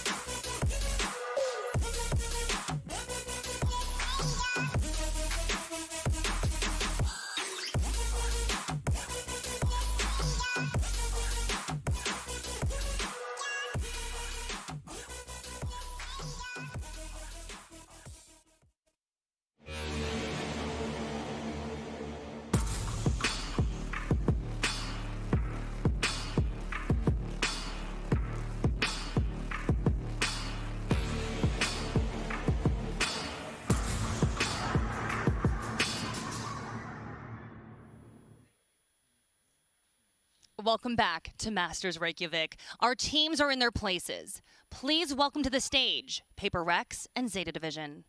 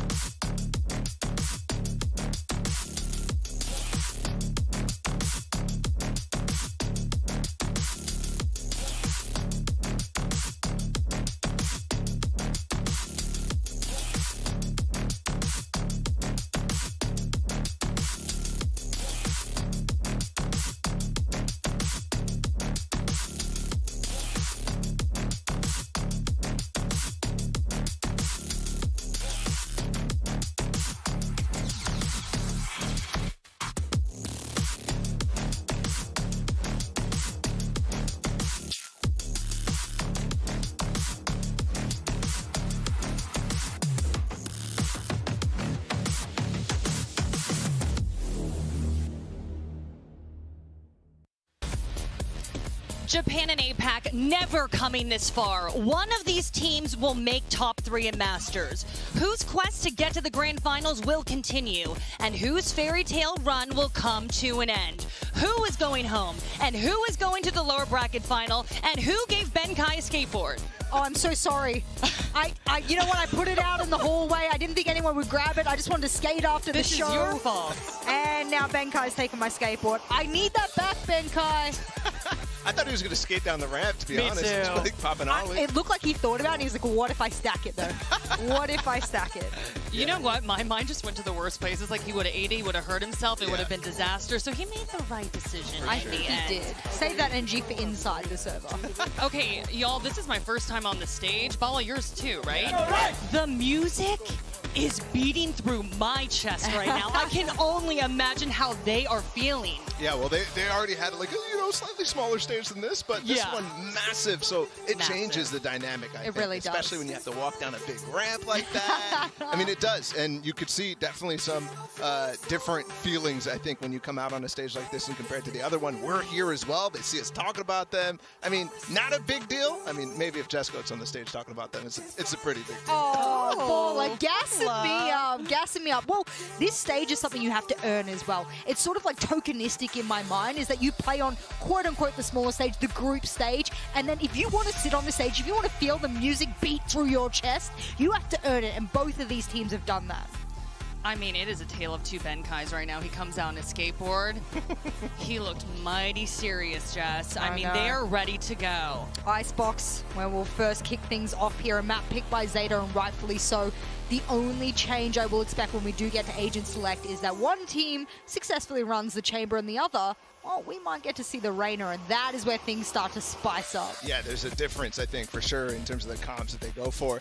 Reina sometimes comes out for Paper Rex, but I think something that we didn't see for quite a while as we go to Agent Select, they actually have run chamber in the past, too. All right, these teams are ready to go. I think I saw Crow cracking his fingers earlier. Now we're looking at Def. I'm like, oh my gosh. Well, we're ready to get into our Prime Gaming Agent Select. That info coming up on the screen. Yep. This is what we got to see. We got to see Devi on the chamber there. That was something that we were just discussing then. Will they bring the Rainer again? Again, we're referencing a little bit far back here for the Icebox for Paper X. So a change isn't unnecessarily off the cards. And that change for them will be like, we've seen what chamber can do on this map. Let's bring it as well. Yeah, challenge right back. A mirror comp. I think this one is really, really well as well for Paper X, though it's very curious because Devi is not somebody who plays in that pivotal role all too often. Okay. Someone is packing their bags. They're heading home after coming this far, after getting so close. My goodness, Pansy and Hypoc, let's hand it off to you. Take it away. I'm getting nervous. Woo! Gising-gising rin, guys, kasi ito na ang labanan ng APAC. Welcome back, ladies and gentlemen. Second series at ito na talaga, elimination match sa lower bracket na Ducks here with Black and Blue. At Nico, ito talaga yun eh. PaperX versus Zeta Division. Una-una, manalo dito, best team in Asia. Walang sasagot, di ba? Walang sasagot na iba. Pangalawa, ito na ba, Power of Anime? Or Power of, ano ba uso sa Singapore? Hindi ko alam eh. Laksa? La? Labanan nito, La? La? Ayun na yun eh. Pero katulad yung sinabi mo, Dax, first time na ang magiging top 1 team in Asia probably is not going to be DRX. Kasi ever since the start talagang Vision Strikers, DRX yung talagang sinasabi natin is a number 1 team and for very good reason pero tanggal na sila eh.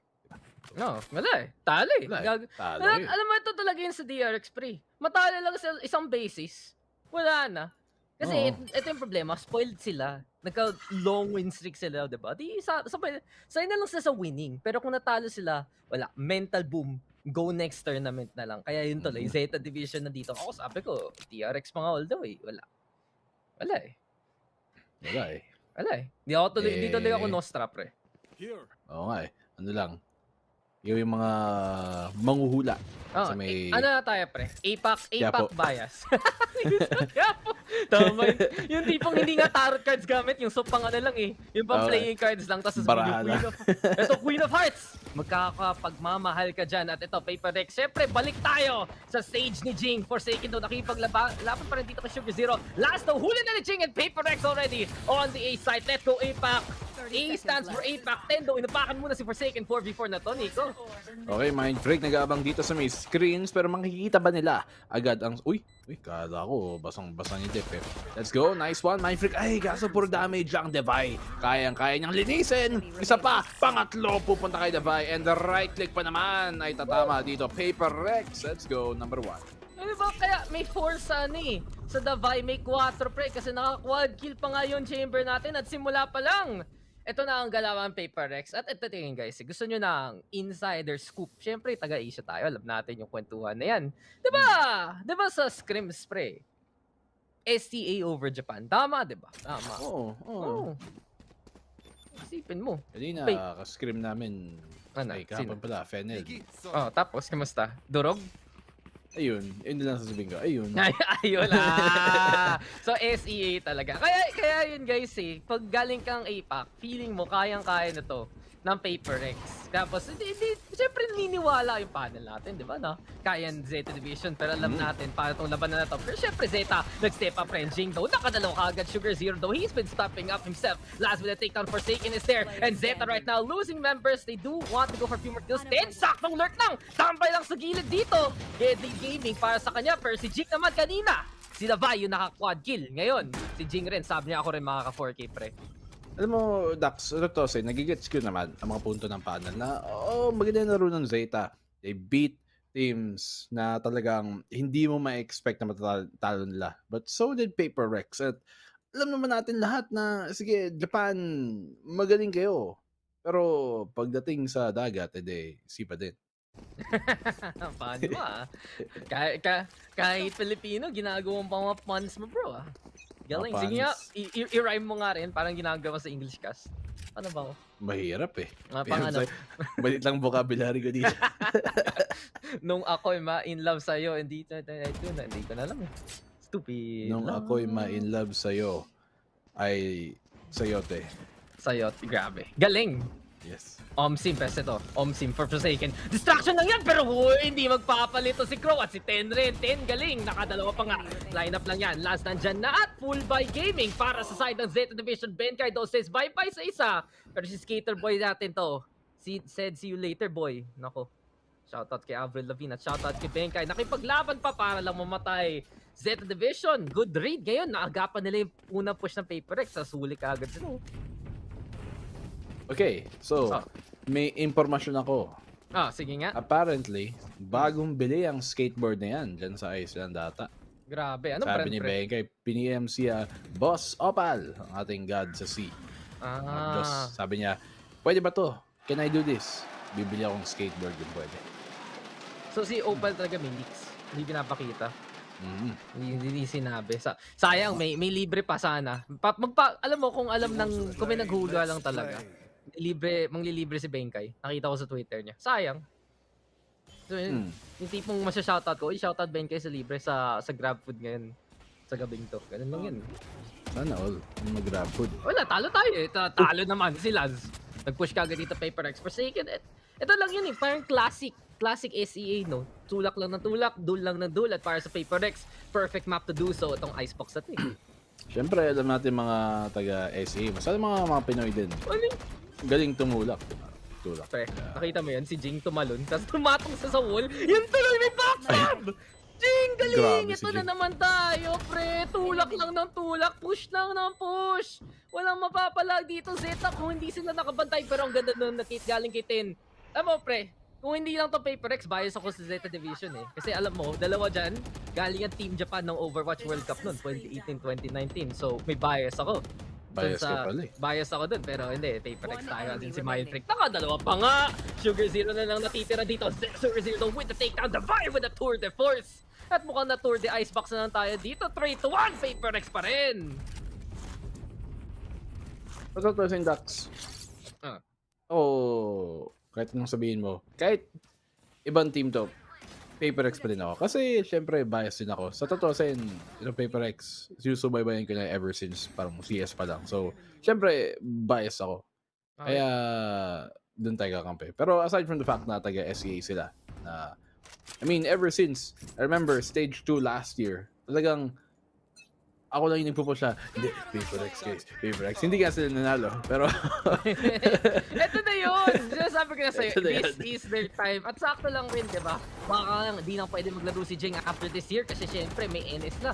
Yung pang-military. Plate kasi ng bansa, yun tuloy. Kailangan lahat. Nag-army lang dyan. I want to be the army. But PaperX, pero dito, dito, kahit CAT lang. Para, ayoko. Pass ako dun. Alam mo, pre, nung araw TC medic nga ako eh. Taga-heal, Sage main pa. Sage main ako kasi may resibo ako. Sabi sa akin, pang medic lang po ako. Okay.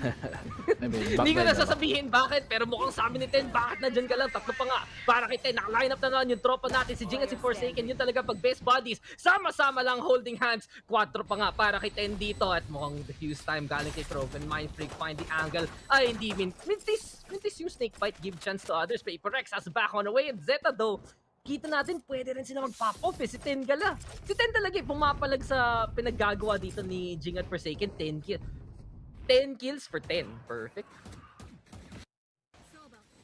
Parang tinadhana dito. Okay. Sulit yan. 10. 10. Siguro dapat ginawa lang yung pangalan niya 40, di ba? Para. Tama. Yun na gagawin ko. Sa rank adventures ko, pre. Dax hashtag 40 bomb. Alam mo, kung ako magpo-pro, gagawin ko na ng pangalan ko 2-0. Para, di ba? Wait, 2-0. Paano ko best of 5? Yung 2 lang. Hindi tayo kayo palagi ng best of 5. Hanggang 2 lang po yung score namin. Hindi pwede yung 3-0. Ay! Wait, siyempre yung Asian game pa talaga yung may take pause. May surprise pa ba yun? Siyempre, para pakitaan lang who can work best under pressure. So, to kasi guys, hindi sa overtime, hindi sa final round of regulation, hindi sa clutch moments, ang pinaka high pressure situation dito sa Valorant Masters, kundi ang mga tech pause. Doon talaga naglalabas. Tama.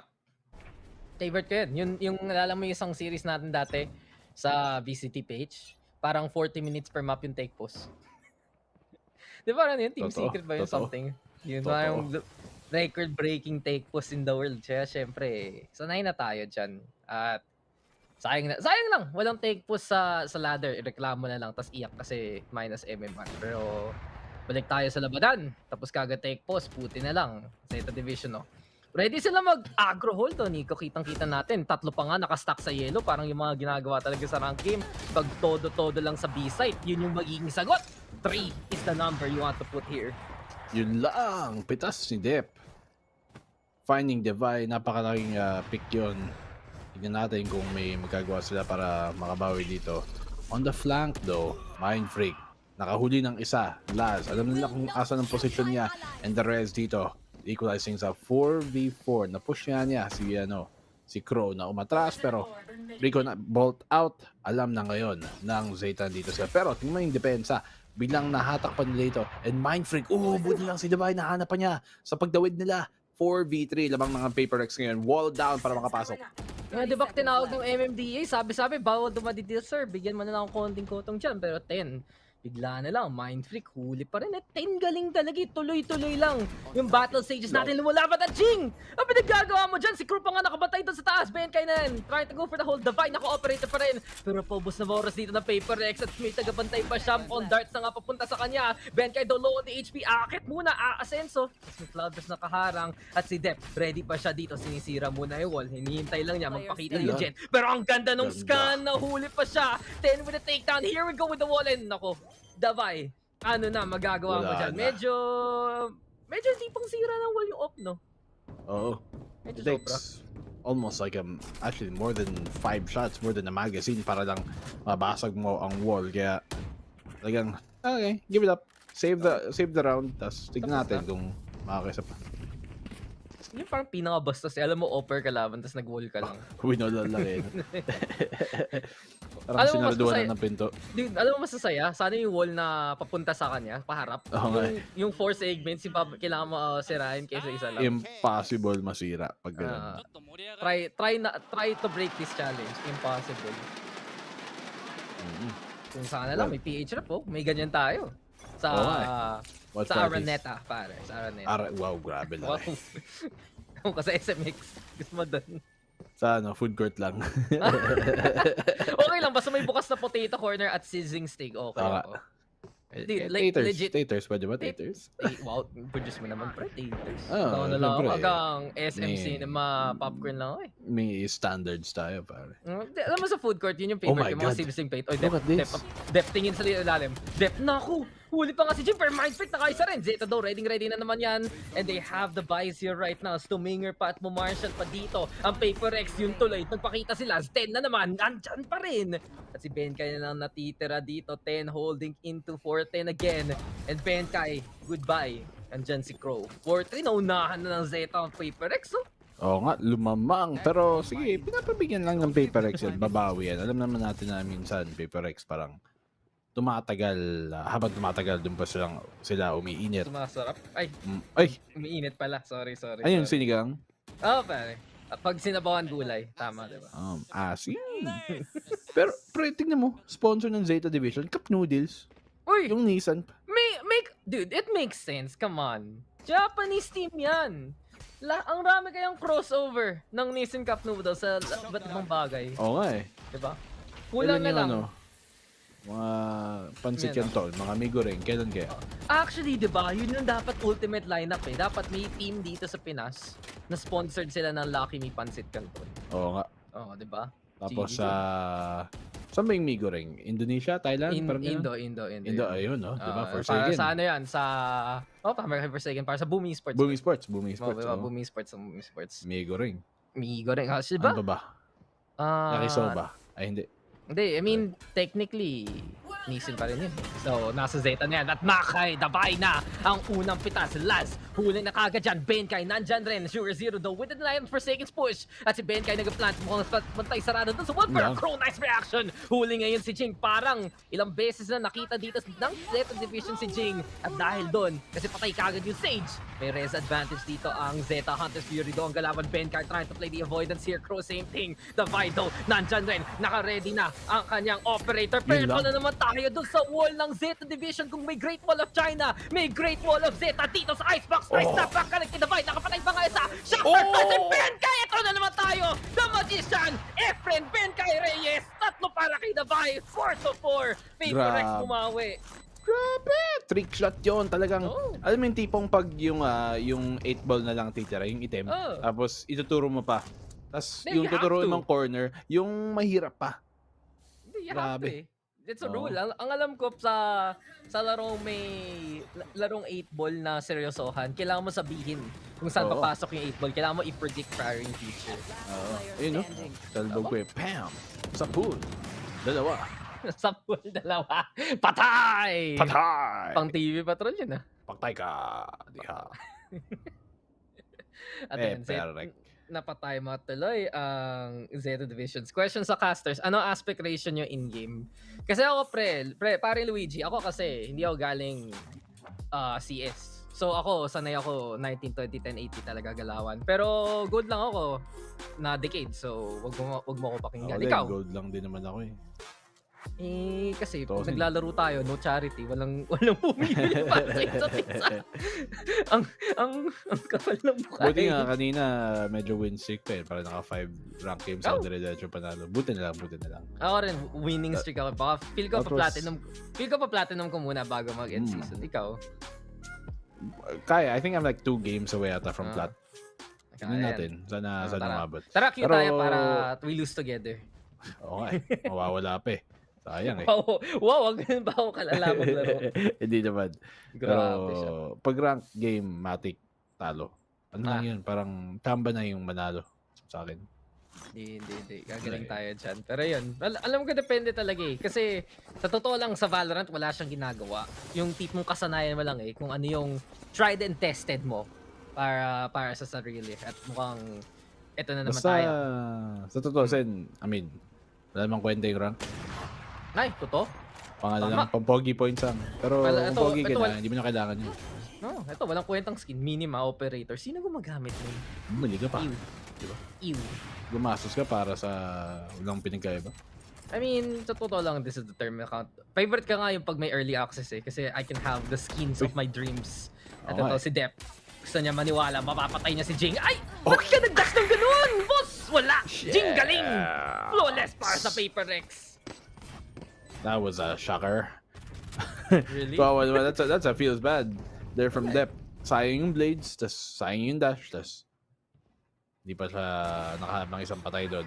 The Vi has been holding down itong rafters galing dun sa belt with an operator time and time again. Pero hindi siya masyadong shut down lately. Simula, medyo nahirapan siyang makahanap ng momentum, mapili ng talaga tamang kilos. Pero for now, like, ulit lang nilang ginagawa tong A site, tapos nandun na si Devi, same thing, ulit. Tapos itong Zayta nahirapan din naman. So ngayon, nakahandaan sila. Triple stack na naman dito para sa A site operator. Nakahanda na si Dep. Nakita nga ata ng owl drone. So alam nila. Woohoo! Ito na naman tayo. Minima off. Ay! Squeeze lads. Isa pa? Wala. Walang sasayaw sa chacha dito ni Jing. Handa na naman ang Paper Rex. Ngayon, Rines yung tropa! Forsaken, tara! Di pa tayo tapos! Ito yung Aldron daw, sige zero mag-push. Forsaken, patay ka na naman! Boss! Tama na yan! Buti na lang, andyan si Jing. Bait and switch, pre. Nako, Delix to. 1v3. Kaya pang manalo si Ten. Look, you can't spell tens without 10. You can't spell tens without 10! At ito na! Winner kaya! Para kay 10, nakaisa pa dito. Huli si Benkay. Pito plante, Jing, natamaan pa nga konti. Tapos grabe talaga. Pero walang papalag kay Boss Davay. At Paper Rex na naman. Alam mo, okay nga to na medyo low-key na ngayon si Davay. Dati diba siya yung nag-flex ng duelist rin pag kailangan para sa roster. Ngayon, since may Jing na sila, pwede siya mag-pop off on things like the chamber. 11 kills for both Davay and Jing, oh. Oo nga eh. Davay, maybe yung anong tingin ng mga tao, ng mga community sa kanya, mga fanbase especially, ay nag-iba dahil nga he's taking a lesser role dito, pero he's just as capable na mag-pop off talaga as any of the players on this team. Medyo, syempre, he's playing more of a supporting role na, pero talagang don't underestimate Levi because he is still one of the best FPS player of Malaysia of all time, and the fact na nandito nga siya is a really big supporting point para sa PRX. Diba? Parang medyo yung sa MYSG, tapos SG, ganun yung pagsabi. Pero pag si Davay, ibang usapan. Pero ito na, power of anime. Ito na, protagonist buff. Yung shonen manga natin na hindi binabasa ni Black and Blue. So kung kuha ko ng kahit anong anime reference, feel ko hindi na maiintindihan. Pero mukhang ito na tayo si Jing! Nice. Nagbabas ng freedom dito. Dalawang kagad para sa kanya, wall on up. And here we have it, battle of the battle stages. Benkay with the takedown. Nice. And si Jing pa rin ang mananalo ngayon. Si Laz na lang natitira at kumapang ka pa sa gitna. Handang-handa na si Jing. Mahaba yan masyado, Laz. Uy! Timing. Uncensored yun. Pero yan, kita natin. Yung mahabang tour de force. Nakatuhog ng isa. Pero Paper Rex pa rin. 7-4. At ito talaga pag Paper Rex attack medyo madadala ka na lang Tuhog de Force. Okay, Umabot. acceptable. I'll accept that one. He will allow it. Well, kadalasan, mas malakas yung attacking side ng Paper X, diba? Pero, may mga times na nakita natin na parang natatalo sila, attacking side 8-4, tapos, makakabawi naman doon sa defensive side. So, tingnan natin kung at least magiging pabor dito sa Paper Rex. Operator, rather, Tour de Force, ano naman, ang tamang de Force natin, lalabas naman kay Divide this time. Just woke up daw si Boss Riri. Anong just woke up? Ikaw nga nag-cast ng last game, di ba? Kaya nag-best of 3 all the way, 13-11. Muntik na nga mag-choke yung Loud. Pero ito na naman si Ten, no choking allowed. Ready with a takedown onto the Vi. Finally, na-shutdown na rin ang ating chamber ngayon. At good morning sa inyo lahat, guys. Kasi ito na ang labanan ng mga APAC reps. At kung nagtatanong nyo bakit APAC sa PRX kesa C, kasi technically APAC yung slot, diba? APAC yung challengers, hindi C challengers. Para lang masama yung South Asia at yung Australia. Pero ito, sinama natin si Forsaken at si Benkai. 1-2 punch galing sa combo ngayon ng Paper X. Jing galing pa rin, andyan na rin. Si Sugar Zero na lang at si Laz Stripe pa nga ng Viper Spit, pero huling-huli si Laz. At sabi ng Paper X, alam mo guys, hindi naman natin kailangan pilitin, pero Forsaken, ang kulit mong bata ka, yung tuloy patay ka. Pero Benkai, tagabantay ngayon. Mamster ID, 8-4 para sa Paper X. Benkai, ipapadala niya doon sa bangkay. 8-4. At let's see, Paper X going for more. May bilog dito sa bubong. At sa... ano pa kay Kore? Sige nga. Ba't nadamay yung... Hindi, i-rhyme ko dapat. Sige nga, sige, go. Pakita mo ko ng... Di ba may ano ka dati? May Filipino class ka syempre ng grade school, pre. Di ba may mga event dati na may sa auditorium kayo tapos magre-recite kayo? Ano yun? Linggo ng wika. Ayun, linggo ng wika. Hindi ako pumapasok eh. Ma-absent ako. Kumakating nyo lang eh. Kumakating. Grade school yung kumakating. Legit. Basta ganun yun yung tipong, ito ang aking sinulat. Bow. Tapos wala. Basura. Okay lang. Kaya tayo nasa English cast eh. Minsan lang mapadpad dito pre. Legit man. May time no high school, grade school ako. Nag-qualify ako sa isang quiz B. Nalimutan ko, parang social studies ata o history o spelling. Ewan, basta isang quiz B. Actually, dalawang beses lang ang nangyari. Ang ginawa ko, ayoko naman sumali dun sa quiz B. Sabi na, pasok ka ng Monday kasi may quiz B. Ginawa ko, ma-absent ako. Ako mag-quiz B. Napapressure na ako mag-exam, gagawin ko pa sa stage. Yan, tamang sagot. At, oy, si Forsaken, praktisado ah. Oy. Moving on. Wala. Malamig dyan sa stage, pre. Pinalaki na nga yung stage, diba? Yun lang yun eh. Kaya ganun. At good morning daw po sa lahat. Good morning nga daw. Salamat, thanks. Huwag mo kalimutan yung thanks. Salamat, thanks. Salamat, thanks. Ganun talaga yan. Salamat, arigato. Arigato. Domo arigato. Arigaishimasu. Ano ba? Nani mo na... Wala eh. Pag kumanta ako ng mga anime songs, feel ko hindi mo gets eh. Sa totoo lang. Hindi... Ano ba? How much anime have you watched? Sige nga. Like... I have watched Naruto for ayun, a bit. dapat alam mo yung nani mo. Okay. Diba? I have watched a lot of like Berserk. Karamihan ng mga... Berserk? Oo. Mga edgy stuff bagay sa'yo. Wala akong masyadong napanood na hindi madugo. Ayaw mo yung yung mga may waifu pre. There's only one parang weeb anime series na I watched, which is Nisekoi. I'm surprised you watched Nisekoi. I don't know. Pero point guys, nanood si Black and Blue ng Nisekoi. Huwag mo kalimutan. It was a certain point in my life. Mahilig tayo sa blonde waifus. Yun yung pinaka-season ngayon eh. Puro mga mga blondies, mga wife of the year. Si Marin last time. May Shocktart. Pero sige, mamaya usapan na kasi anime. Sino ako si Azuray. Bigla na lang tayo dito. 4v4 ang galawan. Drop down muna para sa side ng Zeta. Sugar Zero with Zeta down. Pero Paper X, umahanda pa rin para sa retake. Dash on out kagad dito sa Depth 3v3 scenario. Pero para sa Zeta, ako si Benkai! Ang bantay sarado na naman! Nasa taas lang at sabi ni Jing, uy, kaya mo na yan, pre. Ako na bahala sa defuse. Yun tuloy. Depth. Makapatay pa nga isa, pero sabi ni Jing, tapos na ba ang labanan? Gusto ko ba makakuha ng isa? at 9-4 para to sa Paper Rex. Bawi lang daw, sabi ng Paper Rex. Kanina, winolan nyo ako ha. Winolan nyo si Debay ha. Ayan. Kayo din, matikman nyo din. Diba? Parang yung wall talaga yung pang BM dito sa Asia eh. Yung alam mong may ginagawa yung kapitbahay mo, yung kalaban mo sa kabilang side na to. Pero wala ka na magagawa. Oo nga. Ay, good morning from UK si Byron. What's up, Byron? Good morning rin. At syempre, ang ating favorite caster na si Racel. Boku no ang favorite niya. Alam mo na. Feel ko kahit ikaw, Black and Blue, alam mo ano yung Boku no. Hero Academia, syempre. Oo, diba? Boku no Nico. Muntik na yun one letter off lang eh. Parang nag-Wheel of Fortune lang tayo dito eh. Nako. Can I buy a P? Sa ganda lang tayo. Kasi pistol round pa rin para sa side ng Zeta. Meanwhile, P stands for Paper Rex is looking to win this round again. Push ng push si Jing pa rin. Lazlo with the takedown auto Benkai. Headhunter, masakit na ulo talaga. Kailangan mo ng, ang tawag nun, paracetamol. Pakatapos niyan at Paper Rex. So, biglang mapupunta na naman yung duo natin eh. Ayun na, holding hands, Jing Forsaken. Going for a site, Lads. Bumalik nga, as you mentioned, sa kusina ngayon. Gusto pa magluto.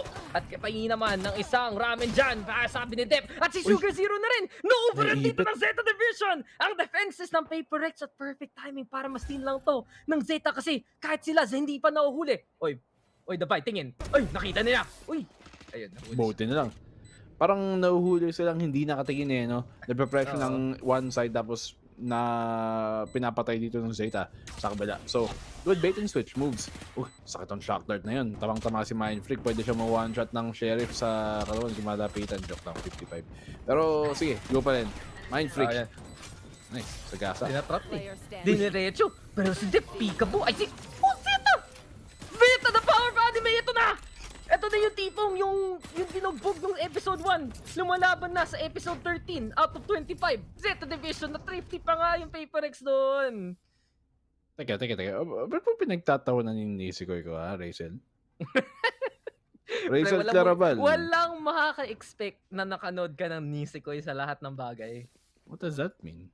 Wala lang. Like, parang kung ang palay mo ay Berserk, Naruto, tapos biglang Nisikoy is like, yes, hello?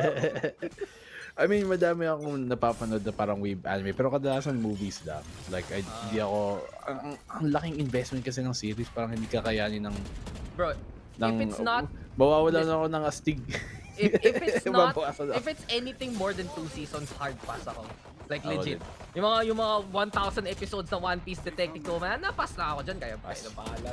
Buti nga, nunod ka pa Naruto eh. Pero nunod na tayo sa ating Hokage arc ni Laz. Gusto niya maging the best shinobi here. At yun yung kanyang teleportation jutsu lang yun. Out with the rendezvous. Divide with the takedown. At ito pa, Paper Rex. Siyempre, lalaban pa rin kahit lesser by sila. Dalawang shorty ang magkatropa natin na si Forsaken at si Jing. Gusto pa nila lumusob. Mukhang wala pa rin. Hindi lang magagawa. Grabe. Gabay daw, tagapantay. Huli ngayon siya ni Laz Jing right now. Gonna go for the defuse. Try lang. XP lang. Gusto ko mag-defuse. Kalahati. Jing? Uy, muntik na yun. Kala po. Pero may shock dart. At nice! Para sa Z Division 6-9. Oo nga. Nice. Pero, bad. Para sa Paper Rex. Pero babawi naman yan. Ulti. Ngayon, si Devay naka Tour de Force. Galing. Oo nga. Ganun pala mag-French ang konyo nagpipilipino. Oo nga. Oo nga eh. Oo, buti. Gusto mo marinig yun ako naman? Ano ba si Jing? Sage? Chinese? Gusto mo marinig? Oh, sige nga. Sige nga. Wag dalag. Pre, kung saan ba tayo mabot? Alam mo, nag-Chinese food kami kahapon kasi birthday ng dad ko. Shoutout sa Akitay. Happy birthday sa'yo. Tapos, wala pre, yung take-up may lamang may ipis din. Medyo legit?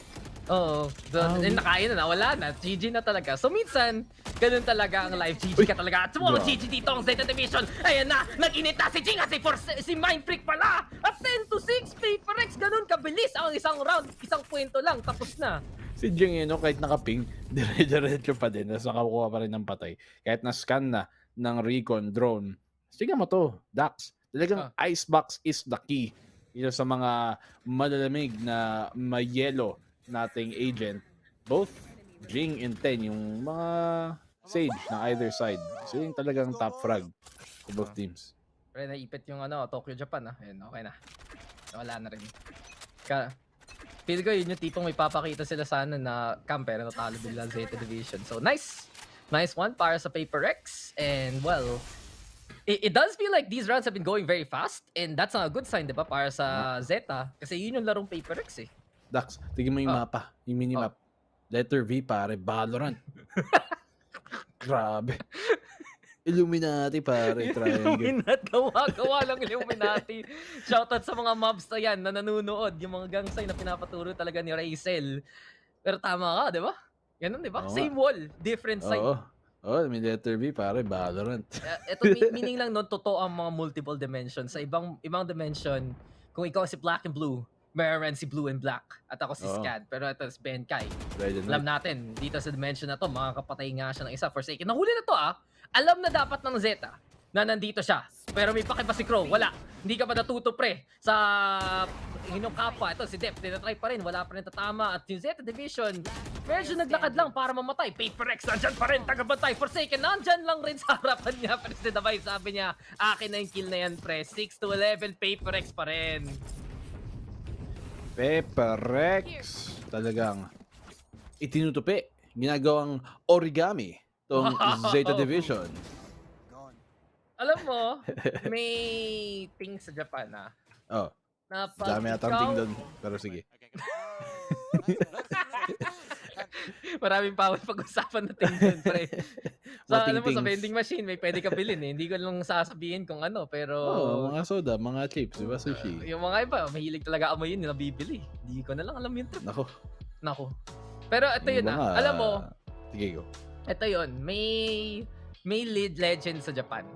Pag ikaw ay naka-fold ng 1,000 origami cranes, may wish ka. Di ba? Pwede ka mag-wish. Tapos matutupad yun ng mga gods. So, kung kayo ay fans ng Zeta Division, baka gusto nyo man tumupinan ng papel kasi 6-11 na yung score eh. Bili na kayo ng isang rim ng band paper. Long band para mahaba yung wings. Para mahaba din ang ang wish mo, di ba? Kung may national bookstore man dyan, Little Town, hindi, muli ka na. One rim, baka nga 2 rims eh. Feel ko nga, kailangan. Pero kung hindi ka mga marunong, kailangan mo 3 eh. Sa totoo lang, di ba? Gugupitin mo lang kaya sa dati. Pero sige na. Para tipid. Gugupit ka na. Fold the bots. Alam mo yun? Yung sa K-Zone dati. Oo.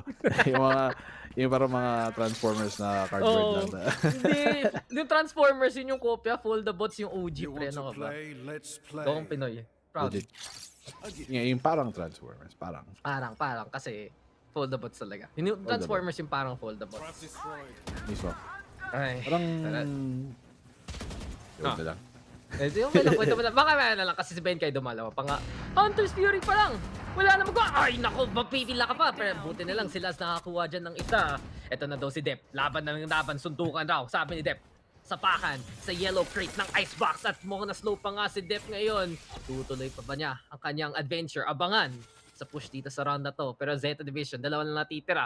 Si Forsaken nga, sabi niya, sama na ako Zeta. Parang duwi kayo dito. Ben, kahit nakatatlo pa nga. Depto on the board, but here comes Jing with the ding and goodbye sa'yo, Paper X. On map point already. Let's go, SCA.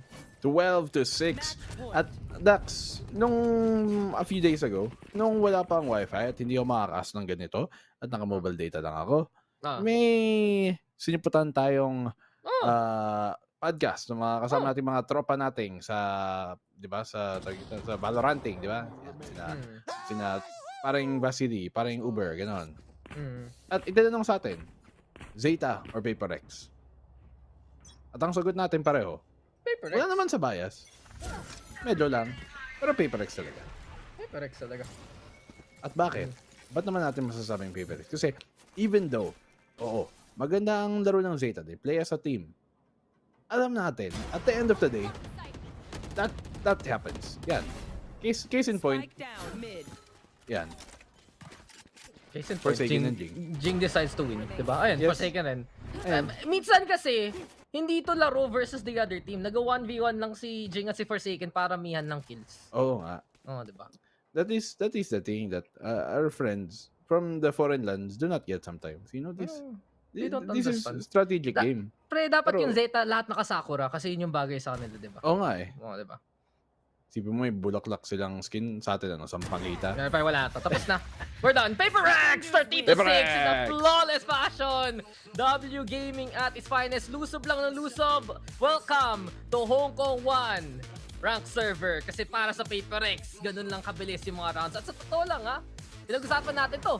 Nung nadala na masyado yung Zeta Division sa pace ng Paper Rex, doon talaga nakaka-skill diff yung Paper Rex. Doon sila nag-flourish. And Jing, 20 plus kills. Siya nanalo sa 1v1 nila ni Forsaken, pero alam talaga ng Paper Rex, this team effort, this is the biggest win right now kasi they're going into Haven na alam naman natin nag-struggle sobra ang Zeta Division in.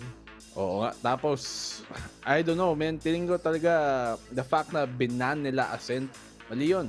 Yeah. Mali talaga yun. That was, nung tayo sa podcast, nag-usapan natin is, yung tinong tayo, what's a win condition dito ng Zeta is, isa sa mga unang sagot ko, play Haven, play Ascent, kamo. That is one of the few maps na talagang mortal dito ang Paper Rex. At kung nakinig lang kayo, edi baka... Hindi ka nag-Japanese, pre. Oo nga eh. Kasalanan mo yan. Dapat translate mo muna para Ascent masarap sa Zeta. Ascent to, yes. Yes. Heaven, no. No. Wakademash ka. Galing. Galing ah. Pre, yung alam ko lang yung ay, you're my little butterfly. Mga alam ko lang na phrases galing sa bandaro eh. Ganun talaga. Yung gawang Divisoria. Pero ito gawang Paper Rex ng panalo na to. Ganun ka-dominant at wag natin kalimutan si Davai rin nag-step up talaga, especially nung nahihirapan pa si Forsaken at si Jing. Lagi talaga sa Paper Rex may isang taga hold down the fort kung biglang nahihirapan yung dalawang entry nila. And that's what makes them so consistent. That's what makes them so strong. At kitang-kita talaga yung backline. Nakakalimutan nga sa discussion. Pero hindi sila nakakalimutan in-game. Kasi yun nga, even though na sila mga supporting players, talagang impacto dyan. Sobrang crack itong mga backline nila. Benkay, Davai, and Mindfreak. So guys, ayun na nga map number 1. As expected natin, 1-0 na ngayon in favor of Paper Rex. Alam mo guys, magta-2-0 to. Kaya huwag niya tayo magbiroan. Pero, pupahinga muna kayo. We're gonna be coming back here with map number 2.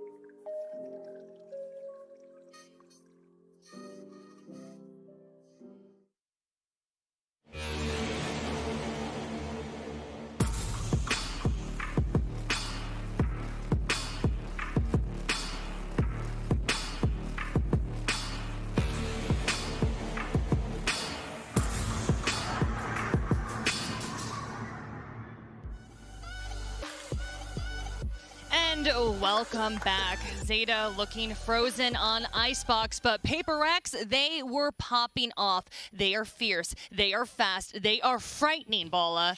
Yeah, I mean, that was pretty much it. Those 3 words right there. That summarizes pretty good, I think. I mean, you saw how well, I mean, a lot of different players are playing. In that case, there was Defy, there was Forsaken, there was obviously Jing. That guy was a madman on that map. But they were just stopping any real presence from Zeta on that map. It didn't feel like they were able to get what they got going against DRX at all on that defensive side. And then when it came to attack, they got the Thrifty, and then the round win following that. They tried to bonus, but it just completely fell apart after that. Yeah, and Jess, we are always talking about Paper Rex's speed and chaos, but you were like, there's method to the madness, Jackie. Yeah, that's something that Pansy brought up throughout the cast. She goes, you know, it may look chaotic, but there really is rhyme and rhythm to this. And what I really liked was we know that the catapulting wall from the Sage that Zeta puts up when they go for those retakes. We saw that in the first half. And Paper Rex was like, I like that. So why don't I just do the same thing? I mean, the man on your screen is the one that was the spearheading that. The wall to get the counter defuse, that's so nasty. Yeah, I mean, Bala, we're always jokingly saying Jing plays without fear. It's like ranked play, but we can't take our eyes off him. Yeah, I mean, there's definitely some points where you're like, how the heck and why the heck is this guy here? And that catches teams off guard, but I think on that map as well, he found a gap and he really exposed it. He put that to the limit. I mean, you were talking about in the halftime as well, like how he's pushing that middle side. It's so good. And he was consistently just locking it down on the second half. I mean, really, really good play from Jing. He went, what, 22 and 10? Something ridiculous. Nasty. Sage, too. Don't forget, he's playing Sage in this case. How many Sages do you see move up mid? Wall behind them. There's no redundancy because you can't TP out, you can't dash away, you can't updraft over the wall. He just goes, I'm going to wall behind me, I'm going to hold mid, and if anyone peeks me, well, I guess I just have to win. I guess that's just the winning formula. Win conditions like that are so unusual. I feel bad for Zeta because whilst this is an overwhelming Paper X win on their map pick, it was also, you can't prepare for that. How do you know that there's going to be a Sage deep up in mid, walled off? This is so unorthodox, and this is what gives Paper X the surprise factor. Yeah. We play together all the time, and you know I'm a pretty nasty battle sage if I do say so myself. Just joking. Definitely a pocket sage. Moving on, though, we're taking a look at Forsaken in the AIM Lab shoot-around. We are getting ready for map 2 here, so they are warming up. And Forsaken, oh, man, he's a jokester. He like, Ben Kai, there's no way to really outdo that man, but he's always putting a smile on my face as well. Yeah, I like the dynamic that they have within the team, though, especially as it comes to Forsaken and young guys as well, like Jing as well. They're just looking forward to playing with Bekai because he just keeps the spirits up, keeps the positivity going, and you can always see there's really no pressure on them to deliver anything on that regard, right? So they could be free roaming, and I think that's a big key towards this team. Just want to see Forsaken possibly have a pop-off map. The reason I say that is on that first map, he was having impact kills, but they weren't amassing, you know, everywhere. Jing had 6 2Ks. It really was the Jing show on map number 1. Yeah. I think moving into their map pick now, a map pick that is really sour for the side of Zeta as well. There's so much opportunity for Forsaken to put on those crazy kills and put on those crazy multi-kills we've seen on the likes of Split, for example. Sure. Should we get there too? That he'll be able to put on display. Yeah. I also want to talk about Zeta resetting. That was their map pick, Bala. I mean, a little, I don't want to say the C word cringy, but at times I was just like, man, we love them so much, but I mean, maybe a little nervous. Yeah, well, I think potentially, but also when you go up against Paper X, like your nerves get tested, everything gets tested. Truly. It's not exactly, even though you prepare for them, they consistently throw you off. So they have to be thinking going to the second map, like, it's do or die right now. I mean, obviously it is. That's really the case, but they're kind of in a rough spot because they are 0-2 on this map on Haven. We've been seeing, I mean, it's ridiculous. The games that they played on it as well, they've had to rely on Jing kind of popping off towards the end. This is the worst case scenario for Zeta, and I'm a big Zeta fan myself. I can say that with, you know, my entire chest going, yes, I'm a Zeta fan. Zeta has won 7 rounds on 2 times they've attempted Haven. That's not even a half win. That's like that's a quarter of a map win, and you've played it twice, and that's at this event alone. So this is not a good map for Zeta. They're going to have to pull something out unprecedented, at least at this event, on this map, on an international stage, against the team that we've been praising Zeta for having the momentum. Well, guess what? They just boxed it up, put a bow on top, handed it over to Paper X. Now momentum is on the other side of the stage. Yeah. What was your awful pun earlier? I can't remember. I don't do awful puns. What was it? I was don't do awful so puns. badly to remember it. Anyway. I think one of the things for Zeta on Haven, we've talked a lot about Sugar Zero and Astra, but obviously that is probably one of the places where he gets tested the most, right? Three bomb sites. It's very difficult for this meta or this agent to fit within this meta on this map, I think, because he has so much to cover, and that has been a problem for them. They can get picked all around the different portions of the map. They can't be as reactive on defense, even on attack as well. There's the same sort of thing. Will we get to see the Reyna again? Will we get to see the Reyna wreak havoc? It's not even. They're not even in the server yet. It's already locked. This man's like, yeah, I just want everyone to know I'm playing Reyna, and like that's just going to be an absolute, forgive him. I think, regardless of the composition though, and regardless of whether Sugar Zero brings the Astra or not, that Zeta's going to be on the back foot. I think utility-wise, Sugar Zero's got that on check regardless. I know they will have this. My problem is going to be setting the pace and dictating the pace. Paper Rex love to do that. That's their forte. A lot of their win conditions comes from just being able to storm down and defensively as well. I really don't know how Zeta are going to get a grip of this. I'm going to be really honest with you. Yeah, and very shortly we will be jumping into map 2 here, Bala, but Paper Rex has to be feeling pretty confident here. This is their map pick. What do you think they were saying between maps to each other? Like, step on the gas and don't get off it, right? Oh, yeah, absolutely. You know that's the type of play that they bring. You know that's exactly the type of comms that Benkai and others on the team are driving forward to their two duelists on the team. Yeah, I think that makes perfect sense as well. They've watched the maps that Zeta Division has gotten stomped on Haven on, and they know that they have completely all the power. They have the momentum. They have basically the ways that they can win in this map are pretty clear to them. Yeah. Okay, we are ready to move into our Prime Gaming Agent selection process. Jess, you just took a very deep breath. I did. Okay, Jing locks in the Reyna. We knew this would be a possibility. Having the double duelist on here is not out of the ordinary. And why change if it ain't broke? That's perfect there. But Sugar Zero will stick onto the Astra there, and that's something that he's going to double down on. Yeah, I mean, if it ain't broke, don't fix it. But it is broke, I think, on the side of Zeta. We have to say it, and I think that this map is this is one of those places where you look at the series overall and you say, hey, Zeta Division actually works and matches up great against PRX, but not on this map. Those styles clash here. All right, well, without further ado, let's get to map 2. Pansy and Hypoc, take it away. Alam mo, Dax? Yo, go. Sige. Sige. Sasabihin ko lang. Bigla ka na una. Gusto mo, di ba? Sabi mo kasi, pre. Pero, alam mo, pinag-uusapan na doon yung mga broke. Pero sa trusin, wala namang mas broke kundi kayo na mga broken-hearted dyan sa mga nanonood. Kasi, that's the only reason why you guys would be still awake at this time. Sana okay lang kayo. Sama mo naman. Porkit gising pa, porkit kakagising lang, ginaganon ka agad broken-hearted. Shoutout lang sa mga single dito, sabi ni Black and Blue. Ako, sasabihin ko lang sana, baka nakakaamoy ka ng 2-0 dito, pre. Oo. Anong amoy, pre? Nakikita ko na. Naririnig ko na, pre. Nalalasahan ko na kamo. Oh, ano lasa, pre? Sarap. Kutob na kutob. Ang lala! Oo, simula pa lang ng umaga natin, nakita na natin yung PaperX, gusto kagad to, tapusin per Sugar Zero. Laban na ng mga controller at ito yung magiging interesting kasi siyempre Zeta, diba? Asta Galawan, nice hold everywhere and anywhere. PaperX, where are you going? Player standing. All goes to show na, papalag pa rin, sabi nila. It was a plan all along. Papatala tayo ng Haven, pre. Tuloy-tuloy. Tapos pagdating sa PaperX, boom! Doon tayo mag-step up. May secret strat pala eh. Yung nga, pre, pang peak anime nga, yung main MC matatalo muna ilang beses sa simula. Tapos doon talaga, against the final boss, doon sila mag-step up. Flawless pa para sa Zeta Division. Pero ito gusto ko sabihin eh. Dahil Zeta, di ba, nag-aasta pa rin. Interesting nga kung kakayanin ba ni Sugar Zero pigilan yung pace ngayon ng PaperX. Yeah, parang legit saving strats ang Zeta Division dito sa Haven. Well, sige. Clean pistol round. Nice. Grabe naman yung watch party nila. Laki-laki. Okay. Tara, sama tayo sa watch party. Doon na lang. Lamig ba doon? Laging may aircon? Laging may aircon. Ginaw kaya minsan sa Japan. Alam ko, nag-ano ako pa, nag-Dotonbury ako pa, nag-gininaw lang ako nung tumatong Dotonbury pa. Dotonbury pa. Tapos isang beses nag-Korea ako. Tapos ito yung ginawa ko, winter time.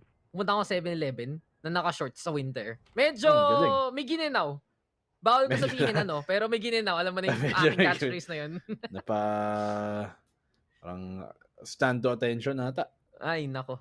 Attention na attention talaga, pero wala. Tulog na Pick. tulog rin. Benkay, pick. Sige nga. Ito na, Benkay. Benkay? Free kill lang sana. Wala, hindi nakahuli. Tapos si Zeta pa nga yung nakatambay doon sa tower mismo. Davay, nakakuha nga sa perto na si Dep. Nakadalawa, nakatatlo. Circle 0 nandyan din at quick 2-0 para sa Zeta Division. Nanalo silang pistol. Tapos nanalo rin sila ng extra round nila. So far, so good para sa Zeta.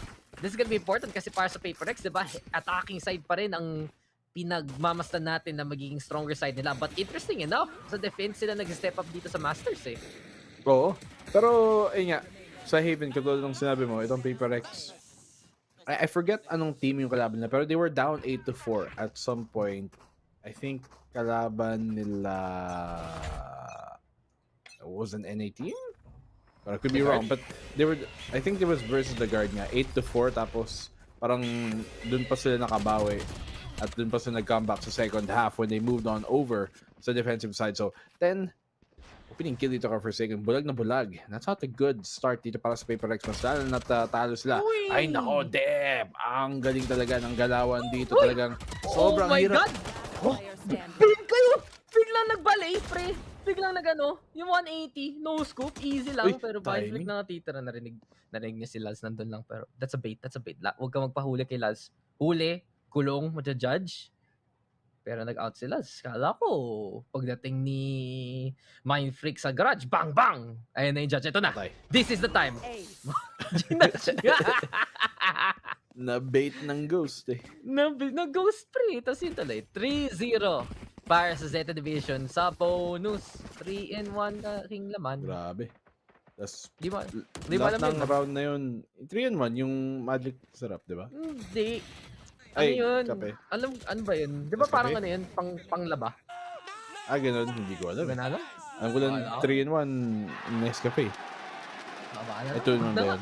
Hindi ko na-explain sa'yo. Natutuwa nila yung mga Japanese audience. Okay. Galing, di ba? Oo nga. PaperX. Alam mo, ngayon natutuwa sila. Pero mamaya pag lumabas na ang malaking dinosaur na PaperX, baka sasabihin naman nila, it's Gojira! Bakit may poses pa? Ganun talaga yung sa movie, man. Yung mga lumang movie. It's Gojira. It's Gojira. Ay, naku. It's Jing. Gawang Pinoy talaga. Ang broadcast na to. Pero si Benkay nga parang, uy, sheriff lang. Forsaken, nakadalo pa nga Laz is right there though. Might trick lang ang titra. At Laz lang talaga. Laz. Apat lang. Galawang Lazada para sa apat na to. Oo nga. Lazada. Parang lamang ngayon dito ang Lazada. Oh. Wow! Over ang Shop Paper Rex. Mas gusto ko yung song ng Shopee kaysa sa Lazada. Ano ba yun?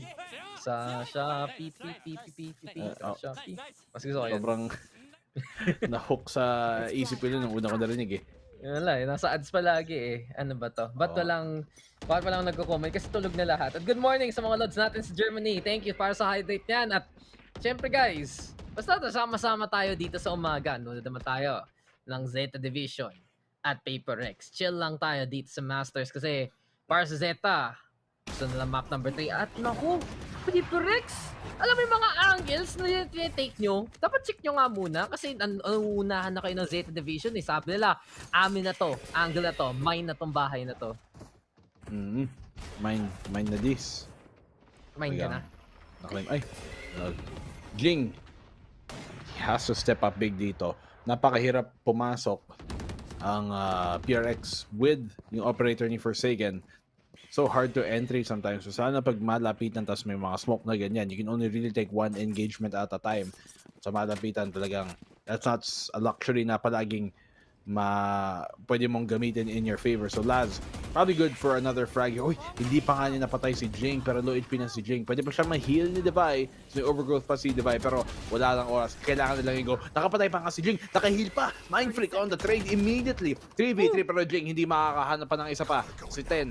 sasagutin naman dito sa trade. 2v3. Kaya punta ng Paper X. Pero sakto, magda-drop sila. Walang mapapatay sa Mind Freak. It is all dito kay Devay. At siya makahanap 5-0 ang start.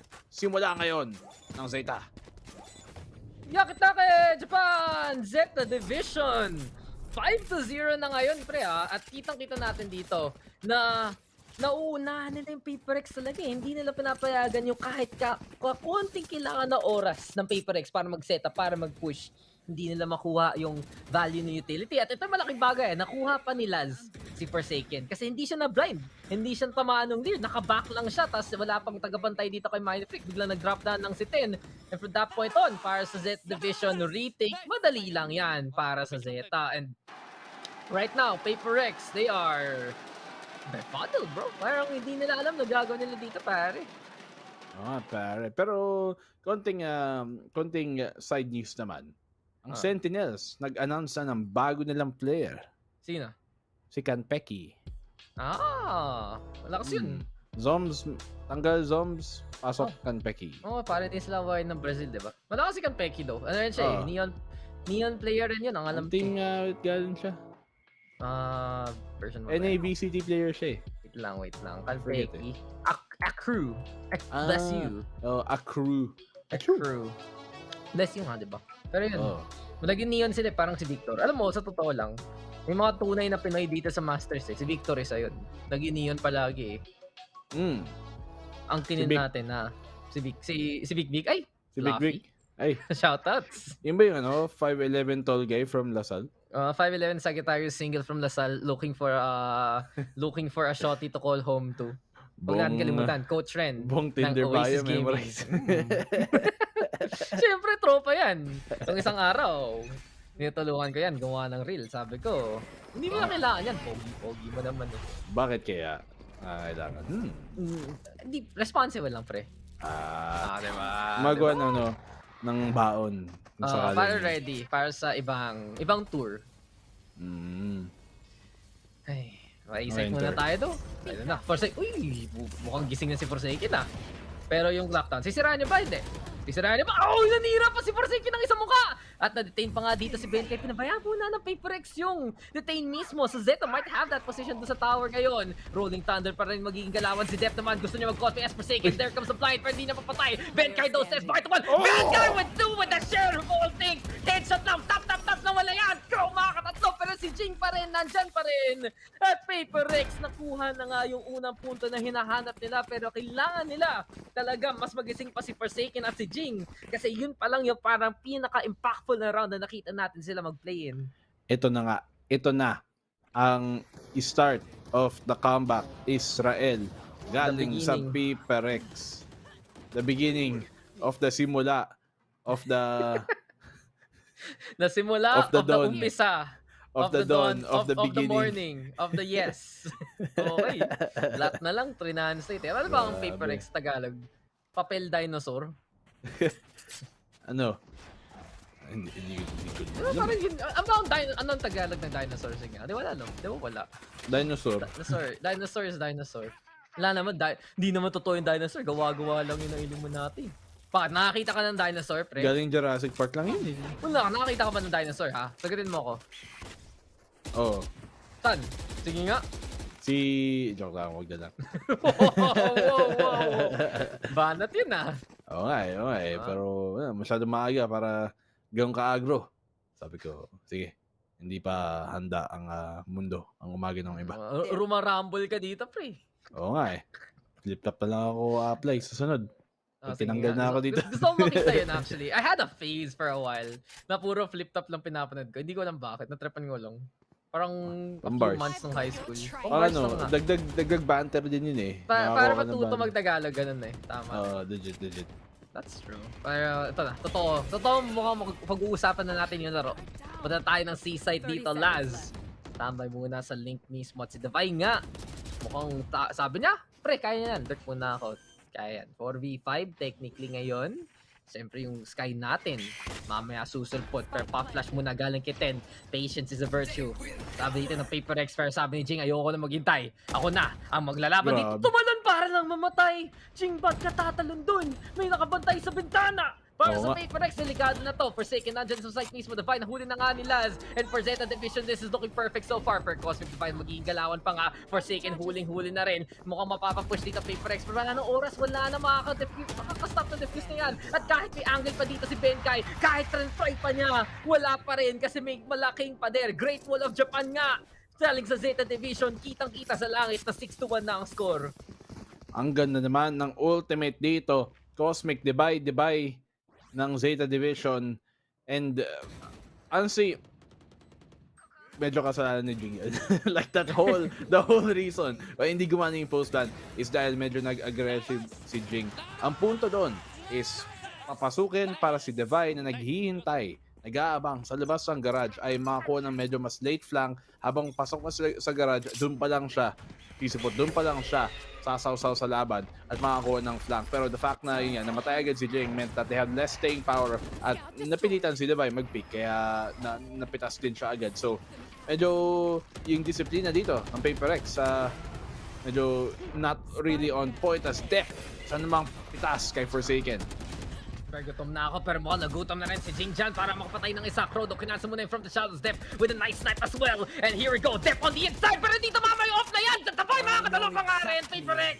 3 versus 2 na to. At hindi na kaya ng Zeta Division yung hold na hinahabol nila. Hero Def pa nga para huling-huli sa CCTV dito si Sugar Zero. Uy, ginagawa mo dyan. Pare, pulis ako. Takbo ka muna. Sense Tower mismo. At Zeta, pahintay na rin mismo dito sa link para kay Laz. Gusto pa niya nga tumulak ng konti. Si Mindfreak na sa kabila lang pero nice shot galing kay Laz. Sugar Zero nandyan rin. Oh, left the Benkai right now pero wala. Ipit kinawang Benkai sandwich at kain na ngayon ang PaperX na naman. Zeta Division, basang-basa ang labanan. Sinasabi ko talaga, pre. Gawang-gawa to ng Illuminati ngayon kasi parang yung Zeta, kung lelat nung umpisa sa Haven ngayon against PaperX, dito talaga sila na umaasenso eh. Oo nga, tie game na ngayon. Kamo sa tipong sa dalawang beses nilang nilaro tong Haven. Nung buong Masters event, dalawang mapa nila, dalawang beses nila nilaro. Na tie na nila ang rounds na nakuha nila sa dalawang mapa na yun na pinagsama here alone. So yung 7 rounds na to is the same amount of rounds that they've won on Haven during this entire event. So 40 na sila. Tignan natin kung tataas pa nga. Pero PaperX, talagang itong problema sa playstyle nga nila Dax na sinasabi ng madami is pag hindi talaga may init masyado ang kamay at ang timing ni Forsaken at ni Jing, this team talagang nahihirapan kumilos at maglaro sa tipong style na alam nila. Di ba dito na siya shutdown at para ngayon sa PaperX, mukhang kailangan nila pag-isipan na magiging plano ngayon on the attacking side. Hirap na hirap kala natin eh na ganito talaga para sa Zeta. Ito pa yung pinaka-GG pa sila map. Pero syempre, back to Asian standard sa akin. Ang map pick nyo, tapos balikan lang talaga. And speaking of balikan, nice flank galing kay 10. Forsaken though with the fine onto Laz. And PaperX syempre gusto pa rin nila mag-aggressive. 10 though with the fine off the vibe. Mukhang mag-push na nga from Link. But Def is right there to go for the takedown. Jing and Forsaken lang titira dito. Back muna ang magkatropa natin na naman. Holding hands si Best Bodies. At mahirap to para sa PaperX. Pero baka naman may Vandal ngayon. Si Forsaken, this is a really good angle galing kay Crudo. Pero nag-wish sa simula. Napatay si Jing. Sige nga, Forsaken na lang natitira dito sa 1v3. Ang layo na nakabay dito ng PaperX. From B to C, all the way to A. Isang up trap pero baka hindi naman malito dito. Ang Zeta Division kasi sa Forsaken. Nakita nga, sabi mo mismo na amoy nung aso. Ayun pa nga, yung guiding light, hirap na si Forsaken, walang dash at all at pag sinabay to ng Zeta Division 1, 2, 3, mag-swing sa'yo. Eto na kagad ang tinginan at walang takas pre. Kulang na kulong ang PaperX. Ito talaga yung umpisa ng Jurassic Park eh, nung andyan pa lahat ng dinosaur. At yun tuloy, 8-1, life finds a way and Zeta finds a way to get another round. Iwan ang PaperX dito sa mapa na to versus Zeta Division at iwan kayo ng crush nyo. Ba't pa naman magsalita, pre? So, dami ang pinapatama. Oo nga. Porket ikaw ay happily with someone. Ganun ka na. Siyempre. Dito may level. Netflix. Sige nga, shoutout nga. Hindi, tulog. Hindi, shoutout pa rin. Shoutout kay Madam. Oh, wait lang, name drop. Wala naman. Mahirap Alam niyo yan. Mahina yung Kanina shot. nga. Kanina may Uy, grabe naman tong Zeta. Oh no. PaperX. Pre, parang, Kaya tayo hindi nag-hats sa Valorant eh. Dapat nakatanggal yan. Kita No tuloy. hats. No hat allowed. Ano, tier, pre? Si Edna. No hats. No hats. And no chance. Oo. Gumawa pa siya ng one way para sa sarili. Kahit nasa korte yan, nalaban pa din dito sa Masters. Grabe. Ang dami talagang, dami niya kasing role na kaya talaga. Yung sobrang ganda kay Dep. Talagang ang flexible niya. Kahit Jet, Pirata, net na lang kaya. Si Boss Johnny yan. Si Boss Johnny. Boss Johnny on the Jet. Let's go. Here. 9-1. Pero wala, parang PaperX. Next pa tayo. Siguro na lang mag-agro, tapos yun talaga, parang dito mas umaasenso yung playstyle talaga ng Z Division against Asian Squads, pero Dubai. Huli pa rin nga ng isa, 10 right there though, guiding light keys can be into play, Pechay, framing nga makikita natin dito, at rolling thunder pa, para lang mapaback out, pero for second, ang taas mo masyado pre, bumaka muna, baka hindi ka mas tatabunan ng smoke, lockdown pa nga magiging galawan, Benkay daw, huling yung lurk nung Killjoy ngayon, but Forsaken will at least catch out 10, and PaperX trying to change up the pace just a little bit, quoting recovery mode dito, para sa PRX ngayon, Zeta Division. Gonna be on site right now. Sugar Zero, he's gonna try to play the stall yet again. Nanosarm nandyan rin eh. Ang daming tools ngayon ng Zeta Division para pigilan dito ang PaperX. But Jing will find the takedown. Sugar Zero daw on site yet again. Nasa loob lang. Smoke criminal muna para sa asa natin. Hindi mahanap daw yung target. At si Dubai na lang ang makakapatay ngayon. Crow na lang natitira dito. Nagkahanap siya ng mating call. Gusto niya makakita pa ng iba. Pero tinignan siya ng CCTV. At huling-huli na naman SMC na mami ng pirata dito. 9-2 para sa PaperX. Isang Zeta Division nag-aabang sa smoke. Patay. Makita ng Hooligan. Pero PaperX, kala ko go next na eh. Hindi PaperX eh. Pero lumalaban pa din. 9-3. Pwedeng matamaan pa ng ating napaka-notorious na curse ang pagdating sa 13 at 9. Ito talaga yun, pre. Kung may Nolly De Castro, ikaw yung Nico De Castro eh. Bagay sa'yo. Babae yan eh. Nico De Geoso. Uy, na-dox ko lang pala sarili ko. Oo nga eh. Mali. Okay lang, nasa Facebook mo naman eh. Lahat naman tayo, dinadox natin sarili natin doon sa social media na yun. Pero kitang-kita talaga. Add me on FB, sabi ito yung Forsaken. Pero kahit na-blind ng konti, hindi pa rin tumama. Uy! Forsaken! Ano na? At huli rin si Jing. Benkay pumapalag pa rin. Pero naku, si Benkay na lang si Mindfreak for nice lurk. Galing kay Benkay dun sa may B-site. Isa yun sa galawan PaperX talaga eh. Mag-distract yung dalawa sa harap. Biglang si Benkay, taga-lurk lang. Pero kulang pa rin to eh. Kasi delikado ang PaperX. Luging-lugi, may off, may cosmic divide at mapipilitan dito PaperX tumambay sa site mismo. Tignan natin ang mga galawang Pro Rex ng PaperX. 2v3 once again. Last time, hindi napunta sa PaperX yung round, pero tignan natin yung clutch ngayon. 1 away dito sa ultimate ni Benkay. Napakalaki, napaka-importante. Pwede pa niya makuha yung neural theft plant dito sa A-side. Kung ma-equalize niya to ng 2v2, masala kung malapitan, tapos maultihan pa niya ang katawan ng mapitas niya, that can be very, very huge para sa information na gusto nila makuha. And sa mga itong 1v or parang 2vx situation, kung sino yung hindi lamang sa tao, napaka-importante nun. Kaso, tama dito si Benkay ng stun. Na-bait naman si Mindfreak ng dash. Dapat di na siya bumaril. And a simple right click is gonna secure the round. 10-2. Na-2-10 pa nga. Na-2-10 pa nga. At kawawang PaperX, hindi sinasadya.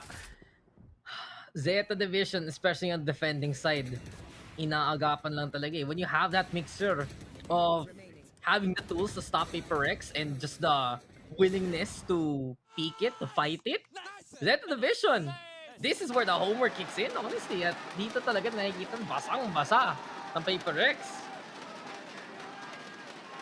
Basang-basa ang PaperX ngayon, ang laro nila.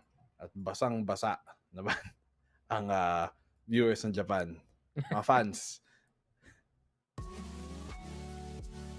Ano na? So, sige nga. Halftime. Nico.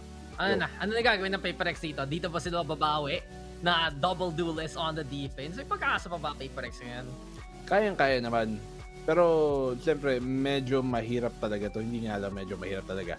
10 to 2, 8 rounds ang babawiin mo on the map na maybe hindi nila masyado na i-prepare versus Zeta Division, knowing na, well, they're not really a good team on Haven at baka i-ban pa nga to ng Zeta Division. So, the fact na nilalaro nila dito means Zeta have something planned specifically dito versus PaperX. Alam nila paano maglaro ang PaperX and alam nila paano i-shut down to. So, PaperX talagang they're being given a run for their money right now. And yung mga hand warmers, nakita mo, talagang umiinit na ang mga kamay dito ng Zeta. At humahaba ang kuko. Uy, may headband pa oh. Oo nga eh. Sino to? Sila ba to? Sure diba? Hindi ko rin memorize eh. Pero okay yun, may headband. Alam mo, pag ako, minsan nilalagyan ako ng headband ni Clive. Hindi ko alam bakit. Parang hindi raw magka-pimple sa forehead. Tapos yung palagi yung headband binibigay niya sa akin. May ears ng bear, ng bunny, mga ganun. Palagi may design.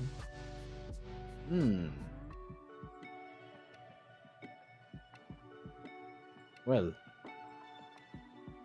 PaperX. Kayo. Kamusta? Kayo kamusta? Sige nga, small talk mo muna yung tropa natin. Kayo, kamusta? PaperX. May tubig ba kayo dyan? May pagkain ba kayo? Almusal? Tanghali? Liam? Okay, shoutout pala sa stage. Bagong stage ngayon. No, sobrang ganda. Kumuha yung stage sa Berlin. Bakit bigla napunta tayo ng Germany? Oo nga. Hindi, lahat ng mga masters na stage naman parang ganyan yung layout nila. Pero okay nga, may konting background. May mga ready night pare sa likod. May design pa nga nalalaman, di ba? Oo. Diba? Okay. Sige. Okay. Zeta naman ang attacking side. Parang yung Zeta kanina, kala mo PaperX sila. Sila yung umabante. Sila yung nagiging aggressive sa defensive side eh. So tignan natin kung papakita dito ng PaperX ang kanilang signature style of defending on the Valorant. Yung tipong kala mo attacking defending, suggestion lang. Hirit lang. Gawa-gawa lang yun, pre. Hindi yun totoo. And it really goes to show para sa PaperX, kailangan nila maging palong-palo dito kung gusto pa nila manalo. Well, for now, Zeta. Sabi nila, kita-kita si Jing. Iniipit siya, pre. Saan nagtataka si Jing? Wala talaga. Huli ka agad dito ng Zeta Division na PaperX. And honestly, call me impressed by Zeta Division. This is a squad na parang inaghirapan talaga na matuto pa ng palabanin PaperX dito eh. Oo nga eh. Daming player dito. Zeta ay low HP. Saktong-sakto pa naman timing para kay Def Forsaken. Only good for one. Makakapangalawa naman si Def dun sa trade agad. Diba? Makuha nga niya ang pitas dito kay Laz. 2v3. Winnable pa din. Pero medyo mahirap dito para sa PaperX na naman. 2v3 situations ay hindi na pupunta sa pabor nila. Crowd on the amazing flick. Pangatlo na nga kay Crow. PaperX. 11-2 go next. 11-2 right now. Map 3 na tayo. Map 3 na tayo. Wala talaga. Kahit ako, kala ko dito talaga. Pero this time, shutdown na shutdown eh. Nakikita natin na doon nahihirapan ngayon yung PaperX eh. Na tipong hindi palong-palo si Forsaken. Hindi palong-palo si Jing. Hinapahirap pa ng Zeta Division yung buhay talaga dito ng PaperX sa utils. And from this point on, mukhang mapapamap trip pa nga tayo ngayon eh. Kala natin talaga eh. Dating Haven, wala na to. Sana all pinapalo. Kala umaga-umaga. Pinapalo back sa Twitter. Kaya sana kayo din kung sino mang mga idolo nyo. Pinapalo back din kayo. Oo. Kala ko, iba. Okay. Okay na lang tayo. Hindi, yun din.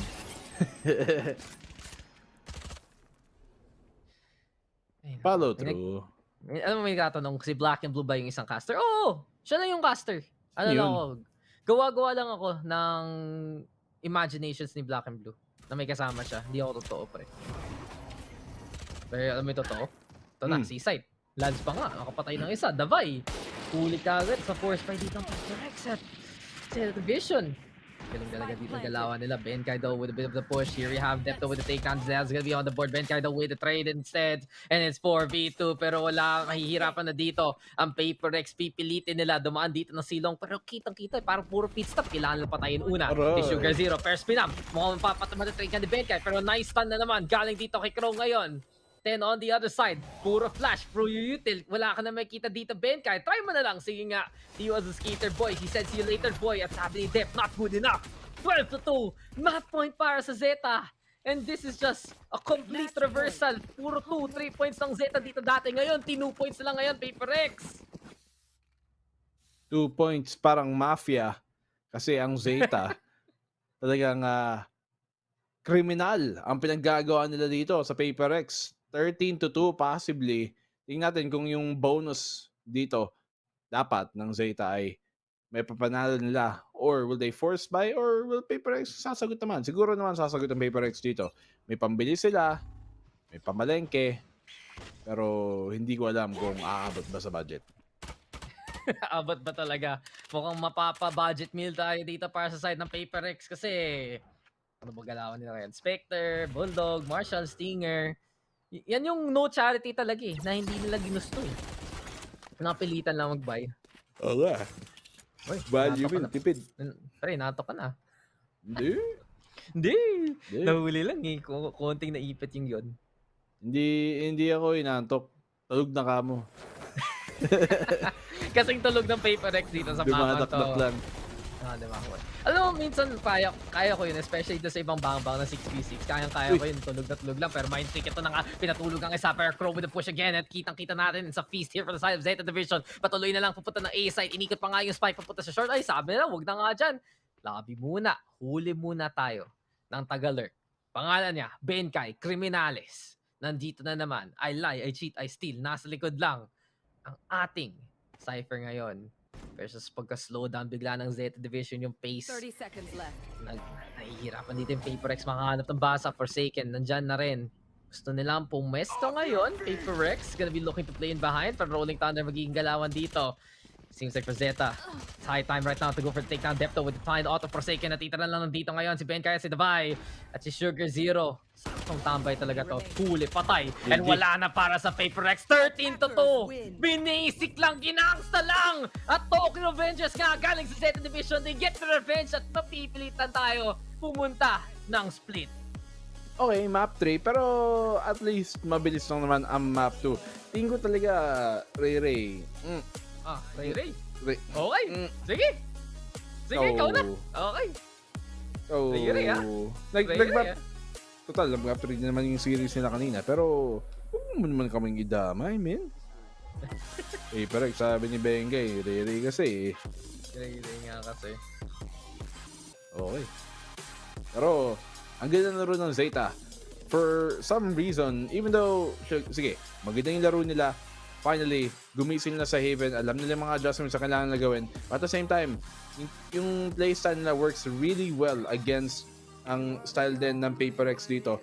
Pagdating sa mapa to and how they approach it, may alam tayong comp ng Paper X na iba, Dax, diba? Sa SCA, pagdating sa mga APAC finals, ganun, APAC playoffs, ang nilalaro nila is may Sage din si Jing, which worked out sa Icebox. Although I won't recommend it all the time, may mga times din na parang sige, pwede ang Rey na masana dito sa international, napapagana naman nila. But against the Zeta squad, na taga-APAC din, they should know better.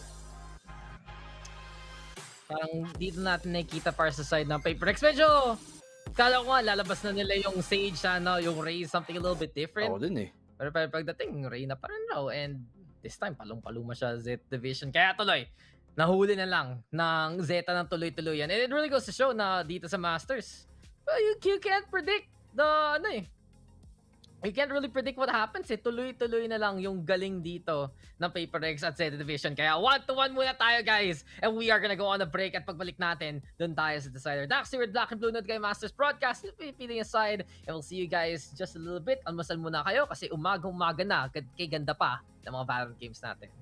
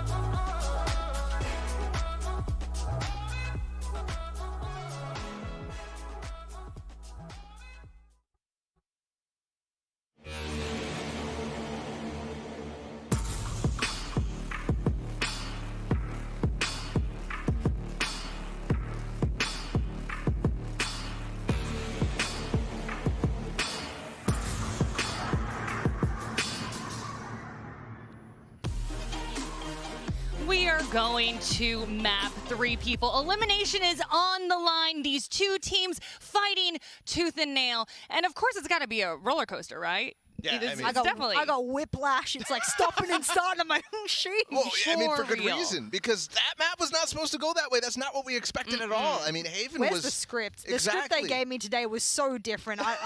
This is... Oh, no, wait. It says here, did you doubt Zeta? Sucks to be you. Oh, my bad. Yeah. Oh, okay. But Bala, you know, we were talking during the break, and you were like, certainly a one-sided affair on these maps. Stomping and stomping. Yeah, So, that's yeah. exactly the case that we have. And this one was Zeta really going back to what they were good at and on an unexpected map. But again, they're so good at going through these periods of breaks or just watching overnight and learning about the maps. Every time they come out, Hypoc was talking about it on the cast, every time they come out looking better. I don't know what it is, but these guys have got the chemistry and willpower to find so many new little things to introduce to their play. It is ridiculous.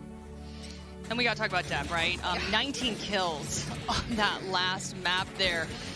Jess, I mean, he is doing his job. He is taking it to the next level. Some of these op shots as well that he was able to get. I mean, we spoke about in previous series, you know, this being perfect. We said on map number 1 as well, Divide on the operator. Yeah. It's almost like Depp saw that and he's like, oh, I kind of liked what you did with that, so I'm going to do that myself. Yeah, actually, on the first map, that was a big reason why Paper Rex was so good, was actually they went 11-2 on op kills. In this map, obviously, Depp was feeling himself. There was only 1 kill actually on the side of Paper Rex, so completely dominant on that weapon, and Paper Rex didn't get it going on the attack side. It wasn't part of their game plan at all, and that really gave an opening towards Zeta here. Yeah, for sure. Well, let's start looking ahead here. Sure. We're moving on to map 3, Split. Vala, are you Split? Oh, they cut me off before I winked at you. Oh, my goodness. Look, I thought that Zeta matched up well with them before. I still think that's true, but when I watched Icebox, I didn't believe that at all. And on Haven, I really thought that would be the opposite. So for us to go to Split right now, this is where Paper Rex stamped their aggressive play style. They did. On this map, I think that was really where my eyes opened to them. There was one play down mid from Forsaken where I said he was doing a GTA cheat code where it was up, down, left, right, up, down. He dashed, up, draft, turned into 360. I mean, those are all very flashy and they look really good when they work. I do think Zeta has the answer now. Yeah. And one of those answers will be 10 because this is his best map in the entire map pool. Him moving on to the Rays, my God, is it a force to be reckoned with. Yeah, it really is. And I think also just the fact that Zeta has to receive this type of tested aggression from Paper Rex. No team has really done a good job at receiving it, right? They try, but they fail. I still think there's room to improve on those types of holds, and I think Zeta might be the team to do it because, like we saw in Haven there, they slow down in a lot of cases. They're really patient in moments that they have to. When flanks could be coming, they're aware of that possibility, and they give themselves enough time to deal with it. So it's going to be a matter of keeping the distance between themselves close so that they can trade and do really well when those traps come. Jess, you know, we were talking about Zeta needing to basically reset, right? But, I mean, this was more than a reset. Am I wrong? I mean, what happened? I mean, you know, the front of the computer, you press down the off button and the computer turns off, but at the back of the PC, there's like a little pinhole, and they've just gone and done the hard reset. They've taken, you know, little battery out and said, we need to hard reset this, come back in. Unfortunately, that key sort of cringy word we've been throwing around a little bit is momentum, and something that is now back in theirs. They gave the present to, you know, Paper X in map number 1. They now want it back, and they've gotten it. Where does this sort of struggle, this tug of war go with this momentum now? I think it's very clear. Yeah, I think it's very clearly Zeta has it in their control. But one thing we haven't really seen, I know we've seen within maps comebacks from Paper X, but we have not seen them get stomped like that so far in this tournament. Yeah, I need to address Paper Rex's mindset now. I mean, obviously map 1, like we said, they squashed. They were killing. Yeah. But now they just got killed, Bala. That hurts. Yeah, you have to rely and try to find a way to get both Forsaken and Jing back into the game. Obviously, those are the stars. Those are the types of people that Paper X is relying on constantly. But you know that Zeta is going to come in to this map exactly knowing how they like to play and trying to keep them down, trying to keep the momentum off of their shoulders, trying to stop what we saw from Forsaken in a couple of these rounds where he's just W-keying all the way up in certain situations, in places that you're like, well, why are you still doing this, you know? I'm turning around, I'm looking at the Paper Rex boys now. I was hoping to see a little jovial Benkai, maybe some, laughs around. At the moment, they look a little serious, a little more serious than we're used to from Paper Rex, and this is rightfully so. This is the last opportunity for either of these teams to just move up to the lower final. This is not a grand finals, grabbing match by any means. This is a knockout match. So those serious faces are fitting, but I hope that doesn't get to them. That map loss is okay. They can move into this and reset just like Zeta did. Jess, that is such a good point, because I'm not gonna lie, Benkai always gets them laughing. He always gets them into a great mindset. Going into this third map, they need to just be the team that we're talking about, the ranked play, just going in fearless. Yeah, definitely. I think, on this map particularly, I think you see a lot more sets from them than you might see from the naked eye just watching this game and having a good laugh at it, because they do just kind of aggression all the way. That's the theme of it, but it really is more than just that. Mindfreak is such an important player on this map. He is so good at actually setting up his players and also putting themselves in ways that you're not really knowing what's about to happen, right? He'll put a smoke on outside of ropes on the defense. It's like, what is that doing? It's for one person to walk into it. He gives these assist smokes from so far away, perfectly timed, that you're going to have to see Zeta as well try to figure out where those are coming from. This is Benkai's sort of playground as well in the Cypher. This is something I've seen him do some really cool camera placements over towards ropes, for example, on multiple different sites. He just places them all around the map to allow for these set plays. So you're right. Paper Rex, probably out of every map, this is one of their best set play maps. Can Zeta read into it? Has Zeta already done their homework? And could that be the kryptonite here for Paper Rex moving into this last map? Yeah, I think that's actually a very key point, because Benkai has used those kill trips so often in this tournament, so often on that defense, and Zeta will know how they're placed. There's possibilities of them breaking them early, just finding out exactly where the location is, and just being a little patient as they take the sites, knowing that that's a possibility, knowing that he's going to be lurking up in heaven.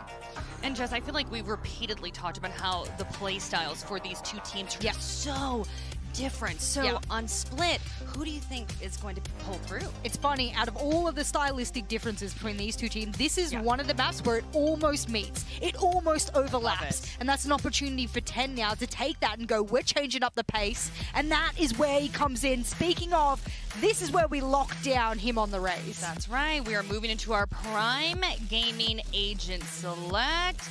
Valo, what do you think we're going to see? I think we're going to see, neither of these teams have really changed much so far in what we expect from them, so I think we'll see the same old, same old. And I really like that actually Zeta stuck with what they played on Haven. I said it was broke, but it was a good comp. Don't get me wrong, that was a good comp. I just didn't think it worked for them. In this case, though, they went back, they did their homework, they did their prep, and they improved it so much. So for them to stick to what's comfortable, I think is really, really key. The last time Zeta played on this map, it was a thrashing against DRX. What did they do in the end? I think it was something to 13-4. And not only did 10 pop off, but right behind him was his duo Sugar Zero on the Astra. Out of maps where this goes strong, look out for those two players. Yeah, but Jess, that was the past. What does the future hold? Well, Pansy and Hypoc, take it away. And I think... Hello and welcome back mga kaibigan. Good morning pala sa inyo kasi hindi naman tayo sa Masters Reykjavik, and we are in the final map ng Ice Paper Rex versus ang Zeta Division. Dax, kamusta ka naman? Saan yung Ice doon sa pangalan nila, pre?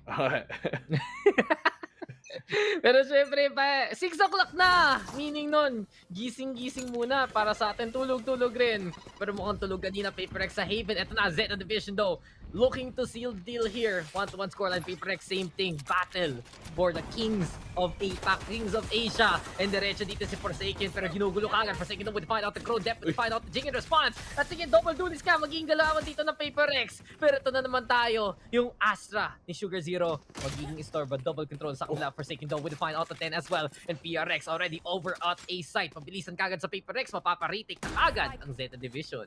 Pero tignan mo to. Forsaken, sasawsan na naman dito sa Heaven galing sa ramps. Uy, nakita ata ni Dep ang position niya. Dash out. Alam nilang may karapatan silang lumaban dito because of the fact na nandito pa rin si Mindfreak tumutulong dito kay Forsaken. So, they have a double parang A main setup. Pero si Benkay ng flank all the way galing dito sa Vince. May isang nagde-defuse Divide. Kailangan niya may patay. Forsaken. Third kill goes to him. Last quick on the trade immediately. Alam nila kung nasaan ang spike. Hindi nga nila nakuha ang half rate division. Napakalanging bagay nun. And on the entry, Sugar Zero. Mag-deny pa nga niya ang pagpasok ni Divide. Last, he brings it down to a 1v1. Mindfreak ay rather Benkay. Natitira dito. One bullet sa ulo pa nga tatama, and Paper Rex get the opening pistol. And tumama rin yung ping, pre. Kanina mali-mali yung ping. Tapos pakatapos sabi, oh guys, eto yung tamang ping. Eto pala. Spinam lang yung smoke. At mukhang i-istorba na naman. Pero kita natin dito, yung Astra talaga eh. Pang-istorbo dito ng Paper Rex. Pero syempre si Benkay, cool cam. Inolbang pa nga dun sa dulo.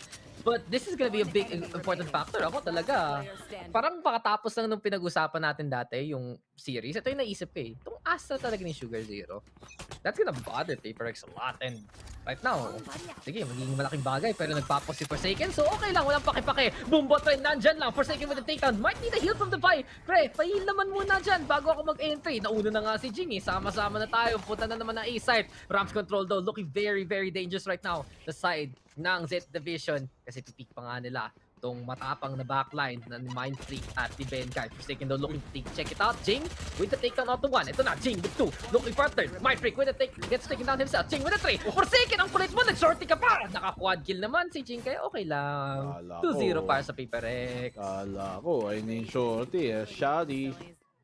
On the dance floor. In, dancing floor? Ano yun? Ay, katatsong na. Parang pare-pareho lang lumabas yun eh. Yun, at Baby ni Justin Bieber. Shorty fire burning on the dance floor. Ano yun? Party rocking in the house tonight. Ang raming ganun. Parang lahat yun. Same year, same style. Tumatanda na tayo. Nakita kita. Huy. Isa kang shorty. Ay, nakita tuloy si Forsaken, si Shotty. Jason the Shotty. Jason Susanso. At si Jing pa nanalo. Tumatalon-talon na nga. Nag-acrobatics na lang eh. Tipong umaga-umaga. Preso. Ito na naman tayo sa frog style. Ano ba yung frog style? Paturo nga. Ayun, isang example yun ng isang klaseng frog. Isang palaka. Posisyong palaka. So ganun ka pala pumalaka sa One of. Palaka after night. One of the ways. Uy, hindi nakita ng aso. Hindi nakita, hindi naamoy. Tas Benkay, ito na naman tayo. Pero, galing tumago! Sneaky boy! Sneaky boy. Benkay. Sneaky boy Benkay. Kailangan makaisa. Tunay na lason to. Kahit di natin nakikita yung mga kills, tunay na lason. 1, 2. Nice. Ayun na naman tayo. Pero na-hold! Na-hold ng Zeta yung push! Ito na para kay Betay! Drop down! Yan, tinik ni Ten! Sayang! Ay, naku, Paper Rex. Yun na yung perfect plan ni Benkay. Kung may nakapatay lang ng isa. Paper Rex na sana yung bonus na yun. Partida pa yun. Bonus. Pero nice bonus. Isa lang natira. Ibig sabihin dito, Zeta, kung matalo sila ng round na to, eco na agad sila. Wala silang pambili pa. Sneaky boy. Sneaky talaga. Like tipong ginawa niyang Metal Gear Solid eh. Ginawa niyang stealth game. Bumak pa siya. Yan yung may guard. Tapos may exclamation point sa mukha. Pero mag-back ka kasi hindi ka pa nahuli. Hindi pa na-alert. Okay. Okay, so. Brainstorm Oo nga. Talagang mid-control dito. Zeta, medyo stage 3 last year yung composition niya. Pero napapagana naman. Okay lang yun. Kung ano man gumagana, yun yung pang panalo. Kasi pag nanalo yung comp na ganun, biglang yun na yung magiging meta. Kasi champion ka, di ba? So, isipin mo, pag nag-Phoenix bigla, Paper Rex, na sila mag-champion, balik si Phoenix. Kahit basura yung agent. Oo nga. Di ba? Yun tayo. Kaya ano lang yan. Pauso lang ang habol natin, di ba? Mga ganun talaga. Ito na, makulit. Ito na naman tayo. May judge na naman. Ito na naman tayo. Boom. Uy, munti ka pa madamay si Jing. Low HP. Bunny hop training. Kita ka agad. Pero neural theft. Speaking of that one, new theft, showstopper! At muntik pa, mamatay si Crow dyan. 29 HP pa rin, na-confirm pa rin. But here comes Theft, here comes Last, and Night Speaks galing sa side ng Zeta Division. As soon as may mawala sa isa, biglang dalawa, tatlo, manggagaling dito yung mga tulay talaga ng Zeta Division. Bigla na lang makakasend sa 2-2 pa nga yung scoreline ngayon. Oo nga, talagang teamwork. Talagang palagi silang may rest bag agad na makaka-trade dito. Zeta Division always playing within a system. Talagang, kala mo nakatali sila sa isa't isa eh. Kung may kumidyas na isa, mahatak din yung iba. Zeta, talagang nakita mo, ang hype nila ngayon, ang energy nila through the roof. At ba't yung watch party lang nila pinapakita? Walang watch party. Baka wala sa PRX. Baka wala ngayon. Sayang. Dapat may ganun sa nice lock! Naku, dumaan pa si Forsaken para lang mamatay. Hindi niya nakita si Lodspray. Tapos ito na naman tayo sa Judge Gaming from the side of Zeta Division. PaperX. Kung basa kayo ng kalaban, PaperX, dapat tinabasan niyo rin. Bigla na mahuli. May wall pa nga. And Zeta Division right now, looking very impressive on the defense. As soon as they got the guns, makalaban pa rin. Muntik pa. Mamatay. 10 right there with the Judge still. Kaya di tayo ma-assign. So, palagi may Judge split eh. Oo nga eh. Talagang meta eh, no? Ba't pa kayo mag-vandal? Eh, Judge and Sheriff ang meta buy ngayon. Ako, kayo, may Jet main, Astra main, Reyna main, ako, Judge main. Tama. Hindi mo kailangan ng agent. Kailangan mo barrel. Judger. Judger. Siyempre. Pinoy tayo eh. Judger tayo eh. Oo. Diba? Oh, ba't yung jowa mo? Huwag ka lang. Oh, ba't yung kapitbahay? Ba't yung nanay? Yun, diba? Lahat eh. Lahat din nadamay. Kahit aso, kahit pusa. May problema. Speaking of pusa, oy, Machi, kamusta ka dyan? Ito nga, ang ingay niya eh. Pero ito na, nag-iingay na si Crow. Double pa, wala takas-takas! Walang takas-takas! Ang kukulit nyo ha! Mag-jiggle pick pa kayo! Walang magagawa ng PaperX and Zeta Division kanina.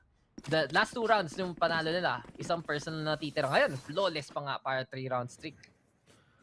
Flawless.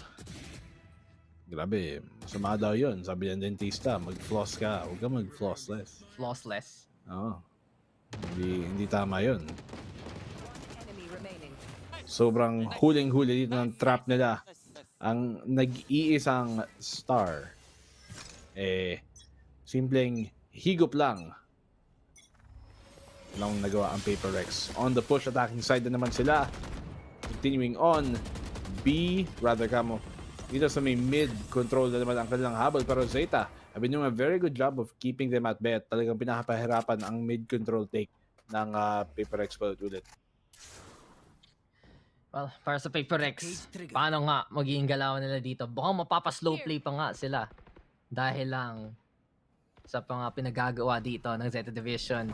You see it again, Sugar Zero. Nandyan na naman ang pwesto. Here we have it. Crow right now with the Seekers also. At Forsaken, peek nga dyan. Mapapa-atraf na lang pa Willis. Buti na lang walang nakatingin muna sa side ng Zeta Division. Buhay pang 5 ngayon ng PaperX. Here we go again though with the lurk courtesy of Ben. But Fire Freak popping off! Finds 2! Nakita ng maliit na butas. Lumulusot na dito si Crow. Pero pantansagado dito Jing ng maliit na sulok na to. Kaya kita pa natin si Crow. Makakadalawa rin. The fight. Nangyari sa inyo. Forsaken patay na rin. From the shadows muna dun sa likod. At sabi ng PaperX, iibahin natin yung angle. Sugar Zero going halfway. Here comes Fire Freak with a push. But Sugar Zero with a take down. And Benkai! Buti na lang buhay ka pa para ma-3-3 yung scoreline. Dikit na dikit. Gusto manakit. Ganito ko lapit ang labanan na to.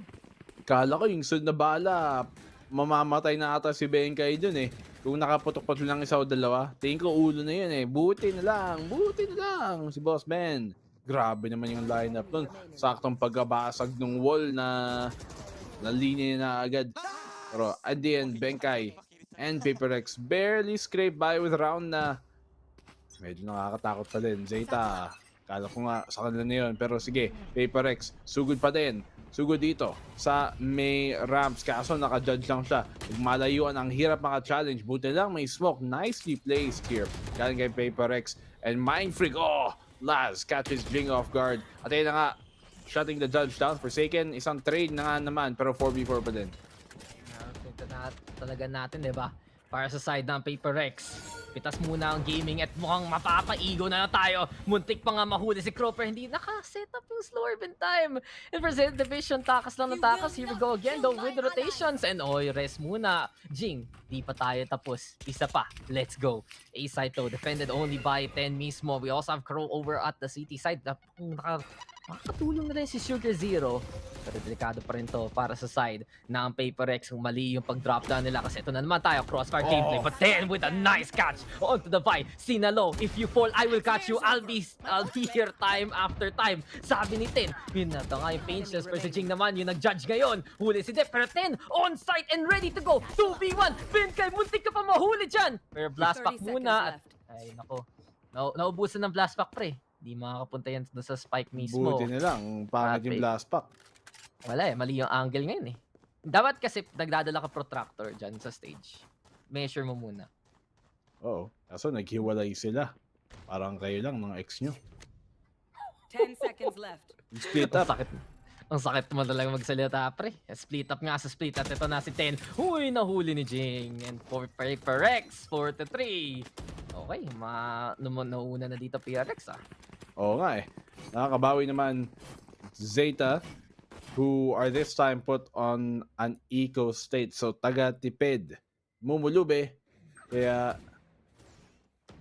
mag-spam musube muna. Musube? Diba pagkain yun? Oo. Actually, it's Hawaiian sa alam ko in origin. Pero, I think it kinda... Araming gawa. Ay, we talked about this. Ito yung spam eh. Yes, Pinag-usapan natin. Yung spam musubi. Parang pala.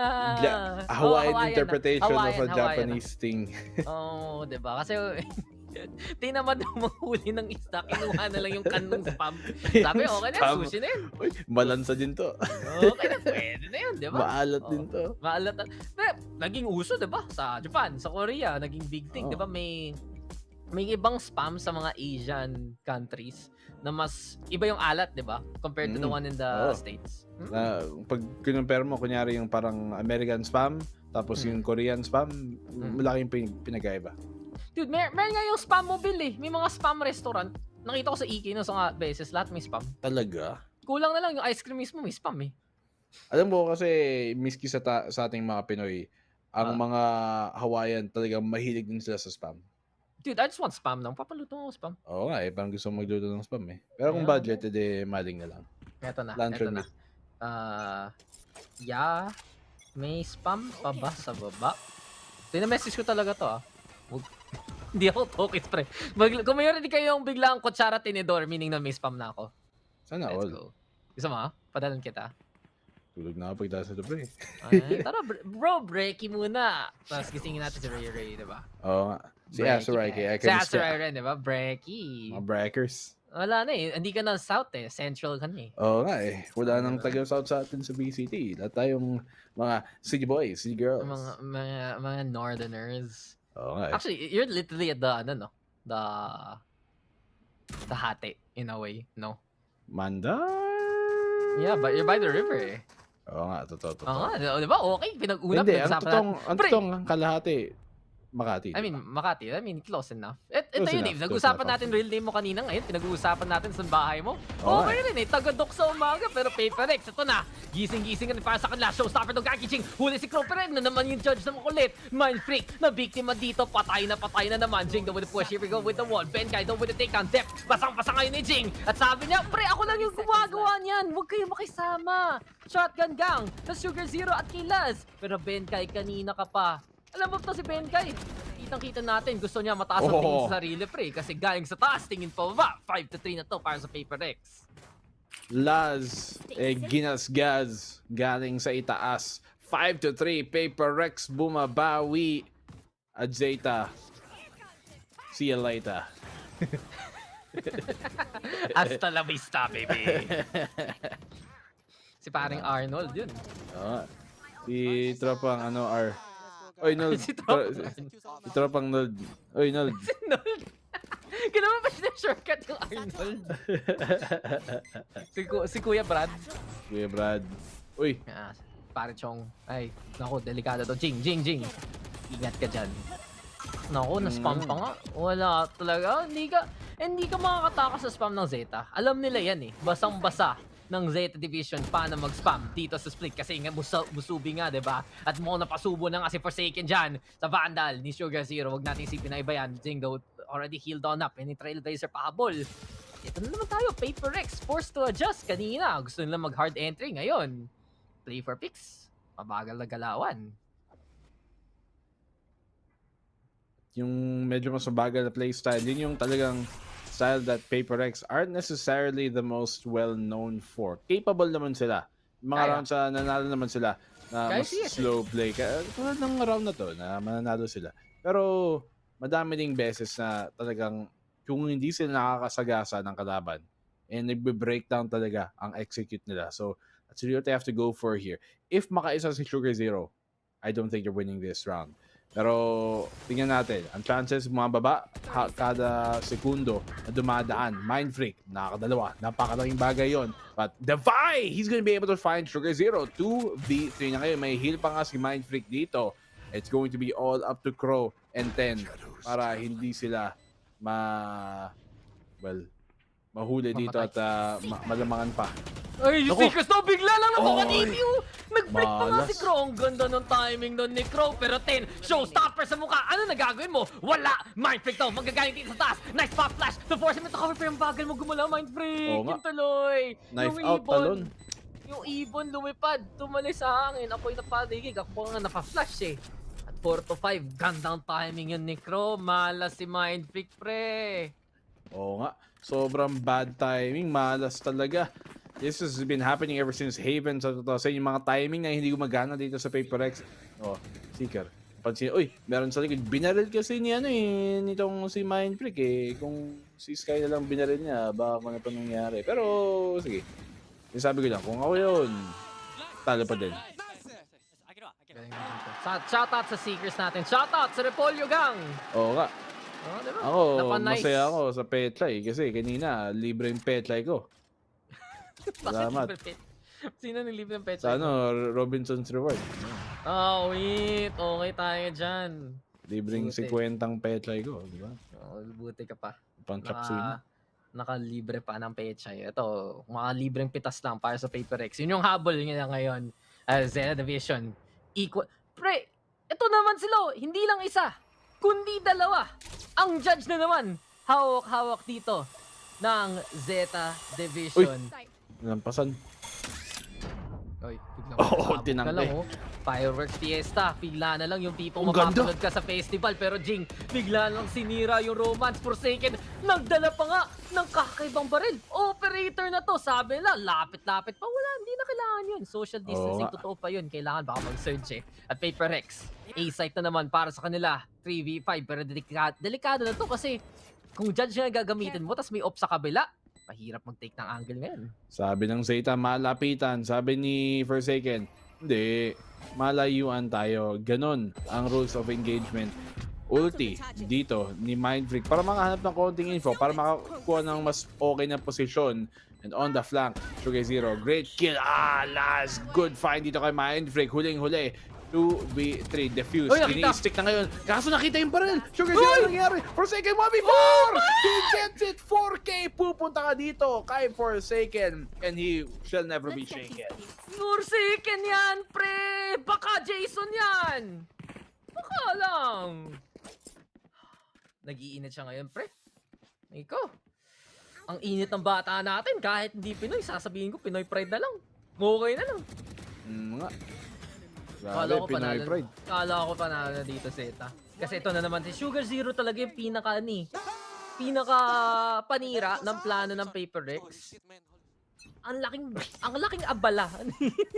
Gutom na tuloy siya. Gusto niya rin ng spam mo sabi. Hindi, may narinig ako eh. Buti na lang, hindi halata masyado eh. Pero sabi, hindi ako sigurado sinasabi. Pero PM sa akin, gusto ko marinig eh. Ito. Ayan. Pero mainit yan si Forsaken at ito talaga kailangan ng Paper Rex eh. May struggle siya ng map number 1, map number 2 rin. Hirap pero ngayon, umpisa pa lang, okay.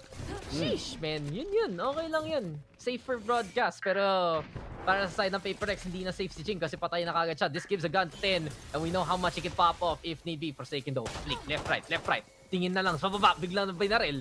Buti na lang, may taga-heal for Zeta. Laking istorbo na naman. Benkai not in any position. And 10 with the find. Backstab though has been solved. The find right now, 2 away from the resurrection. Para sa PaperX, kailangan nila makakuha pa ng ultimate na yan. Kailangan nila malayo mga baril. So kita talaga natin, Zeta, they have a good hold on B side, but PaperX playing defensive instead. Gaabang. 3v4. Alam nila na they can still mess this up. Pwede silang mabawian dito. So Benkai, trying to catch out any rotators na nanggagaling dito sa Zeta Division. Pero PaperX who have to try and get on this. It's them who have to rotate immediately. Kasi kung maabutan pa sila ng Zeta, medyo masyadong far removed from the situation dito si Benkai. Nakakuha nga ng isa si Divide pero nabawi naman agad dahil may res dito si Dep. Sabi niya, my name's Dep. Laban pa. Laban pa nga at ito natulak Zeta Division with the numbers. And there we go! Tumit 350 pa ba ang Zeta? Benkai! Tama na yan? Okay na? Ano na kayo? Wala talaga. Kala mo. PaperX, easy win. Walang easy dito. Zeta pa rin at 5-6. Ganito kadikit yung laban. Kanina durog yung Zeta sa map 1. Sa map 2, durog naman PaperX. Ngayon, dikit ang labanan. Ba't ganito, pre? Oo nga. Mas mga eco round pa ay papanalo ng Zeta. Ay nga, sinasabi ko, kailangan talagang magaling hold nila sa side kasi malayo si Benkai. So he's not gonna be able to really help out. Went for the gamble na makahuli sana ng isang nag-rotate sa mid. Pero I think sa ganung sitwasyon, 3v4. Imbis na gawin mong 2v4, don't gamble on that. Stick together. Paganahin nyo. Kasi kung kulang na kayo sa tao, huwag nyo pang tulungan yung kalaban na ma-isolate kayo. So, PaperX here. Final round of the half. Mind Trick. Naka-sheriff man lamang. Forsaken. Naka-spectre. Tapos naka-judge dito si Jing. Mahirap. Amin natin, mahirap ang round na to na may panalo ng PaperX. Malamang to, Zeta ay makaka-6-6. Pero tignan natin kung may papalitan ba sila. Ang judge yun, napakalaking bagay. 10 going big. Ba't tayo nagja-judge? Ay. Wala akong magagawa dyan, Jing. Ito na, the Judge Master 10 himself. Benkai. Nakadalawa pa nga, Mind Freak. Pakapasok pa ng si pero. Uy, wag mo kwento. Nandyan si Sugar Zero. Huwag mo kwento. Tinignan. Pinatay pa rin. Wala kwento. Sinumbong eh. Winungking, di ba? Sabi mo, secret lang sana eh. Wala eh. Wala naman team secret. Wala na rin si Mindflick dito. Benkai. Planters. Hindi, ito kasi si Benkai. Kanina pa nagsusulo. So, 1v3, kaya mo yan. Benkai. Uy, maganda yun. May timing siya dito. May timing. Baka hindi ready pero naka-line up. Ay, pinaring squad lang si Benkai. Huli kulong at 6-6. So, sa totoo lang not bad for PaperX na naka 6 rounds. Pero at the same time, alam naman natin, they feel like they could have gotten mga 3 more rounds, no? From that one, na-clutch lang talaga ng Zeta eh. Oo nga. Tapos, attacking side pa nila yun, which is normally ang side na kilala ang PaperX na mas pabor. So, going to the second half, I'm not feeling too hot about yung mga chances dito ng PaperX sa second half nila, knowing that their defense minsan doon nadudulas. Pero at the same time, minsan doon pa silang kumakapit. Diba? May laban pa. Parehong teams ngayon. Ganito kadikit ng labanan. Battle for Asian supremacy. The question is, sino kaya ang lalamang dito? Pero ito talaga pansin ko yung Zeta. Nakakatakot na yun. On the attacking side, pamakakuha ng momentum. Mapapatingin tayo sa pinagagawa ni Sugar Zero eh. Ganito kakulit yung Astra at ang init ngayon ni 10. This has been him showing na anong Forsaken? Hindi kailangan yan. 10 galing. Best duelist of APAC. Gusto niya gawin sabihin. 10 lang sa kalam. Diba? Malulupit yung mga 3-letter names. 10, Laz. Sino pa 3 letters sa kanila? Dep. Dep. Diba? Si Dep. No, Dep. Sino pa ba nandyan? Si Dak. 4 letters. Si Dak. Cool. Ikaw, si BNB. Ito na naman tayo eh. Okay. Si Ben. All good. All good raw sabi ni Ben. All good. Uy, Ben. Wala na lang Ben, yung kapatid niyo. Ben.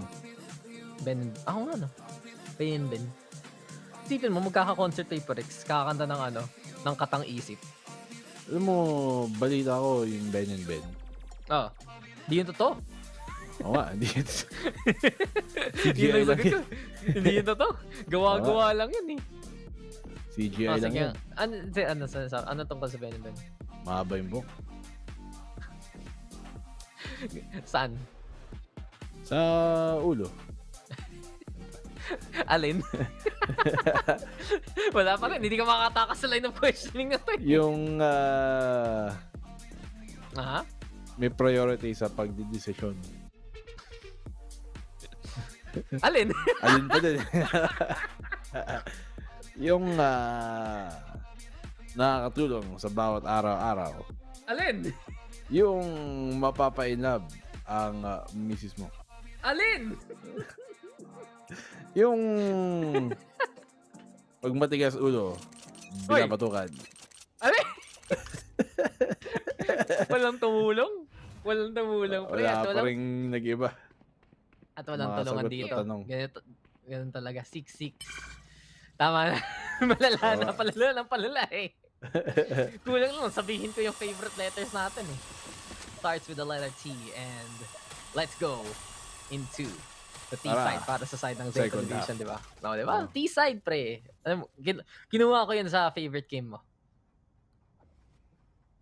Ano ba? Rocket League? Tara. Marunong ka ba? Honestly, marunong. I'm not good at it. Like, hindi din na magaling. Tamang football lang. Ginaganon ka lang yung bola. Tuk, tuk, tuk. Tapos masashoot mga ka basic sa lang. Hindi ko kaya yung mga talagang pag nasa ere tapos ine-aerial nila. Oo, yun. Ibang usapan na yun. Tambahan na lang pag natamaan. Tatamaan ko na lang yung wall na malayo. Uy, tinamaan! Ito na naman tayo. Forsaken. Gusto bumawi. Ready na. Sugar Zero. Sa totoo lang, yun yung pinaka malaking istorbo sa kanila eh. At malaking pick yun para sa side ng Paper Rex, ha? 30 seconds tinamaan sa ulo si Sugar Zero. Alin? Pero kayo, tinamaan sa ulo. Sigap. Jing! Oh! Good! Trigger control dito. Trigger discipline. At mukhang magsasapin. Dito. Sa may garden, umuwi ka na. Umuwi ka na, baby. Pero pag 6 o'clock ang uwi mo sa gimmick, ano sinasabi mo? Pretend mo ba nakakagising mo lang o sinasabi mo na nakakauwi ko lang talaga? Ako, sinasabi ko, kunyari, tanong si Pa. Sabihin ko, umuwi ako ng maaga. Maaga? Oh, tama ka naman. Maagang umaga. Tama ka naman. Wala eh. Ako, booking ako sa sinusot eh. Kasi yun talaga yun eh. Kaya, sa totoo lang, pag nakita nila ako mga 6 o'clock na wala akong parang trabaho o dati may school, alam na nila. Nakaka-uwi ko lang. Sure na yun. Saan pa ba? Ano pa ba?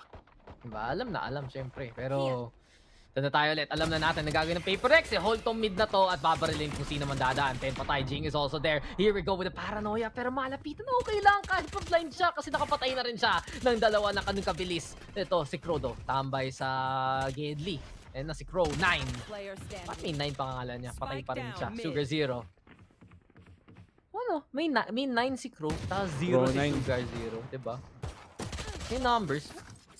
Kukutsuluhin pa. Forsaken. Yun tuloy, tamaan armor mo. Oo, nabawasan.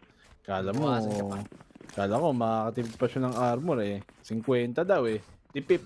Pero bumili tuloy ulit. Ay nako, gumasos pa. Gumagastos, pre.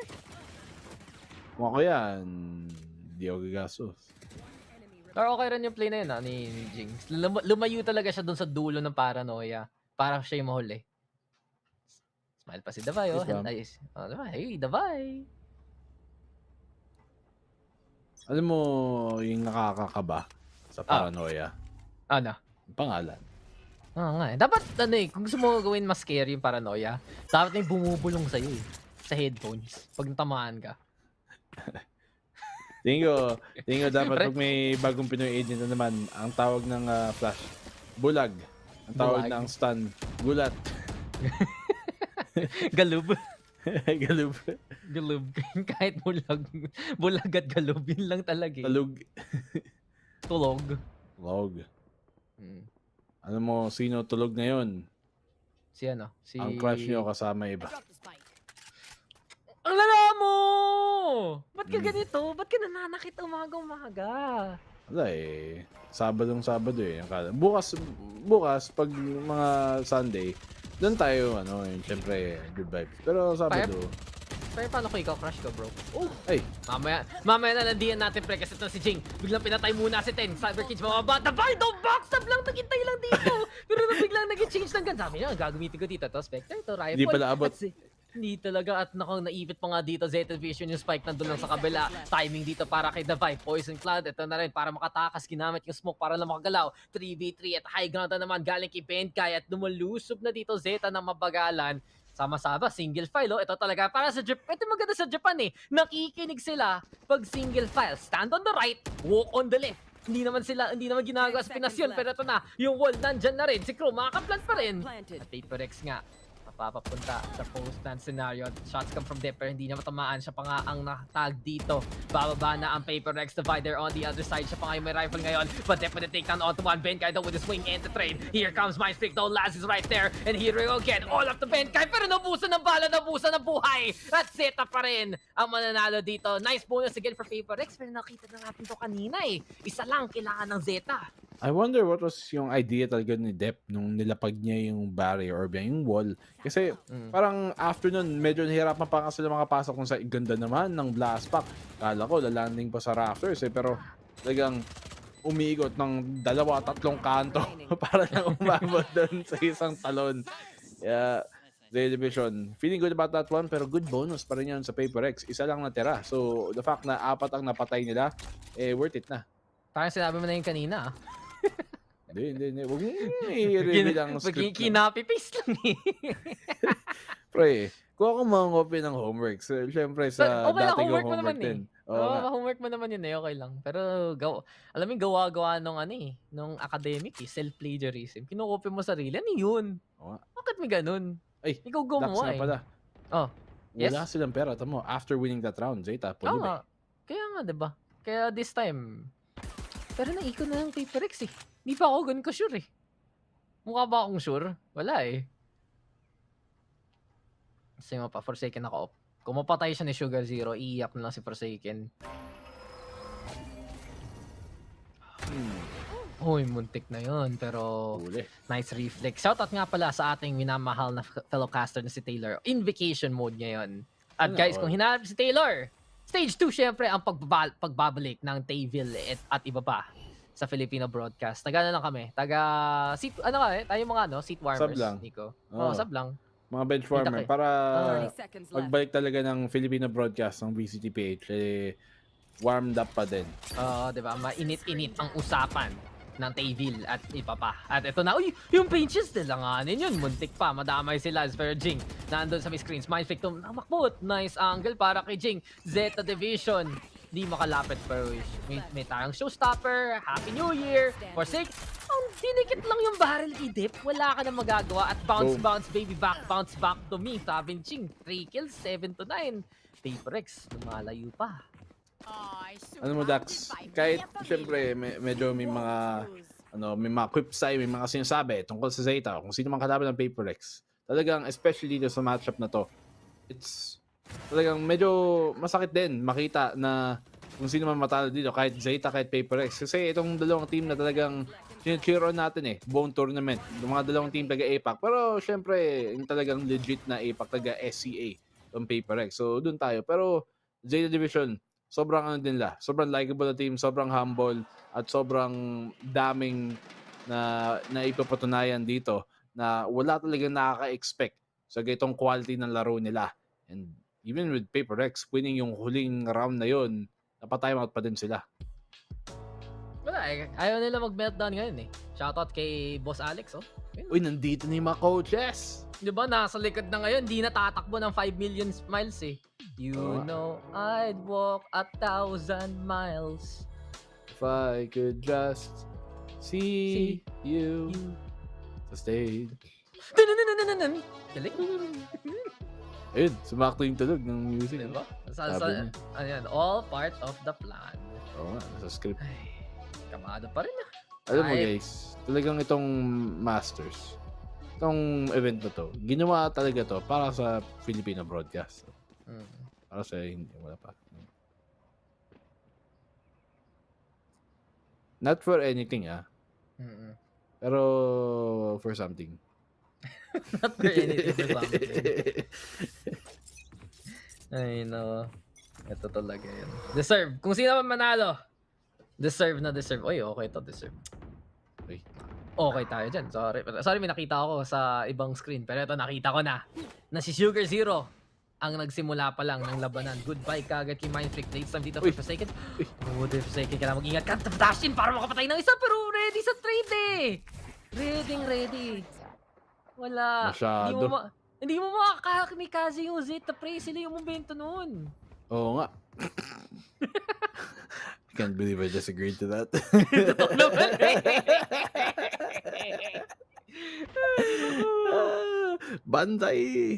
Banzai charge galing Forsaken pero si Jing. Chill lang si Jing. Ready na yan. Si Tentum, si Nagot. O, nauna umapak si Davay eh. Kaya sabi niya, base! Akin to. Okay. Ano yung game na ganun? Yung pag nauna ko umapak, sa'yo, ito yung panalo basically. Na yung bawal, tapos pwede mo say touch. Ano yung Langit lupa. Oh, langit lupa yun, di ba? Yun. Langit lupa. Impierno. 30 seconds left. Ice water. Ice water. Saw, suka, mahuli, taya. Meron ako narinig na ibang version. Bawal sabihin sa broadcast. Rhymes with taya. Taya. Bukang. Palaka. Ito na tayo sa frog style natin. Pero ito na ang ahas. Yung Viper Fit. Diretso mo si Vic. Takapang mo masyado. Hindi ganon. Siyempre alam nung Zeta gagawin yun. Pero may laban pa rin. Ito na naman tayo sa Repolyo. MVP ng Zeta Division. 1 versus 1 na ngayon. Last na natitira. Pero ginawa niyang home court tong split eh. Hindi lang dahil nasa Japan. Ang split. Kundi may Viper split rin dito sa B-side. The Vi right now. He's been clutch here. Pero maganda angle dito nila. Lumayo. Lumabas. At baka makadikit pa dito si Davay. Last na una! Yung barrel kesa yung muka. At yun tuloy. Nabasa pa nila. 8-9. May laban pa rin Zeta. Naghahanapan. At na mukhaan ng bala dito si Davay sa pagpasok. Talagang unsure kung nasa ng kalaban dito. Pico, Gorgorito. Shell la puerta, Periquito. Pre, APAC to hindi to EMEA. Ba't tayo nagkakala? Pasito, suabes-suabesito. Despacito. No, diba? God's plan. God's plan. Pero walang desperado dito. Laban pa rin. Ng laban. Okay to. May nakita ko, okay to. Okay na lang. Salamat. Thanks. Yeah, pero Zeta. Sana. Ano? Sana na. All. Ow. Ila. Ang ganda lang. Ending. Bao. Oo. Ang tanong. Why is the door knob? Yes? Oo. Why is the door what? Knob. Anong pinto? Anong pintuan? Pre! Why is the door knob? Ay, nako. Look at this stage. Kaya pa ba? Sino kaya Lumalaban. mananalo dito, pre? Honestly. Zeta o Paper? Red Bull. Red Bull mananalo. Oo. Kahit sino Totoo manalo. naman. Di ba, pilit ka sabi mo, Red Bull Clutch, sponsored eh. Bayad. Oo nga. Ano ba sponsored natin? Guys, this stream brought to you by Our Lapids Chicharon. May nakita ko ngayon, may SK Philippines sa taas, may HyperX din na lumalabas. May... Di ba na? Ganun ba? Ay, diba? Okay. Basta may nakita, PPGL. may Prime sa... Pero, sige. Ayun. Huwag tayo. Sa totoo lang pre, ayoko nag-uusapan brands sa broadcast eh. Okay, hindi ko alam sino-sponsor natin. Huwag na lang eh. Lahat na lang ata eh. Lahat na lang, kung pwede lang eh. Lista natin. Ay, nako. Pero, okay lang. Kung ano man dyan, peripherals nyo guys, panalo pa rin kayo. Ayun, ito mo, top right. Okay, safe. Fast. Safe. Buti na lang. Mabuti nga eh. Kala ko iba, Okay. ano eh. Kasi iba-iba last year, di ba? Iba yung nakita natin. Ngayon, iba pa rin. Pero walang inaba dito ang Paper X. Lumaban yung boombot na ilagan. Pero alam to nila, basang-basa! Huli! Kulong! At ito naman yung ahas natin ng Zeta Division. Striking at the right time. Forsaken low. Ipit na siya dito. Paranoia into play. Cosmic device right there. Inuso pa. Forsaken nakaisa pero hindi yung sulit na trade. Isa lang yun. Cosmic divide pa nga. Malakas. Dark cover na rin. Pero dekado to para sa Paper X kasi among ganda ng angle ngayon ni Lads. Sinira nga yung wall doon, so Paper X should know, but this is dangerous waters. Nice wall rin galing sa side ng Zeta. But my freaking nabay! Ang bilis nun! Baka may pick. Wala na. 1v3. Benkay. Masan yung spike? Masan yung spike? Guys? Masan yung spike? Tago! Hindi naman niya alam. Bunte na lang. Matalaw! Hindi na si Sugar Zero. At 9-9 na. Laban ng APAC pre, laban ng Asia. Ganito kadikit. 9. Mine. Oo nga. Saka 9, N-E-I-N. Ibig sabihin nun, no. No. Sa Hermano. Wala tayo sa Germany pre, nasa Iceland tayo ngayon eh. Akala ko sa Berlin na tayo eh. Pero yung 9, katunog ng nice. At yung nice, super, nice-oo! Para kay Sugar Zero. Nice talaga. Huli ka agad si Jing, pero buti na lang. May res dito ang Paper X, pero wala silang baril ha. Forsaken, tinag pa rin. Hindi talaga hindi maka-push yung Paper X na hindi tinatamaan ng Z Division sa totoo lang. Spam galing. Spam silog. Nababasa ngayon ng Zeta ang mga posisyon na pinapwesto ng Paper X. Pero ito, sa sewer, sige natin kung doon ba sila dadalaw. Mukhang medyo committed naman ang Zeta na ipagpatuloy nila ang push nila dito sa B site. Smoke out ng Omen, si Mind Freak. Pampaputo lang, pampakaba lang. Pero okay, sige Zeta. Nag-rotate, possibly. Hindi. Babalik nga sa B site. B daw ang kanilang gusto. Kaso, kanino to mga gusto? Ang ganda call na sa side ng Zeta kasi alam nila kasi si Forsaken pero baka nandito pa nga. At slow play coming into the side. We hear the last box and wala, lugi sa barel. Lugi pa nga. Sugar Zero naman. Dude, Sugar Zero is just shutting down Forsaken and Jing. Not gonna like Fur. At 100% Astral level dito ngayon. Davai nandito na sa taas. Pero wala, kahit ma-headshot mo yan, kulang pa yan sa damage pre. Paper X. Nako. Ang rep natin ng SCA. Hindi makapalag ngayon. Napaka great ng performance ng Zeta throughout the tournament. 9-9. 10-9 na ngayon. Zeta Division retake the lead. And parang Nice-oo! Tayo. Bukang nahihirapan ang papel lumebel sa Zeta Division. Pero nabasa yung papel yun tuloy, hindi magamit-gamit. Oo nga. Sulatan na pala. Kung hindi si Laz yung bumabasa kung ano galawan ni Forsaken na ni Jing, si Sugar Zero eh. Dalawang ipak, masaya sa Japan at kita mo, ready na mag-celebrate! Paano kaya yung party dyan sa Tokyo pakatapos? May buff sila eh. May watch party buff. Sa totoo lang, pre, ako medyo disappointed sa Zeta in a way. Kasi hindi sila nag-Euro. Diba? Ay, oo. Diba dapat sila yung nag-Euro eh. Hindi Paper X kasi, syempre, Japanese yung agent, Japanese yung team. Pero wala, ganito maging galawan at sinayin si Ten dito. Okay, ito kakaiba to. Grabe. Baka magulat si Jing. Hindi natin alam. Pero ayan, buti na lang. May bantay sarado pangalan niya Benkay. At kahit anong gusto gawin ng Zeta, huling-huli dito sa taas ngayon. Pero mapaparotate na nga si Forsaken papunta ng A side just in case. But this is not the right read because 10 is right there para makapatay ng isa. Ito na rin si Davai. Delikado pa rin. Davai! Isa! Dalawa! Para kay Davai na naman! Yung spike nandito lang sa taas! At kailangan may tagakuha! But Davai with the rest! Benkay is back! And Zeta Division! what look to be strong for them. Oh, si Crow lumalaban pa rin. At Zeta, may chance pa makatapas papunta ng A side. 3v2. Ay 3v4 rather, mali ang mat ko, pero mukhang kikita natin kay Laz, mali ba ang galawan niya? Operator nasa kamay ni Forsaken at hindi siya mimintis pre, sure na sure yan kung Forsaken yan, baka Forsaken yan! Sugar Zero next. Left or right, pili ka. Oh, pero ang timing, parang gagana ata dito. Oh, nakaangat pa si Sugar Zero, pero buti na lang si Forsaken. Nakakatakas. Oh my God! Habol na habol. 10 to 10. 1-0, 1-0. Okay, we know the drill. Stick to your roles. Jason, pinapaka pa tayo eh. Oo nga. Uy, Jay. Parang Jay. Yun lang. Ganda nabasa niyo to, honestly. Kesa yung totoong 50-50, napipili ka left or right, inuna niya talaga yung yung galing ng main. Ang talinong bata. Oh, hindi lang sa tutok, pero sa utok. Pinihit na naman Alam mo, ang tawag iniipit, pinipilit. So may sinasabi ka ba?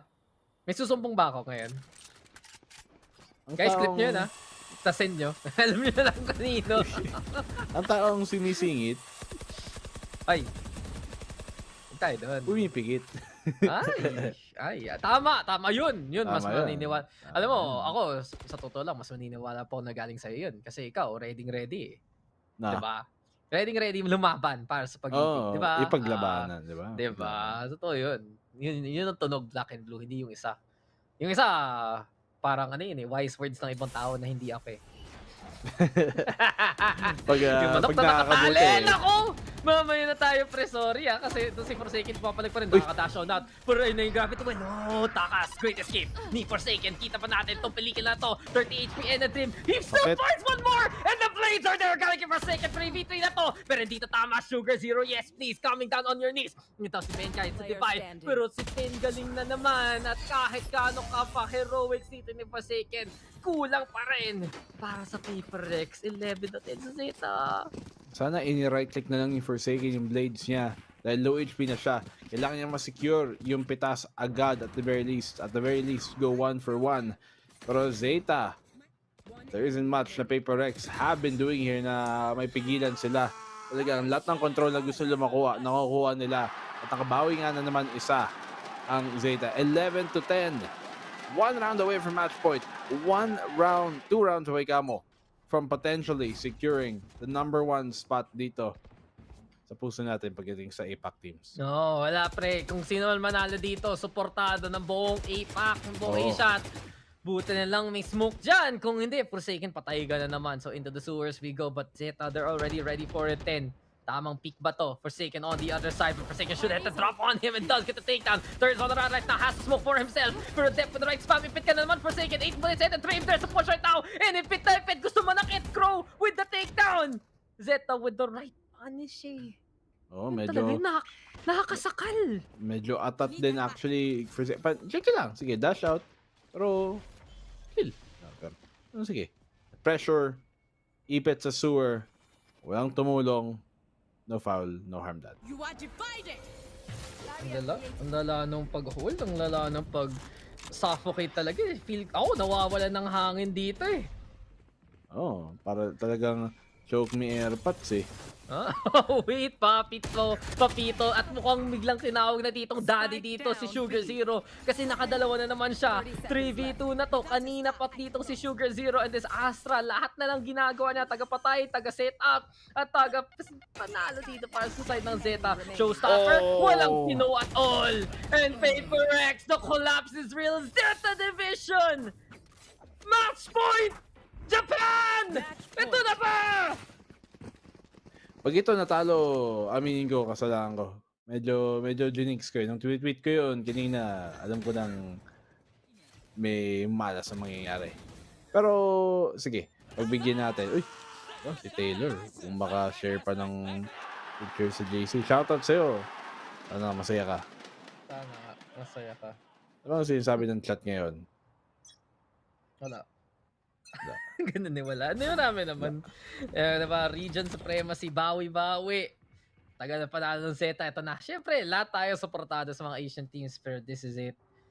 Paper X, Paper 10 defense, to say the least, at mukhang Forsaken. Di na to op Marshall na to. Kailangan tumama sa ulo. And this is perfect night now for Zeta Division. Here we go again. Trailblazer muna magiging galawan.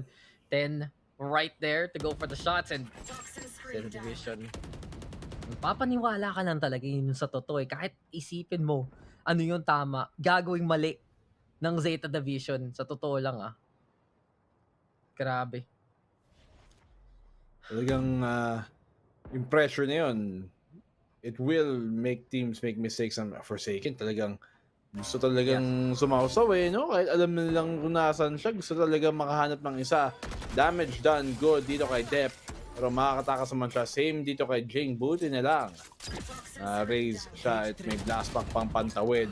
Oh, nakakuha ng dink para 10. Fungi opening pick ng Benka. Huge pick. Paranoia.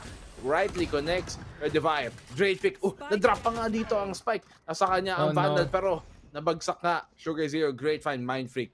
Ang importante dito sa kanya, wag siya mag-pick kasi mahuhuli lang siya. At ayan na nga, 1v4 all on Forsaken. Ang prodigy dito ng SCA, ng APAC, makakuha ng isa. Body shot kay Ted. May masisecure pa nga siyang Vandal. Napulot pa nga. 1v3 Dax. Hindi, 1v4. Plus 1 muli, pero sige, mamamatay ka naman. Forsaken, nandyan na rin pa Zeta Division. Ito na ba ang panalo ng Japan? Good morning sa'yo, arigato gozaimasu, Paper X, kasi Japan! Zeta Division, panalo na naman! Wala talaga! Ang bawal mo sabihin, matatalo sila, pre! Kasi sasabihin ng na, hindi! No means no, we win again! And Zeta Division move on to top 3! Best in Asia! Best in APAC, it's Zeta! And for the first time, an APAC team, Japanese team especially, makes it to top 3, and for the first time especially, the #1 team in APAC, in Asia as a whole, the entire darn continent, ay galing sa Japan. What a victory here for the Japanese fans, the Japanese community, the Japanese team, and for Zeta Division. Wala talaga. Kahit anong logic isipin mo, kahit gusto sabihin tungkol sa Zeta na manalo kalaban nila, wala talaga Grabe. May nag-retweet na. Ako na may kasalanan. Wala binati mo Binati ko ganun talaga There's no doubting them, man. Grabe. Ang lakas? Ang lakas ng Zeta. They're the #1. Dude, Sugar Zero popped off like crazy. Tsaka, dude, it's so nice to see them play like this as a full Japanese roster when you know, a lot of these players, they were playing sa may mga mixed roster. Yes, they were playing sa Japanese VCT, pero may mga Korean players, kasama na sila Soldam, gano'n, on reception. Then now na nag-regroup sila, and what a Cinderella run for Zeta. Nalala mo, they opted to drop out of LCQ para lang makapag-reform, para makapag-practice all this time during the off-season. At I think, dahil sa mga resulta na nakuha na dito, top 3 sa Masters, it is very much worth their time and worth their while and the effort. I'm just impressed, honestly. Wala talaga ganun minsan at 2-1 Zeta Division. That's all I have to say. What a game. What a show. At kinulang lang talaga yung Paper X dun sa dulo ng heroics nung pag-push. And every single time, Paper X getting read by Zeta Division. Wala, napa-English na rin ako. Ganun ka lupit talaga Bingo card. Pero, ito na nga ang sinasabi natin. Itong lahat na if Paper X talagang Jing and Forsaken, hindi sila makapop off, hindi sila talagang not feeling it.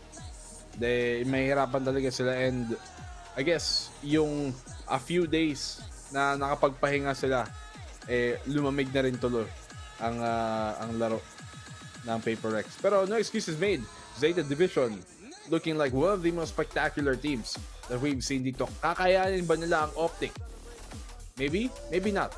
Pero sigurado, lahat tayo dito sa Asia ay sumusuporta sa sa Zeta Division. Bias na ako sa Zeta, pre. Let's go, Zeta! Let's go, Zeta Division! Nice! Nice! Wala talaga. Kahit yung alam natin sa Apex side, pre. Wala pa rin talaga. Yung Zeta, yung may alam ng lahat. Yung Zeta, yung gagawa ng lahat. At tayo matutulog na alam natin nanalo ang Japan dito sa araw na to. So grabe, congratulations to Paper Rex na umabot pa rin ng top 4 best run, di ba?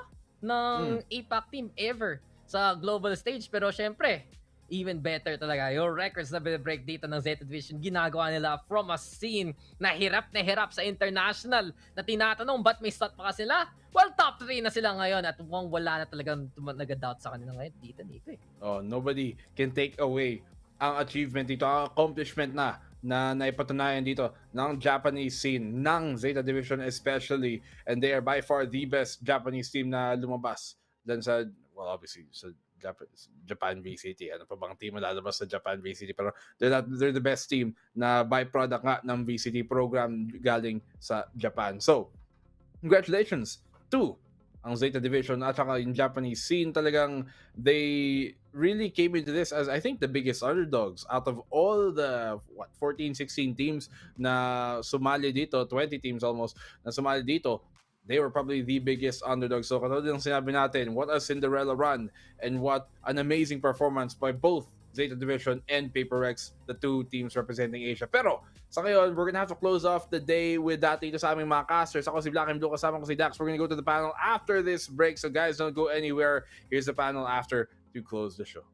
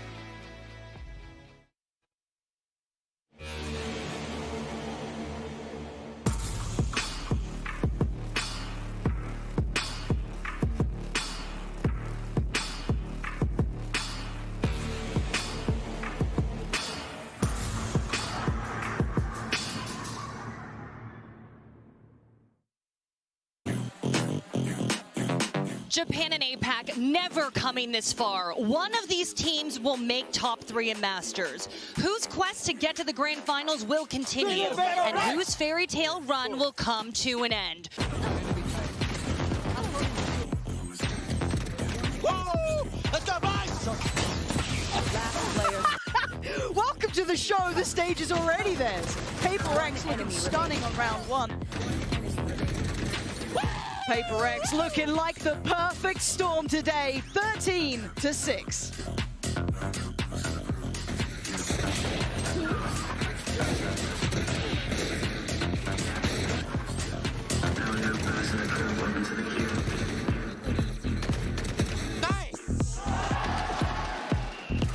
These guys just don't care. They're playing out of their minds. Nice. Where have they found this? Where has this come from? Nice. Zeta's heart is the deadliest weapon. It's 13-2.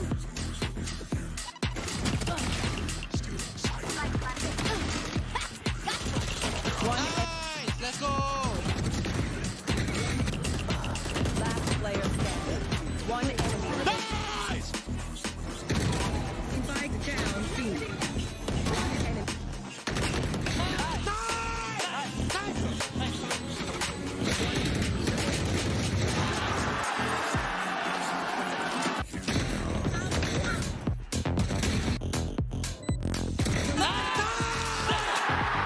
The unimaginable has happened. Zeta make it to the finals. And that was the Prime Gaming post-match highlights. My heart is racing, okay? Paper Rex eliminated. Zeta now top 3 at Masters. Their journey continues. Who wrote this script? Seriously, This was what was put on my wrote it? desk earlier on. I mean, I think everyone knows what Oh, the so script. you had access to the script, but then you just wanted us to have heart Well, attacks. I mean, I didn't want to spoil the end of the story for you guys, at least, or at least this chapter of the story This for ain't the Zeta. end. You know what? This ain't the end. She acts like she knew, you know what? She turned to me and she said, don't say a word. Don't you say a word. Do not curse anything. I was like, I did ain't say saying that. anything. I said no one speak, and silence befell the analyst desk. Like, it's never been silent before. So that was such an impactful ending, and I can't believe, Prime Gaming highlights had to happen there, because I didn't want to relive that heart attack that I went through game after game, round after round. Give me that every day of the week. I know. It's just so Okay. good. I mean, Pansy asked us, like, is this where we wake up from our fever dream? I think, like, it's no longer a dream. It's no longer, this is normal now. Whenever Zeta plays, they really do give off the vibe of, we're playing with our heart on our sleeve, but also bringing in all this new tactical element that's so fun to watch, but at the same time, too, doing it against the best of opponents. I mean, they're the little engine that could, and we are all on that train, Jess. Forsaken. Yes. Over 300 ACS. That man traversed the map like it was his own playground. He found himself in positions as a defender that you shouldn't be early to mid-round. You shouldn't be there. And somehow Zeta weren't deterred by that. Were able to overcome it at all stops. Yeah, there were so many good moments as well. Zeta was able to shut down all the early aggression. So many teams have tried to over and over and over. The Guard tried to, G2 tried to, in similar positions too. But consistently, there's duels where Zeta's able to take out the advantage from them. In so many situations right there, you saw the Guard try exactly the same positions and it didn't work. Zeta did the research and this time it worked. It paid off. I can't believe as well, like we talk about some of the best controllers in the entire tournament. Actually, a lot of the controllers, Mako, for example, was leading the tournament for, many of the groups. Then we got into playoffs and we were talking about, so many different controller players. How well Sugar Zero has played. I know we keep bringing up the Astro point, but I do think it's very crucial. A couple of those divides saved rounds. There was one divide that almost saved a round, but it wasn't to be. But I think that that's key points here, is that every player, regardless of how frag heavy they might be, was really putting in here for Zeta. Yeah, and I know, Jesse, you were talking about Forsaken. Well, Mitch is at the telestrator wall to break down how Zeta dealt with Forsaken. And whew, yes, they did, Mitch. Yes, they did. Thank you so much, Jackie. Yes, we saw Zeta make some adaptations in this game, and none more important than dealing with Forsaken. This guy was unbelievable, ended up top fragging, and if you let him roam free with the operator, he'll be able to take you down. Let's take a look at one of the rounds that played out. It's round number 21, and we're diving in a little bit late. 55 seconds left on the clock. This is kind of an interesting one. Immediately, you're going to notice that the control, I'm going to zoom in on the map to let you see, it's very minimal for the defensive side. A lot of this round is centered off this crossfire here that has to find value.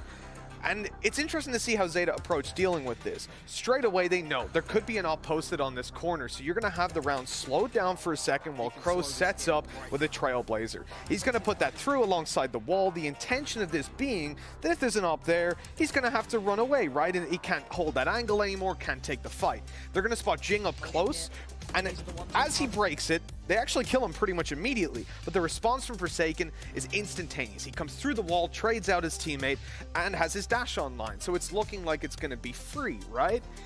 Now, there are players making their way through vents. That is being communicated over at this point, though. The trap wire was broken down there, albeit it's only a second or two to react. The interesting thing, though, was while this push was happening, these stars have just been placed, and they are going to be hugely important in how this plays out. So let's just take a look. First of all, I just want to say, before we get into this, Forsaken mechanics are nuts.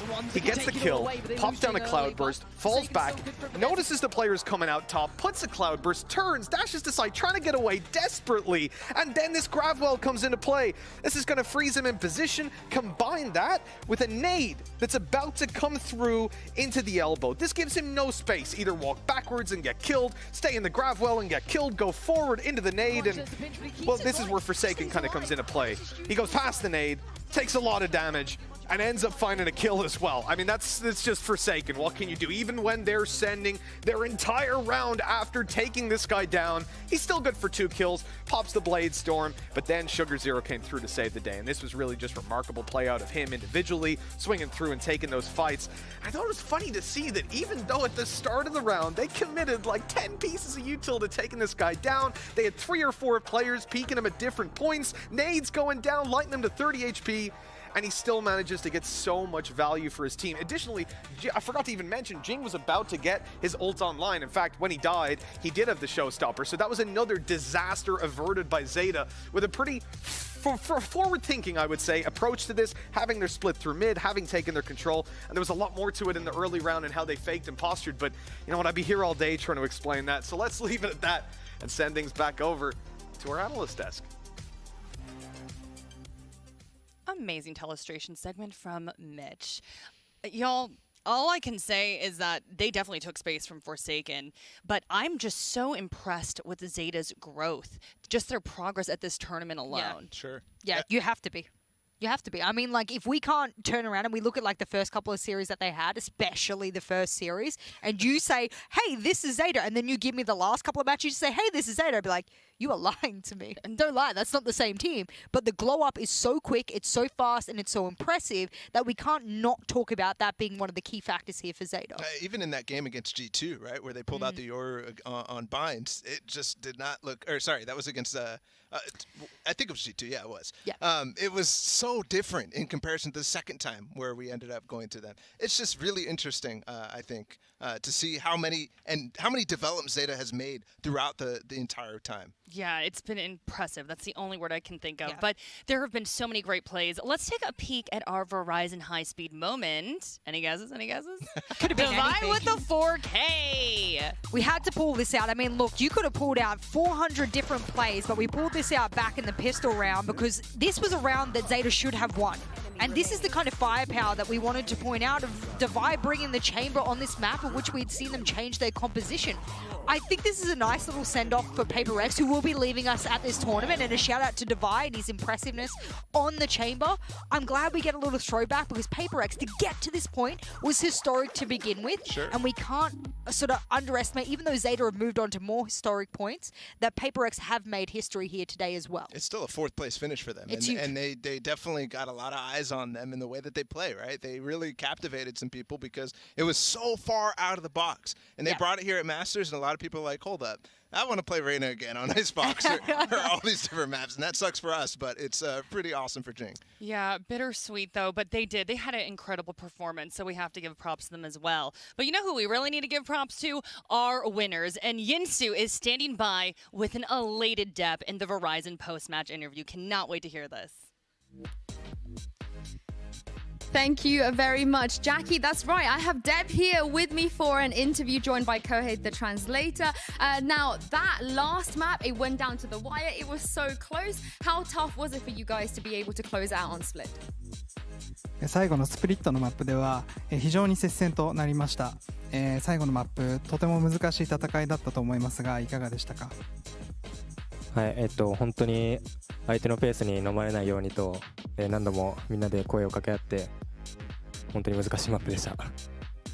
We tried not to get drowned by the enemy pace, and we did our best to communicate amongst the team, and but it was still a very hard match. Yeah, it was really impressive that you managed to close it out. And now I wanted to ask about you real quick because your first Valorant International LAN and you've made it this far already. Did you expect to make it this far? And how are you finding everything? デプ選手の今回バロラントでの初めてのLAN大会だと思いますが、ここまで来れるというふうに思っていたのか、そしてここまで来れたことに対してのお気持ちをお聞かせください。今回は、僕ら的にはもう本当にベスト8まで進めたらもうすごいよねっていう話をしてここに来てます。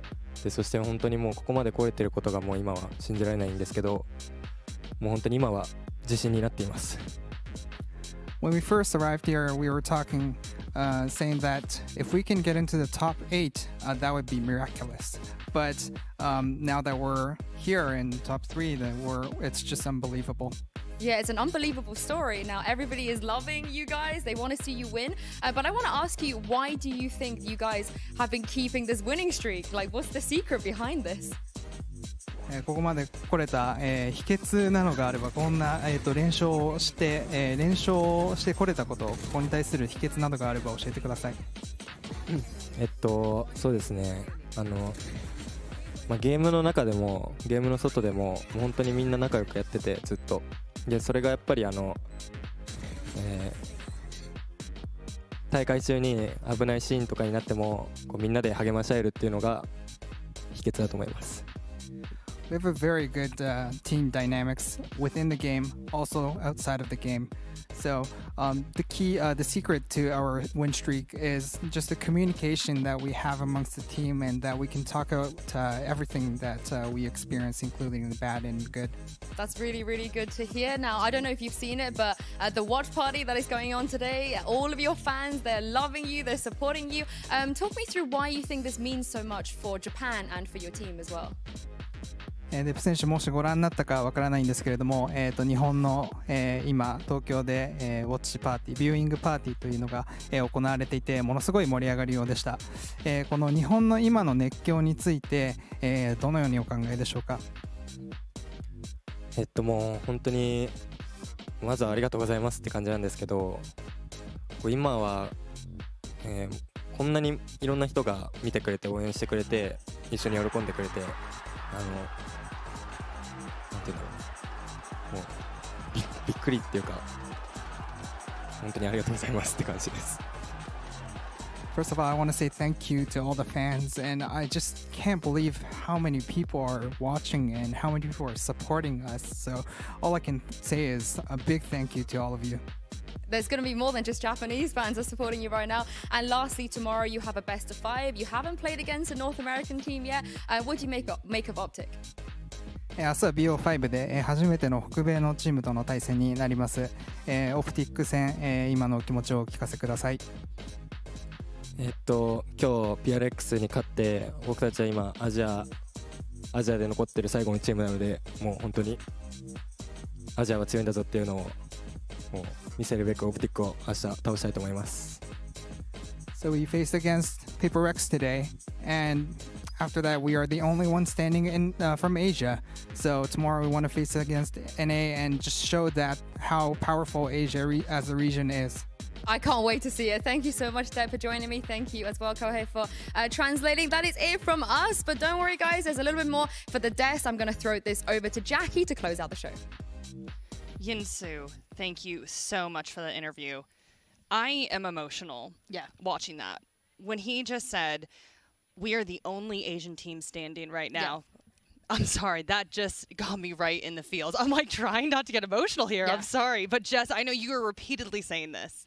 The last time I saw a Japanese team inside of a tactical FPS in the world go onto an international stage was when they knocked me out and my team to go to the top 4 of the World Championships in Siege. That was the very last time as Norarengo ever stood on the stage and did that. And now it will be Zeta to overpass the Norarengo that we once knew in the Japanese region to now stand on the stage and really take the mantle of kings of Asia now. This is it in tactical FPS, and I have goosebumps saying this, and everyone around the world really should. And it's so interesting because now we get to a completely diverse regional playoff, right? In the last 3 here, Optic from NA, Loud from Brazil, and now Zeta from Japan as well. And this will only be in the best of 5 tomorrow in the lower finals, only be the second time a Japanese team has played up against an NA team. The first time was a year ago against version 1 from Crazy Raccoon. So that's a long time, and we really haven't seen this matchup play out, and we haven't seen the fans go battle against each other as well in the social wars. So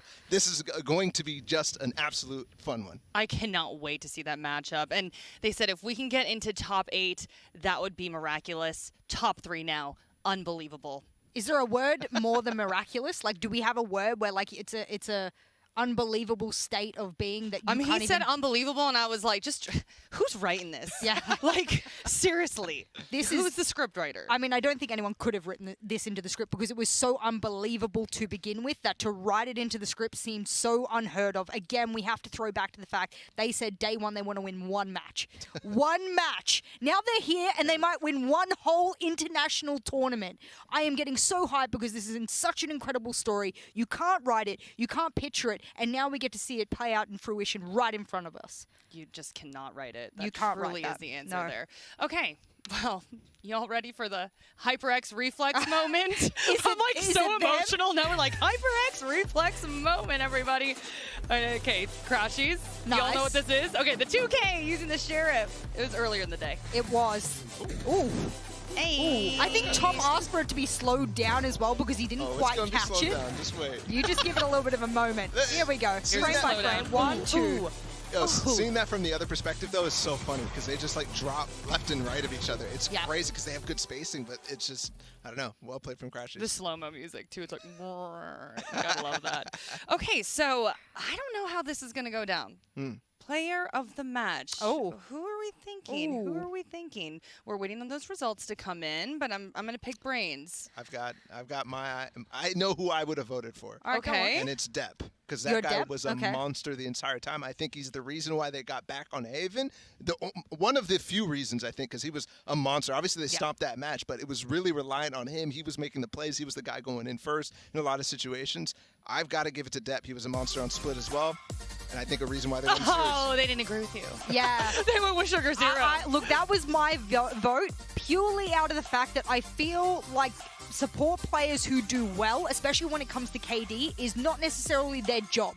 So if you were doing well with your utility and you come out with a plus 13 over the entire series, overdoing and overshadowing any other player on your team, you kind of deserve a nod because you are having the impact. How many times have we seen go near Garage, take that 1v1, whether it was with Forsaken or someone else, and try and at least duel to have the one-on-one at least 50% of the rounds, which is hard to do against an operator / Marshall player. So I think he held his own quite well.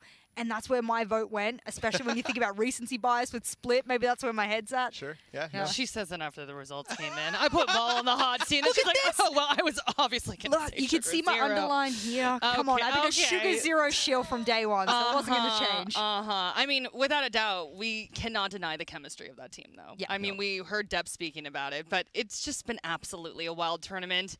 And now we are down to the finals, the lower bracket final and the grand final. Bala, break this down for me. This is ridiculous. Loud in the grand final. I mean, already from the beginning, there was doubts based off of what happened for them at the beginning of this tournament.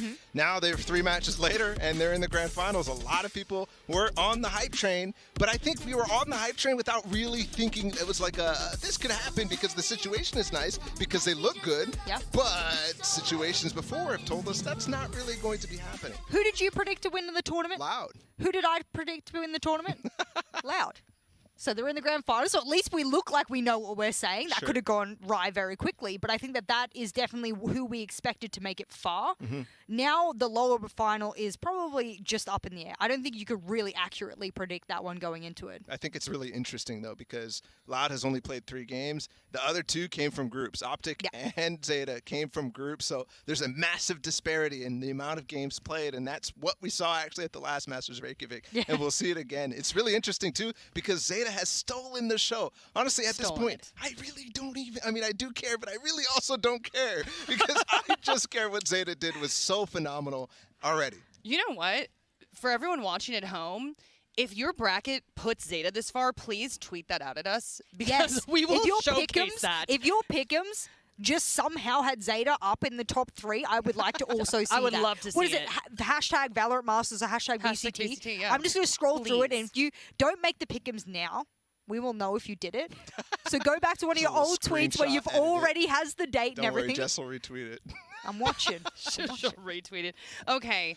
Man, I'm tired.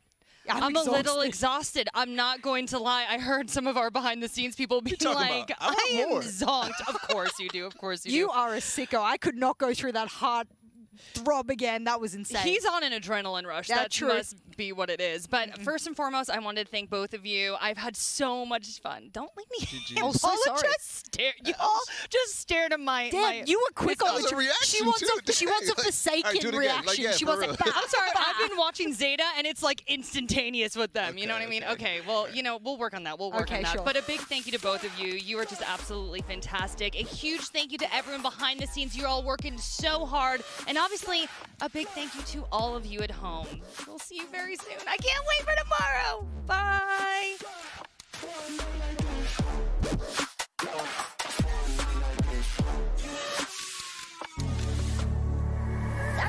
Vikings, Vivo, Keat, Havan, Liberty, Furia, all of the Brazilian teams that came before Loud have never taken down North America. A lot of history has already been made in this tournament. Do you guys think it's Loud's turn today?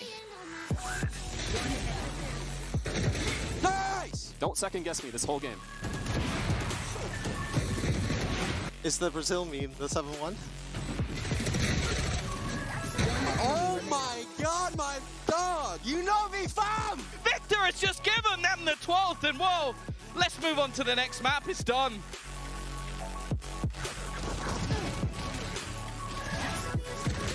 You guys are trash! Pancada trying to hold on.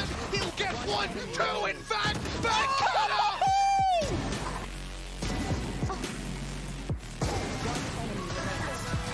An incredible bounce back from a 13-2 loss. And we're going to go all the way to Icebox. Alves, he's going to connect and go back through. Runs out of bullets, but the jumping shot grants him a third.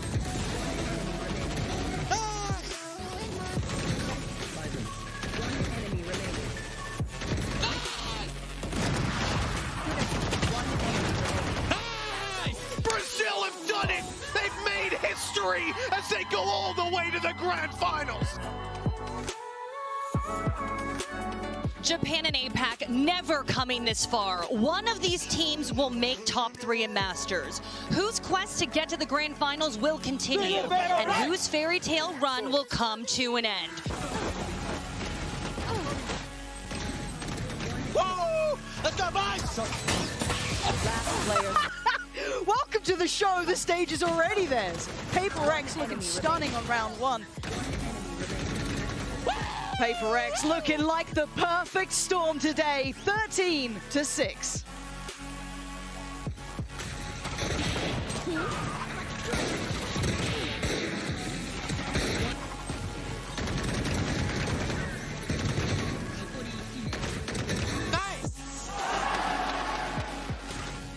Those guys just don't care. They're playing out of their minds. Nice! Where have they found this? Where has this come from? Nice! Zeta's heart is the deadliest weapon. It's 13-2.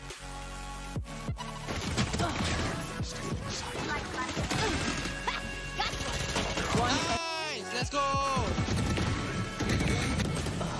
Last player standing. One enemy. Nice! Spike down, B.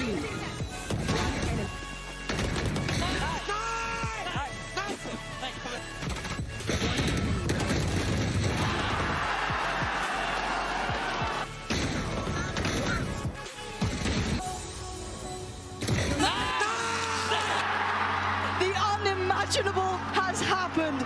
Zeta make it to the finals.